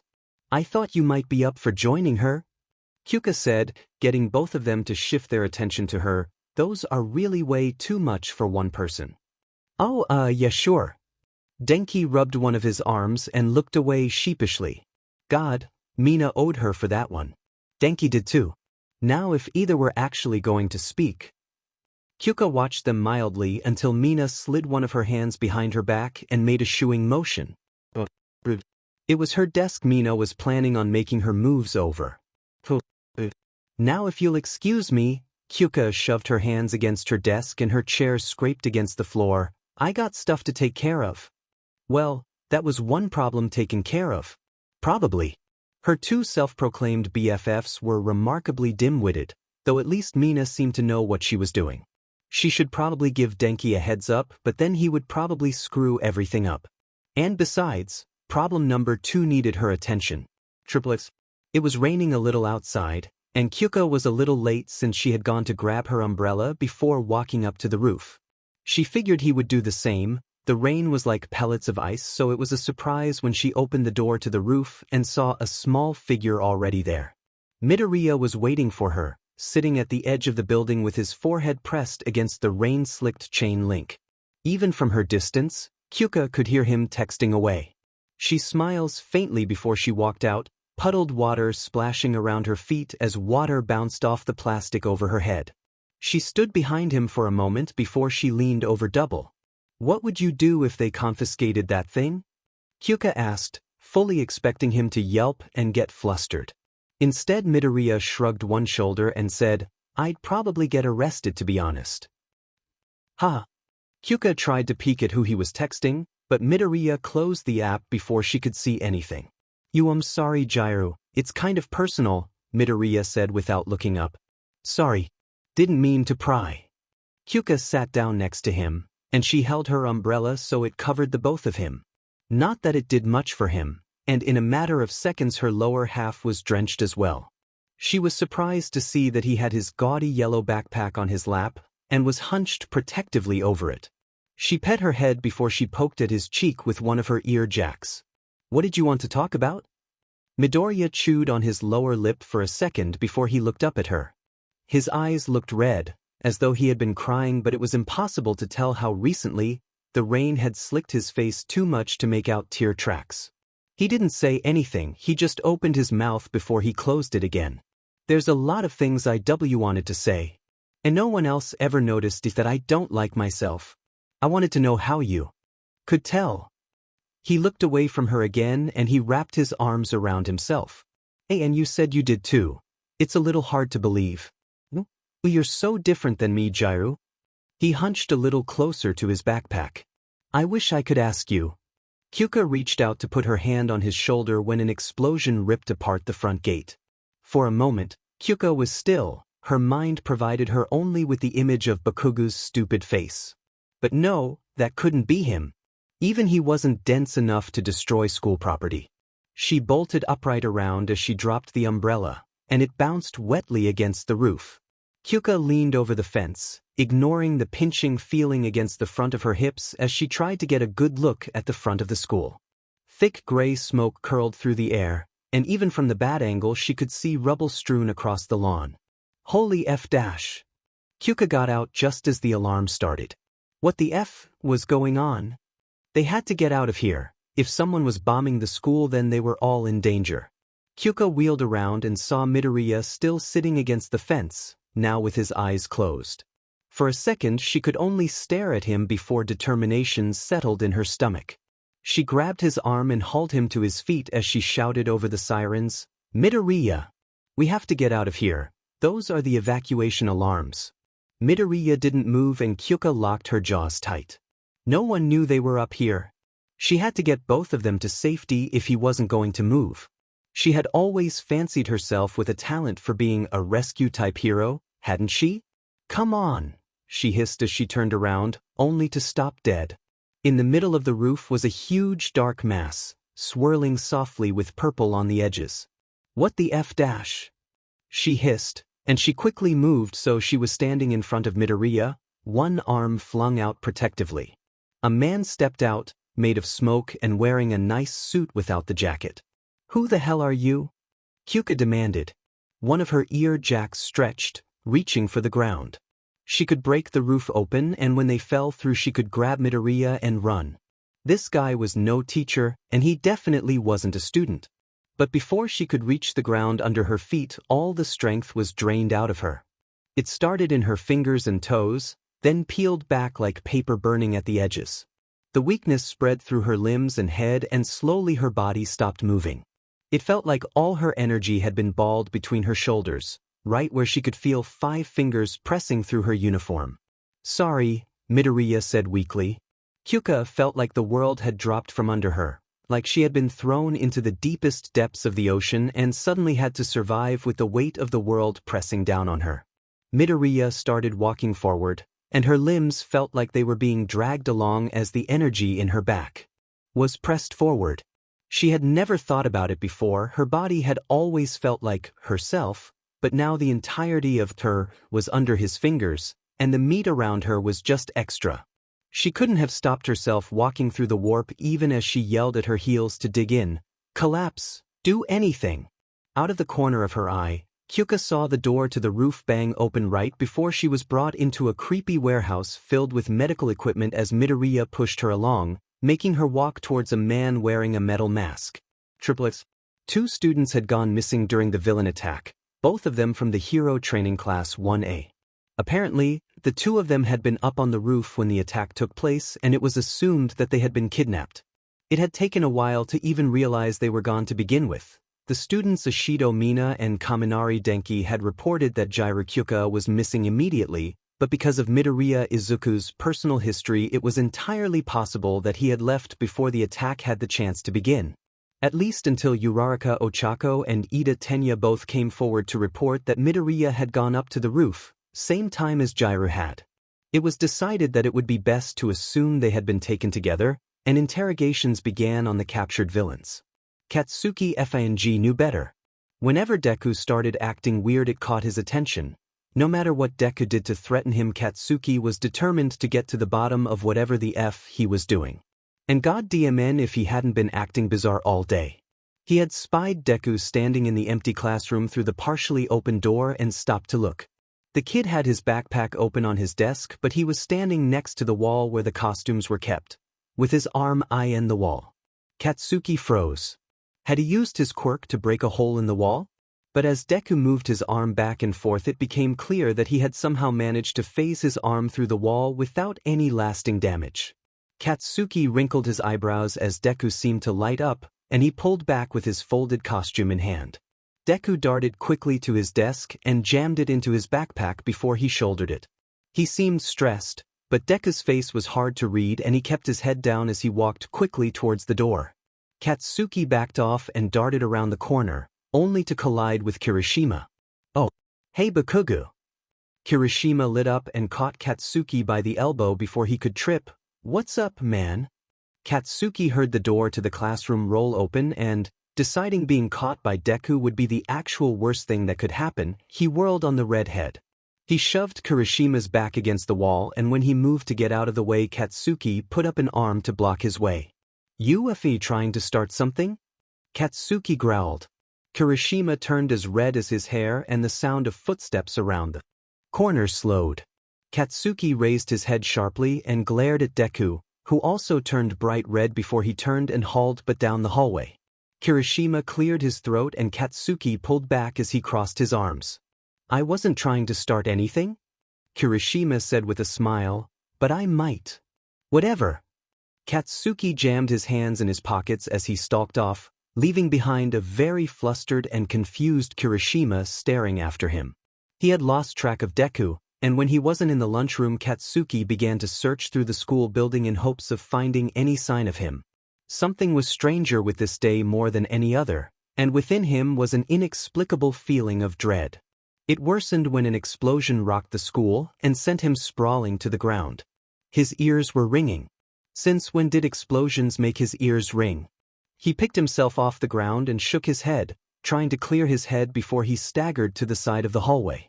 Katsuki threw open a window and leaned outside, shocked to see the school gates ripped open and people pouring inside. Villains, obviously. The dread in his stomach grew into a sharp pang of terror. Katsuki clamped his hands over his ears at the first blare of the sirens and ran, hurtling up the stairs as quickly as he was able. He needed to get up past the classroom levels before students could come pouring out, fleeing from the villains invading UA. He wasn't sure why he was so certain that this had something to do with Deku. But he knew it did. There was nothing logical to it but the ugly feeling, one that ran deeper than the hut he felt whenever he walked home to find Inko crying again. Katsuki made it to the roof, and blasted the door open just in time to see that familiar swirling warp. One he had seen Deku walk through before. And Deku was there, his yellow backpack over one shoulder and his face set in cold stone. In front of him was Jairu, her own face wide in terror, and he could have sworn she looked at him with begging eyes right before she was pushed forward through the warp. Deku followed after her without sparing him a single glance, even as Katsuki screamed his name. Triplets. No, listen to me. Deku was sitting there. He took her, he's with them. Ochako looked up as the sound of a small explosion rang clear. As soon as he had been hauled down from the roof, he had been shouting at the pro-heroes at the top of his lungs, screaming about how Deku had been in on the attack and how he was the one who had abducted Jairu. She had known they hated each other, but this was too extreme. Deku? A villain? Seriously? Did Bakugo even know what he was implying, or did he just not care? Ochako watched him over the head of the school nurse, glaring at him as she considered what was going on inside his head. She wasn't the only one he was irritating either. As he screamed at the native hero, their teacher stormed up behind him and grabbed him by the arm. That's enough, Bakugo. Aizawa snapped. This is a job for pro-heroes, not first-year students. Now go home before I waste time dragging you there myself. Bakugo bristled, but he accepted the refusal. With a stiff nod, he spun on his heel and stalked off, Kirishima following after him with concern written plainly across his face. Ochako didn't move until they were through the ruins of the gate. She gently pulled her arm out of the hands of the nurse and pulled it close to her boot. Her whole arm ached painfully, but there was no time to wait for Recovery Girl, and besides, she defiantly didn't have time to waste feeling groggy. Thank you, but I really have to go call my dad now, she said. The nurse opened his mouth to protest before he sighed and nodded, letting her scamper off with only a small bandage on her burnt arm. Bakugo might have been hell-bent of blaming Deku, but he had still seen them getting taken, and neither Hellfire nor Brimstone could keep her from getting everything he knew. She sprinted after him, running so quickly she tripped turning the corner, and skinned the outside of one of her thighs. Ochako groaned, but she rolled back onto her hands and knees and was sprinting again, not even sparing time to brush flecks of rubble out of her ripped tights. She didn't know where Bakugo lived, but fortunately Kirishima was a loud talker and she managed to charge directly into the pair of them by following his voice alone, completely blindsiding the both of them.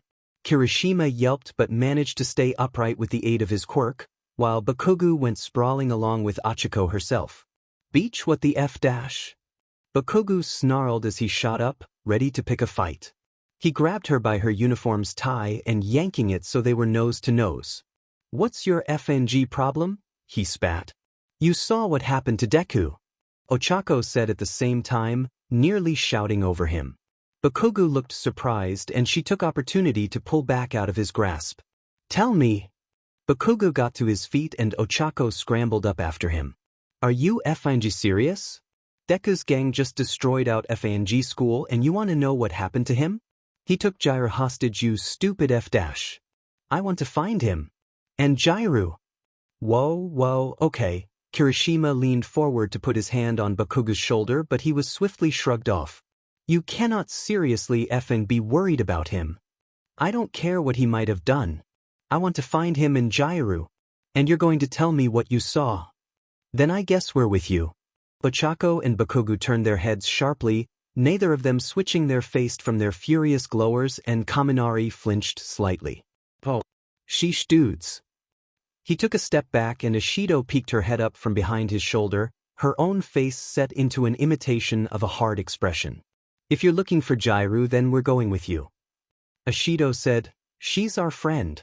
If the heroes aren't going to listen to what Bakugo says, then we have to. Investigate. Her hands were balled at her sides and she seemed entirely unintimidated by the glares boring into her. Her black eyes locked with Bakugo's unwaveringly, but when she spoke it was with an edge of fear. Not of him, but worry of Jairu's fate. You are planning to go after Midoriya, right? Yes. Ochako said. Yeah. Kirishima said. No, Bakugo said. All four of them stared at him and he drew back his lips. What? Deku's been This has been a long time coming. This started when we were still kids. I didn't think he would actually go this far, but now that he can bail himself out. I'm going home. If Inko's going to hear about this from anyone, then it's going to be from me. This time it was Kaminari who grabbed Bakugo's arm when he turned to talk off. What about Jairu then? Look, if Midoriya took her, then you must have some idea where to look for them. You've known him all your life, haven't you? Kaminari pleaded. Bakugo hesitated and Ashido stepped in, bouncing a little the way she did whenever she was nervous or excited. Please, Bakugo.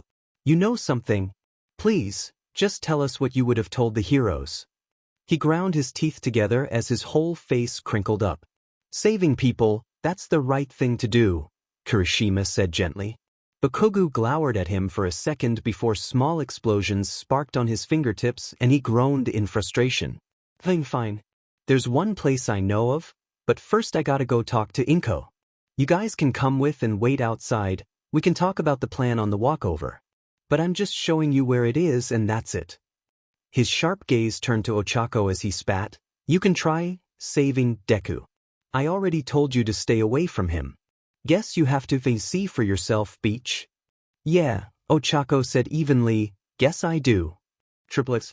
Restraining Jair hadn't actually been all that difficult. Once her jacks were immobilized, there wasn't a whole heck of a lot that she could do, and that had been accomplished with 17 twisty ties and 2 USB protector caps. It wasn't until Izuku did that when it really seemed to sink in that he was in on this whole thing, and Jairu had started screaming. Right up until he gagged her, which put a quick end to that. Even now she was glaring hatefully at him, and were she not cuffed to the chair, he had no doubt that she would be beating the sheet out of him right then and there, even surrounded by the only true followers of Shigaraki Tomura. The only members who could actually do lasting damage to her, in all honesty. Jairu spat through her GG, heat a dick, Midoriya. Izuku smiled weakly at her, not that she could tell, and he hunched a little more on his tabletop perch. He hung his head so his shaggy mane fell about his face before he nodded decisively and got to his feet. Jairu flinched as he walked closer to her and he stopped dead and held up his hands. You shouldn't be worried, Izuku said. I'm just going to take out the GG, okay? Jairu narrowed her eyes and lifted her chin defiantly, but she didn't squirm again as he approached. Mindful of her teeth, Izuku pulled out the GG, which was actually just one of the sleeves of her uniform, and let it fall around her neck. She jerked her head back and glared around the lab, taking it all in. Sensei had vanished into the back room as soon as he spoken with Izuku, and Kurojairi had gone with him. They were watching the news, Izuku had little doubt. Watching the live reports on what was going on and waiting to see how they explained 2 missing children, they hadn't so far, if they had managed to get the lab location out of one of the captured thugs, also no. And if they had managed to find the note Izuku left in Aizawa office, judging from the lack of all might, that was also a big no. 4 Numu were standing at points in the lab, 1 completed and 3 almost finished. The rest of the creatures in the warehouse lab had been transported out, but Jairu stared with more fear at the equipment than she did at the results. Izuku stared down at her before he raised his head to look at Tomura, who was leaned up against a wall behind her, arms folded and glowering. He didn't see the point in keeping her alive, but Izuku had point-blank refused to let him kill her. You're a villain, Jair finally said, her voice weak and soft. Izuku looked back down at her and was surprised to see that there were tears in her eyes. You're actually a effing villain. Yeah. Guess there's no other word for it. Izuku smiled sheepishly and he pet his head. It wasn't like he could just deny that now. Jairu stared at him like it was a personal betrayal, and he flipped up his hood. Why was she making him feel so guilty? He looked up again, his gaze locking on Tomura, who was just scratching at his neck. What do you want with me? Nothing. Like I said, we aren't going to hurt you or anything. Sorry, Jerby, but with my record, I don't really work as bait. Jairu bristled, grinding her teeth together, and one of her legs kicked out, making the metal cuff bite hard into her ankle. Sorry. We just needed someone who was guaranteed to get All Might's attention. It really wasn't anything personal. You're going after All Might? But aren't you his fanboy? Tomura snickered at that and Jairu whipped her head around to stare at him. And who are these people? When Izuku cleared his throat, her sharp glare returned to his face, and he finally tugged down his mask so it rested around his neck, and he lifted his goggles so they sat on his forehead. His fingers brushed against the childhood scar by his left eye self-consciously before he smiled down at her. "We're going after All Might because that was as far as Izuku got before a hand set down hard on his shoulder. Jiraiya was leaning back in her seat, glaring at a point above his shoulder now, and Izuku turned his head to see Kurogiri standing behind him. "Unless you think she can come around to our side, stop talking to her. She knows more than she needs to already." Izuku opened his mouth but nothing came out and he flushed red. He had always wondered why villains spilled their plans needlessly, and here he was, about to do the same thing. Izuku laughed nervously. I don't think I could convince Jiraiya without explaining everything first." The look she shot him said, "I would die before joining you," but she held her tongue. She seemed wary about the man looming over him. Kurogiri sighed and turned Izuku towards Sensei's display room. "UA has started their press release. All for One would like a word with you before we change our location. I'll watch Tomura and your hostage in the meanwhile." Izuku smiled and nodded once before he walked past him, making his way to the back of the lab with a little bounce in his step. "Triplets, hold me steady, shithead," Katsuki hissed as he wavered again. He glared down at Uraraka first, but she curled her lips back in a way that implied strongly he could shove it if he was trying to blame her. He looked down instead, and saw Kirishima was looking steadfastly down at the floor, and with a snarl he stomped on his shoulder. "Sorry, but I mean, skirt," Kirishima protested weakly, and Bakugo kicked the back of his head. He only managed to hurt his own foot with how hard his skin was, but it was satisfying. "What are you, 12? We got shit to do. Now hold me steady." Kirishima was blushing again, but he did brace himself a little better, and Katsuki finally got a good look through the window. He braced himself against the frame and leaned in to get a better look. "Okay, I see Jiraiya." "Is she okay?" Ashido blurted out. "Shut up, fuckhead, I can't tell. She's tied to a chair so I can't see much of her. Looks like they have 4 guys? 4 guys standing guard, and Deku's buddies are standing around her. Tomura and I have no idea who the other one is. Do you see Deku?" Katsuki pulled away from the window and glowered down at Ochako. "No," Katsuki said curtly, through locked teeth. Getting into this argument again wouldn't help anyone, and at the very least Jiraiya needed to be saved. He put his foot on Kirishima's head and stood up to get a better vantage point, relying more on Uraraka's quirk than Kirishima's balance to stay up. "There's Deku." That fucker had appeared out of a room in the back of the lab, and jogged quickly up to Tomura and began to talk to him. "Presumably. He's got his costume on." "What? How'd he get that?" "I saw him steal it earlier." Katsuki shrugged before gravity caught him full force, and he promptly fell off Kirishima's head. The boy caught him by the waist before he could hit the concrete, but he dropped Katsuki as soon as his dress hiked up a little too high on his hips. Katsuki landed, rather ungracefully, flat on his face. "Vanjiev, goddammit. The F is your problem, Beach?" Katsuki snarled at Uraraka. Her face had gone white, and she shook her head. "You're sure that's Deku?" "Yeah." Katsuki got to his feet with his hands balled into fists, but Uraraka didn't look like she was about to fight back. "Dude, get it together," Kaminari whispered, and Katsuki sparred him and the bright red Kirishima a glance for half a second before he glared back at Uraraka. "Well, couldn't it be someone else in his costume? How many FING people do you know with curly green hair?" "It's Deku, and those Katsuki pointed up to the window he had just been peering through, "are his friends. I tried to tell you he's bad news. He isn't tied up, he isn't a hostage. Jiraiya." Everyone was staring at him, but he only had eyes for Uraraka. She was trembling a little, but her expression was fixed with a glower fiery enough to match his own. He wanted to grab her and shake her, scream at her, make her effing understand. She wasn't the only person Deku had tricked, but he wanted her to just see through it already. Why was he only ever the one to see him for what he was? Why did no one else believe him when he told them what that person was really like? "I want to see."